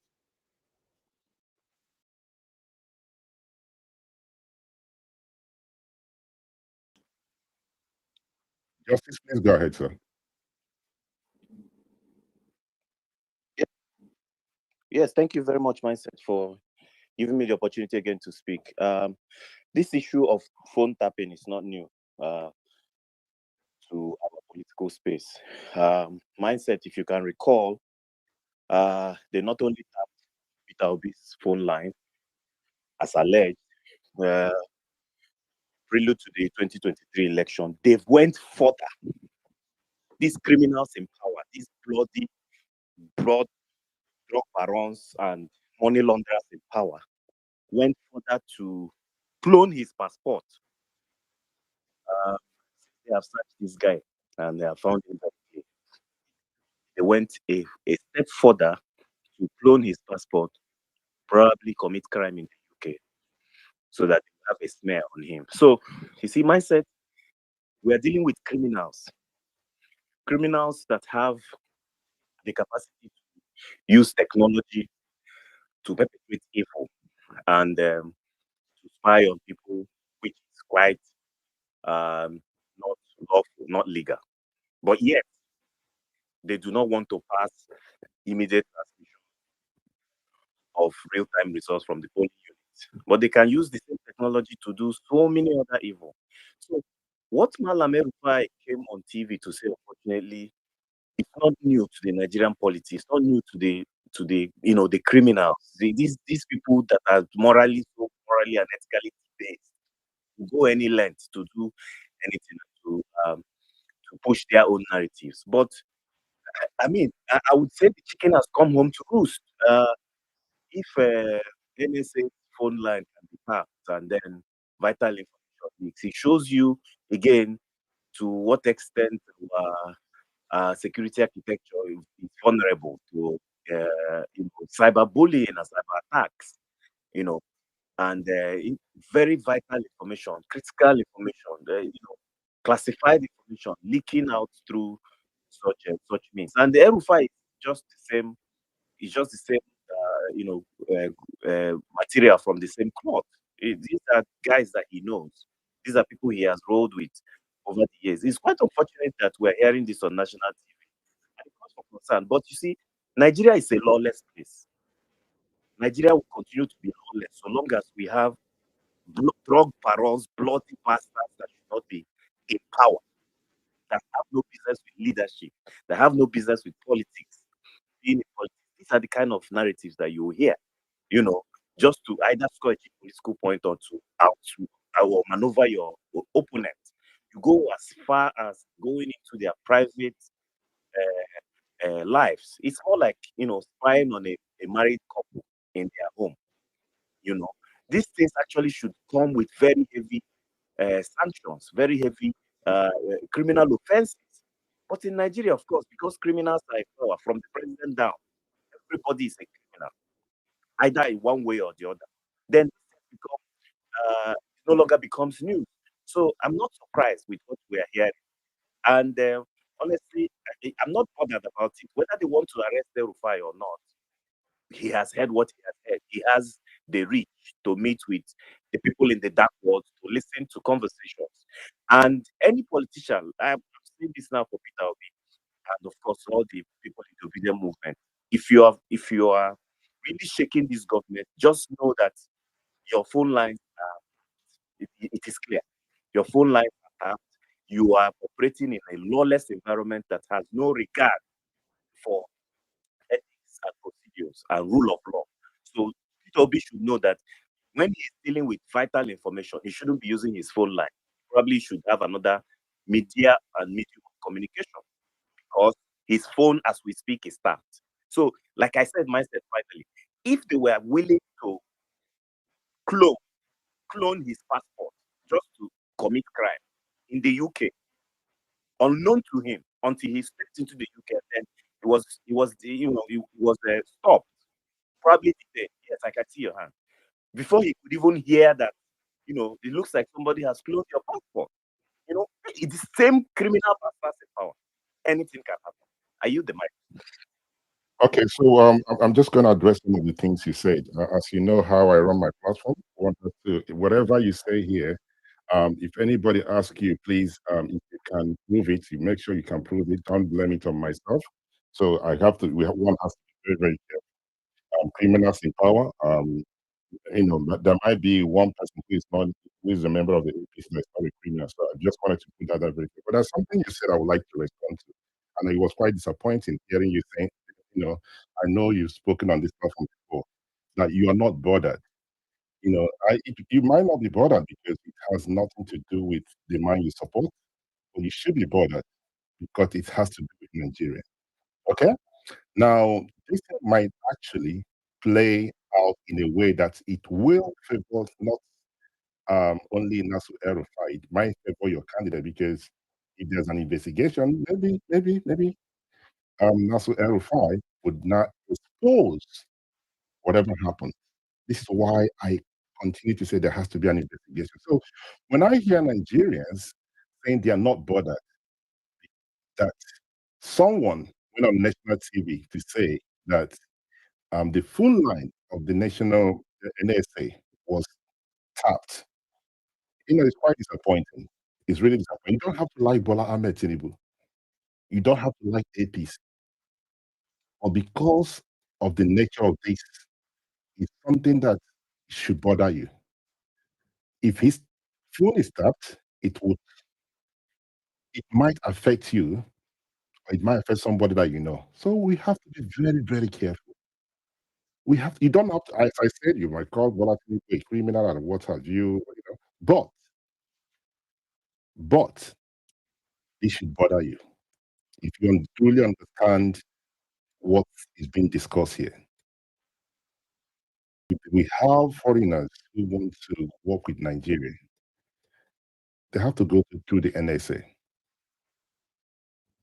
The insecurity in Nigeria, there's conversation that the NSA have had with other departments, and you are not bothered about it. Wow, that was quite interesting. But thank you very much, Justice, for your wonderful contribution. Let me carry those on the comment section along before I pass the mic.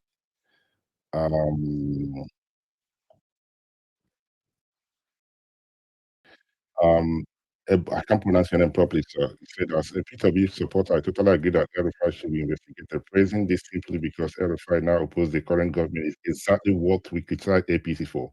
Shielding illegality out because someone is on our side. Thank you very much. You can't take sides on this. You can't. This should bother everybody. This should bother every Nigerian. All right, Field Marshal, hi. What happened to the other account? I realized that this is a new one. Yes, this is a new one. This platform, this particular one is only for spaces. The other account still, I would continue to use that one to tweet. This one is just basically for spaces, so I still have that one, but this is where we are for the time being. This is where we are for now, and this is where we're going to be to host spaces. All right. So, Roy, you raise your hand. Can I please allow Preferred to speak? Or is it important that you? Okay, Preferred, you have the mic, sir. Oh, thank you. My mindset. Thank you very much. Thanks to the listeners and the speakers on the space.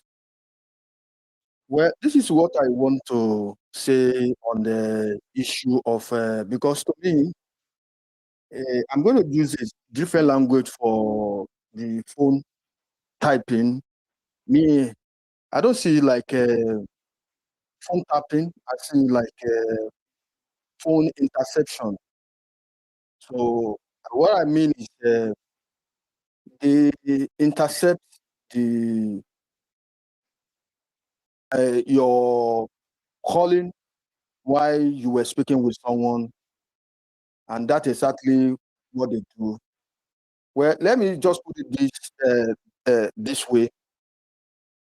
In my own understanding, by my expertise, I just believe that government is not going to intercept your phone call when you are not a security threat or maybe anything that has to do with something very. Let me just put it like maybe if you are an interesting person, that's when the government will focus on you, they intercept you. So I've been listening to people talking about the government is listening to everybody. There's no way government can listen to everybody. It's not possible. So the only way it's possible when you are of interest to them, that's when they can intercept it. But is it lawful? To me, I don't think it's right.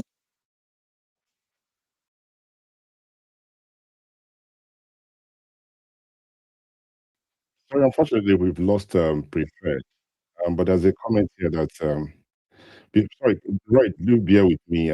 Somebody just tagged me to it, something they said, so I think it's very important I read that out. So this is from an individual called Engineer Khalid. I believe I pronounced your name properly. So I'm just going to read out what Engineer Khalid said. Tagged me on it, and I'm able to say it. He said, maybe mindset should start by telling us how much they are paying him and bring along that non-APCCLOWN Zario why he's at it. For years, there have been allegations of illegal fee tapping by the federal government, yet many of you were silent. Why? Let me continue. Why all of that was happening? Terrorists were attacking, killing, and assaulting ordinary Nigerians. I didn't see this same outrage of energy, but now suddenly everyone is shouting and crying. When Nassau El-Rufai say he knows someone who have the NSA, people are furious at Malan. Instead of misdirecting the anger, why not focus on fixing the leak within the government? If you look at it objectively, you might see he's pointing to internal weakness that need to be addressed, not just stirring stirring controversy. And thank you very much, Mr. Khalid. I'm not sure who you paid the money. I've not received the money yet. I don't know where you guys, whoever that paid the money. The money has not arrived yet. I'm looking at my phone. There's nothing to say that the money has arrived. So whoever the money was paid to, please, I would like you to send the money to my account. Now, you might not like my position. My position has not changed. When the individual released a private conversation with Atiku Abubakar, I condemned it. So I'm not sure where you were then. So maybe I was paid to do so. When they tapped Peter Obi's phone, I condemned it. I don't know where you were. Now, you might be a member of ADC. You might be someone that you're close to Malam Nasu Erifai. I don't play my part. I don't work that way. Tomorrow you might see me still condemning Bola Ahmed Tinubu. That's the kind of person I am.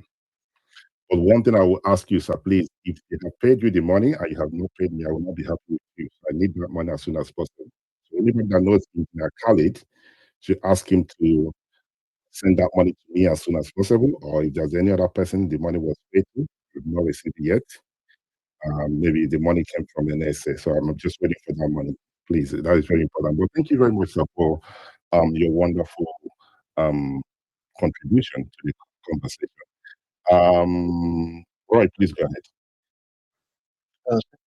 I'm here. I'm still here. Preferred, please, can I continue? Please? No, okay. No, you don't do this, please, sir. Please. If you just rejoin, Please, can you mute your mic, please? You dropped, you were speaking, then you dropped. If you just rejoin the platform, all you need to do is raise your hand and we'll then pass the mic to you. Right? Just hold your thought for a minute. Let's hear from Roy, then we'll come back to you. Thank you. Roy, please go ahead. Thank you, Mindset. It's been quite interesting. I really admire you in some ways because personally, if people make the kind of comments that I just heard, I will ignore. But like I said, I admire you for that. You will even read it out. There are some things that are so insignificant to me. And yeah. Anyway, I just wanted us to cast our minds back in all these conversations. I don't want us to lose um, sight of things that are facts, things that we've heard, and of course, tie it all back into what is happening. If we recall, I think it was Daniel Bwala that claimed that terrorists use Starlink to evade Nigerian intelligence services. Point taken, incompetence, isn't it? Me and there are so many other nations, even those that they claim Nigeria is greater than, that can trace terrorists of the same groups across, not even away from our own region, say West Africa. Nigeria is supposed to be the giant of Africa as a whole. But even in West Africa, there are other countries that can track terrorists. They can't. But they have they are tapping into other people's conversations, and people are tapping into theirs. So is that not a clear evidence of incompetence? It is absolutely. Now, secondly, coming to Ervai himself, he has tied himself in so many knots, and I always say that Ervai, as intelligent as he is, his intelligence is not to the benefit of Nigeria, and he is one, in fact, the most dangerous Nigerian politician alive today. Now, look at the comments he made around Dadiat. Like I said before in my earlier submission, there are so many um, things that Dadiat has said to Elva and even tagged him. So saying Dadiat is just a claim, which must be investigated. So that comes down to the issue of investigation. Plus, his children directly spoke about Dadiata. So even if we take his statement of not knowing Dadiata uh, to consideration, what about his children? Both of them, Bello and Bashir, pointedly during that time when everybody was uh, trending the hashtag for Dadiata, were mocking and saying they were responsible for it. I did not know that they were also children. I'll yield now, myself. I did not know that they were Ganduje's children. They are Erifai's children. He's responsible for them. Even if they're adults, they still bear his name. As we begin to wrap up the conversation, I believe we'll probably might come back tonight. As I made a promise, I'm on holiday for the next 1 week or so. We're going to continue to host spaces and discuss everything and anything that has to do with Nigeria. This is the same mindset. This is the where I am for now. This is where I'll be hosting my spaces. But well, I would like to respond to one of the things that you said. You say you admire me and everything. Sometimes people feel when they tag you and they call you out, you just don't want to read it out. It doesn't matter to me. Right? So I just wanted the person, if he's still on the platform, to know that I've seen the message and I'm going to read it out for everyone to see. Okay? So when people do these things and you ignore them, they think they have it all. As long as it has to do with the platform, put out your comment there. I will read it out.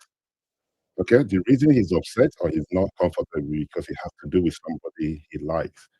When somebody did it against Atiku, when I was condemning it, where was he? When they did it against Peter Obi, when I condemned, where was he? Now it has to do with somebody he likes or he respects so much. Should keep quiet about it. That's not how it works. Tonight might be against Bola Tinubu, and that is who I am. Go back and I don't owe anybody any apology. This is my own opinion. It might not sit well with everybody, but everybody have a right to disagree with me. Everybody has the right to say they don't align with what my thoughts. That's life. But what I will not condone is when somebody makes accusation about this, and he has to find that money. Whoever that paid the money, I really need that money. It's very important that I get that money, right? But thank you very much.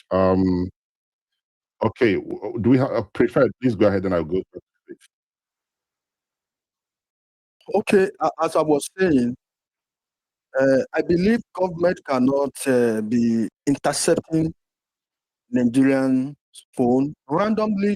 They might probably be collecting information, maybe from interest body, but I mean, technologically, you can't do that. You can be.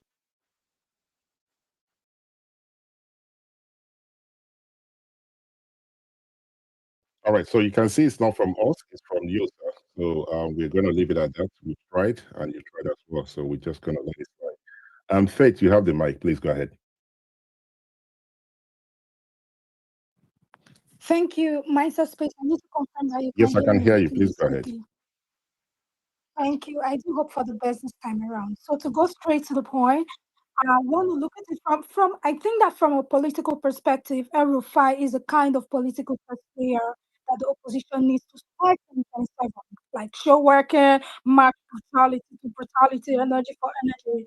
And that is even if he is using that if at all, he's using the test move for the opposition and not to increase his own bargaining power towards his personal interest. But from the point of national interest, which should concern all of us, which should be more important to all of us as ordinary citizens, ordinary Nigerians. It is safer to assume the worst before you assume the best in the situation. It is safer for us to assume it from the angle of national security than from the angle of personal or political curiosity. So, if not for the Committee of French system of selective justice and picking consequences that runs in Nigeria, yes, we would not be holding a space to ask whether Malam should be investigated or not. Instead, we would be holding a space to ask to discuss the depth of consequences and should have been facing by now, and then how to tighten loose ends from the lessons. However, this is Nigeria. So previously, I did mention that we should separate the individual from the action. But right now, if we are to bring in the personality of Erufai into context, it becomes all the more complicated because of the group of security related controversies surrounding this particular person of particular interest. So, but beyond investigating Erufai, I do also think that some persons have to be scapegoated in this issue. And I am talking in the context of ethics and, of course, of legality. Illegality, permit me to say. Barrister AA was here, he's left. I really did. I mean, let's have him more. Like, let's have lawyers more. Right? Because he didn't explain how complex it is to get approval.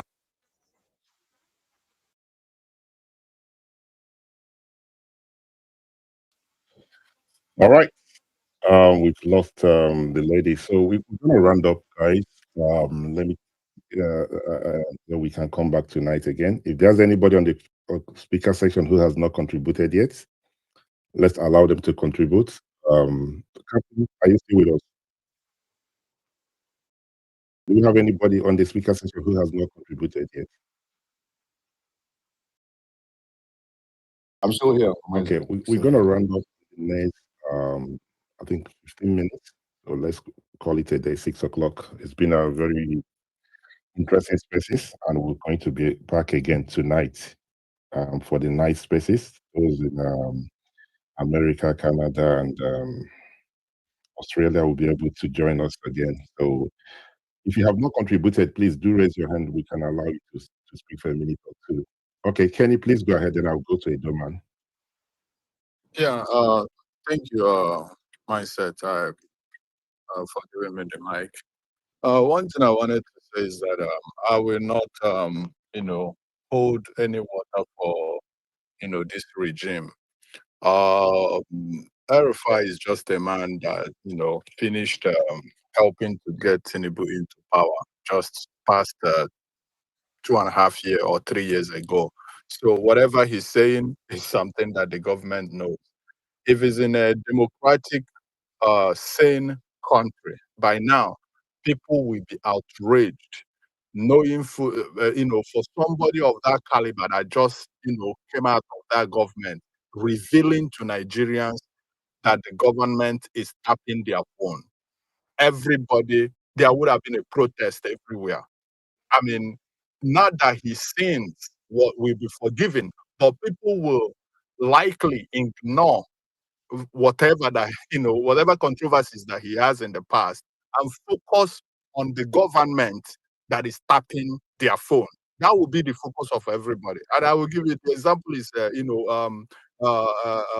this guy Snowden of when he was illegal that he tapped he took many documents from United States and revealed to Americans how the government have been tapping their phone. He was an uproar. In fact, it made Obama lose a lot of representatives at that time, the Senate and the House of Assembly at that time, just because of that. So if Nigeria is a sane democracy, people there should have been an uproar, knowing the caliber of who El-Rufia is, and revealing to Nigeria that this government is tapping their phone. We have to mind that this is there is no danger. Nigeria is in no new danger.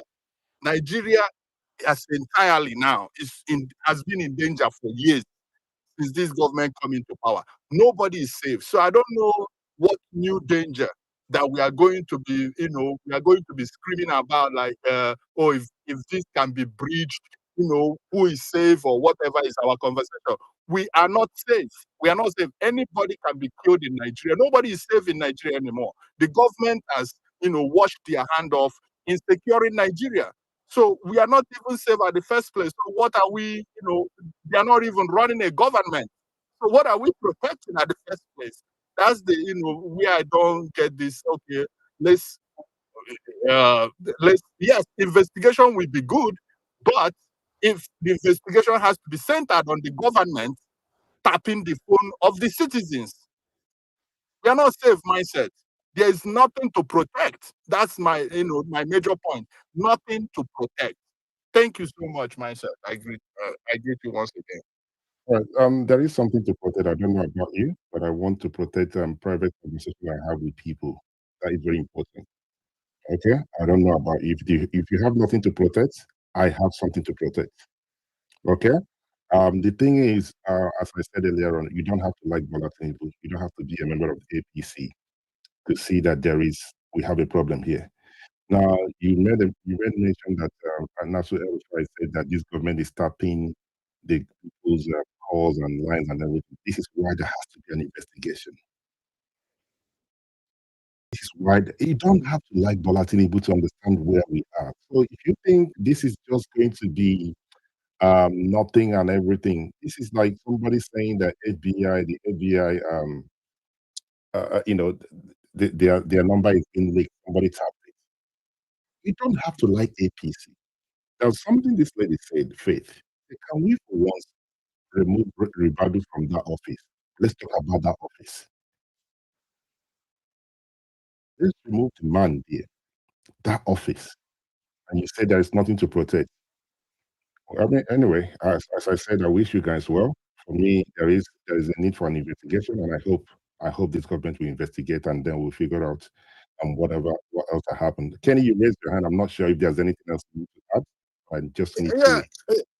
But comrade, mindset. This is not. I really don't want to do this back and forth. But the thing is, it's clear to a deaf and dumb person in Nigeria that we are not safe. We are not safe anywhere you live in Nigeria. You are not safe. Nigeria is a death trap, literally to anybody. Sorry, Kenny. I don't want to do this with you. You said, and I agree with you. I respect your opinion. Right? Can you please mute your mic, please? Nigeria is not safe. There is nothing to protect. And I'm saying to you, for you, there is nothing to protect. For me, there is something to protect. Right? I have phone calls, I have conversation with people. If somebody is saying that the NSA line is not safe, for me, it matters.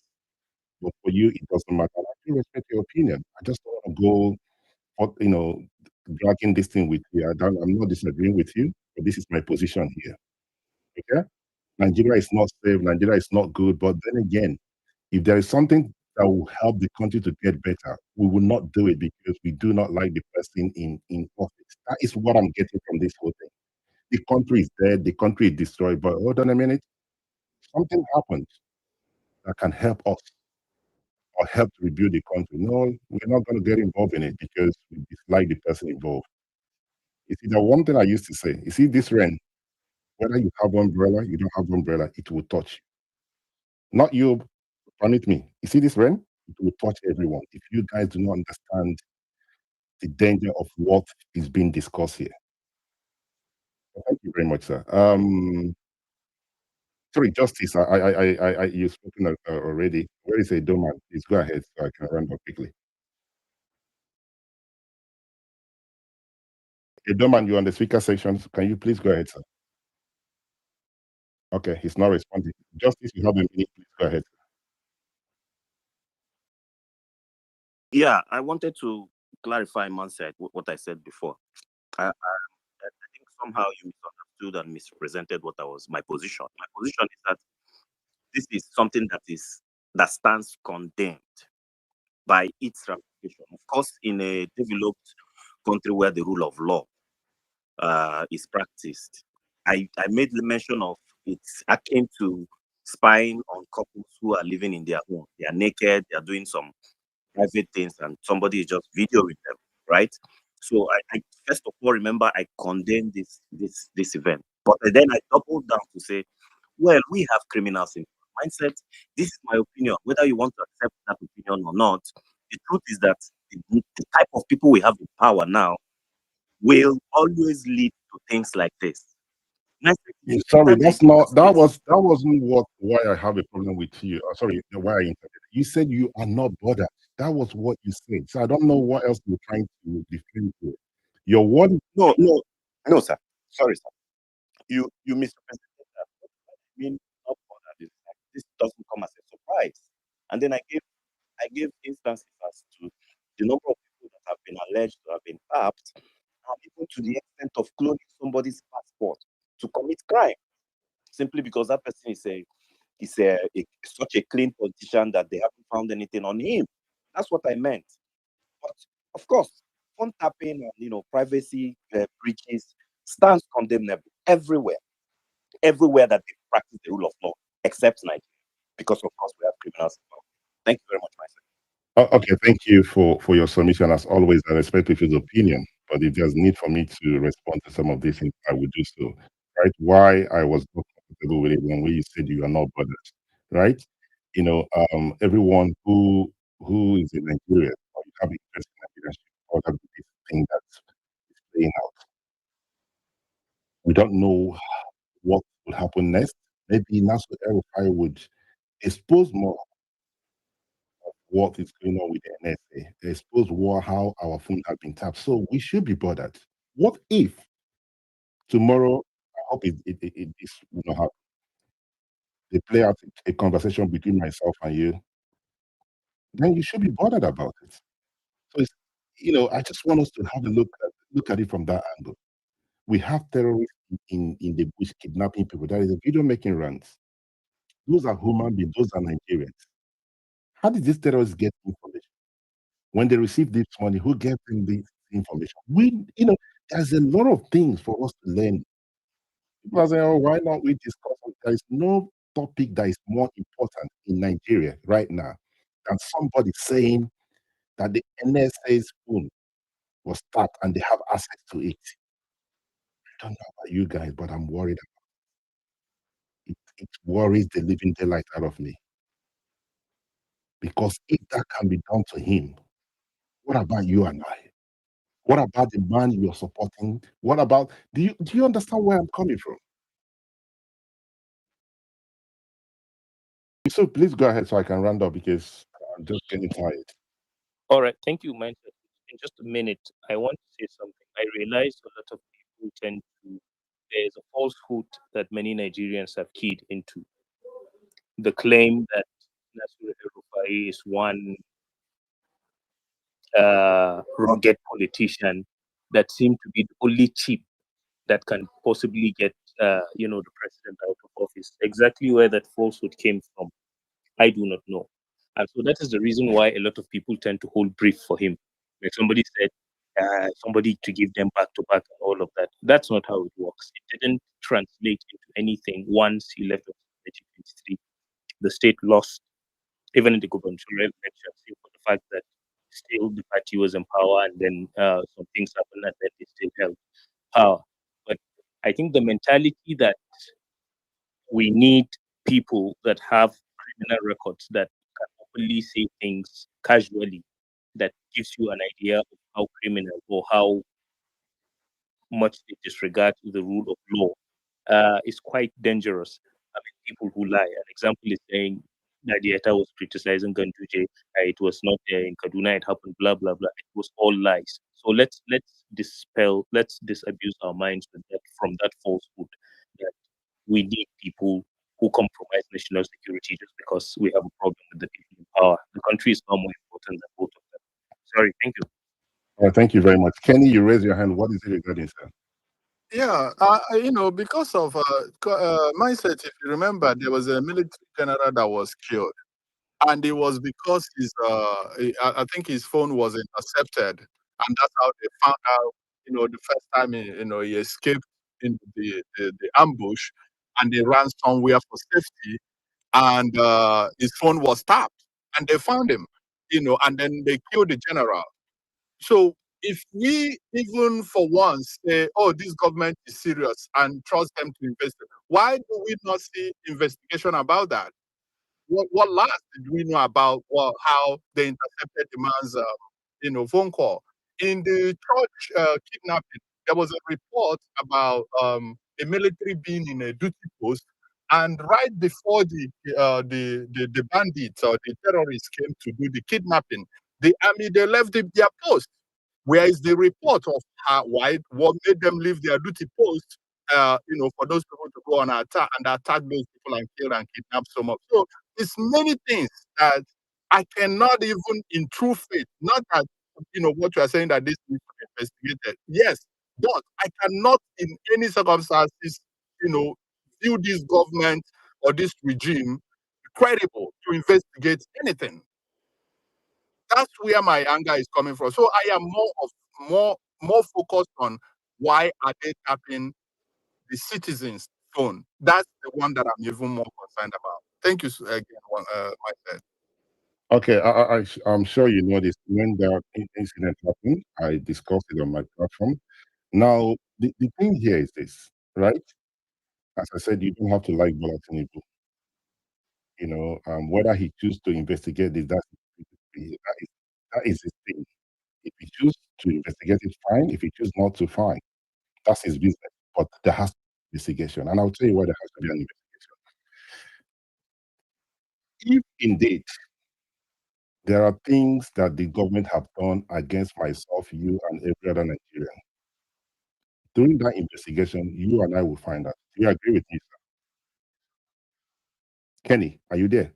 Yeah, yes. I mean, but that's in a sane word. In a sane word, No, myself. forget. Yes. Listen, because you're dealing with someone called El-Rufia who went on national TV. Said this. So don't you think that if this government decide to investigate him, ask him questions, that he will not, you think that he will not say nothing? Don't you think so? Yeah, but my concern is that they will not be transparent in the investigation. They will only bring out the parts that will damage El-Rufai. They will not bring out the parts that will damage the government. You don't know El-Rufai. Sometimes you need to know the kind of person you are dealing with before you get involved in a conversation like this. If you can go on national TV and say it, perhaps he has more evidence. So I think that some of us are getting too emotional because we dislike the government. But there is something here for the opposition, for those who are in the opposition who dislike this government to vote on to. It might actually turn out work in your favor. The reason being, when this investigation starts, maybe El-Rufai will now open a can of worms and say, Kenny, the conversation you had with myself, were you aware that these guys were listening to it? No one ever thought about it that way. So when I talk about investigation, those that love El-Rufai and those that dislike this government think, oh, you're defending the government. No, there has to be an investigation because there's two things here. One thing here is, he talked about the tapping of the NSA's phone line. And when Charles pushed him a little bit, he said, "Well, they're tapping our phone again." So there are things that we need to know who and whose phone has been tapped. I don't think you guys have actually considered it. Yeah, Ken, mindset. I get the my angle gosh, where Kenny, you're Kenny, coming see, from. there's something I dislike about you, and I'm going to be honest with you about it. You do this every time, and that is not a good thing to do. That is not good. All right, but thank you very much, sir. Thank you. Where was I again? I lost my train of thought. He does this every time when one is speaking. He just like to just jump in and interject, and I try to correct him. But I wish everybody well. Hopefully, Nigerians would um, look at it from a different angle. It's not about El-Rufai. It's not about Palatinibu. It's not about APC. It's about a country called Nigeria. And if we truly want a better Nigeria, everyone should have an open mind and condemn what needs to be condemned. It's that important. It is that important.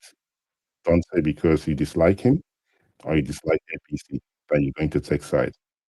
If there's something the government have done, it is important El-Rufai, when during the time of this investigation, tell us what he knows, what they have done behind the scene. We need to know those things. If the government, if there are people within the government giving him information, we need to know who those persons are. It is that important, right? On that note, I want to wish everybody well, and I will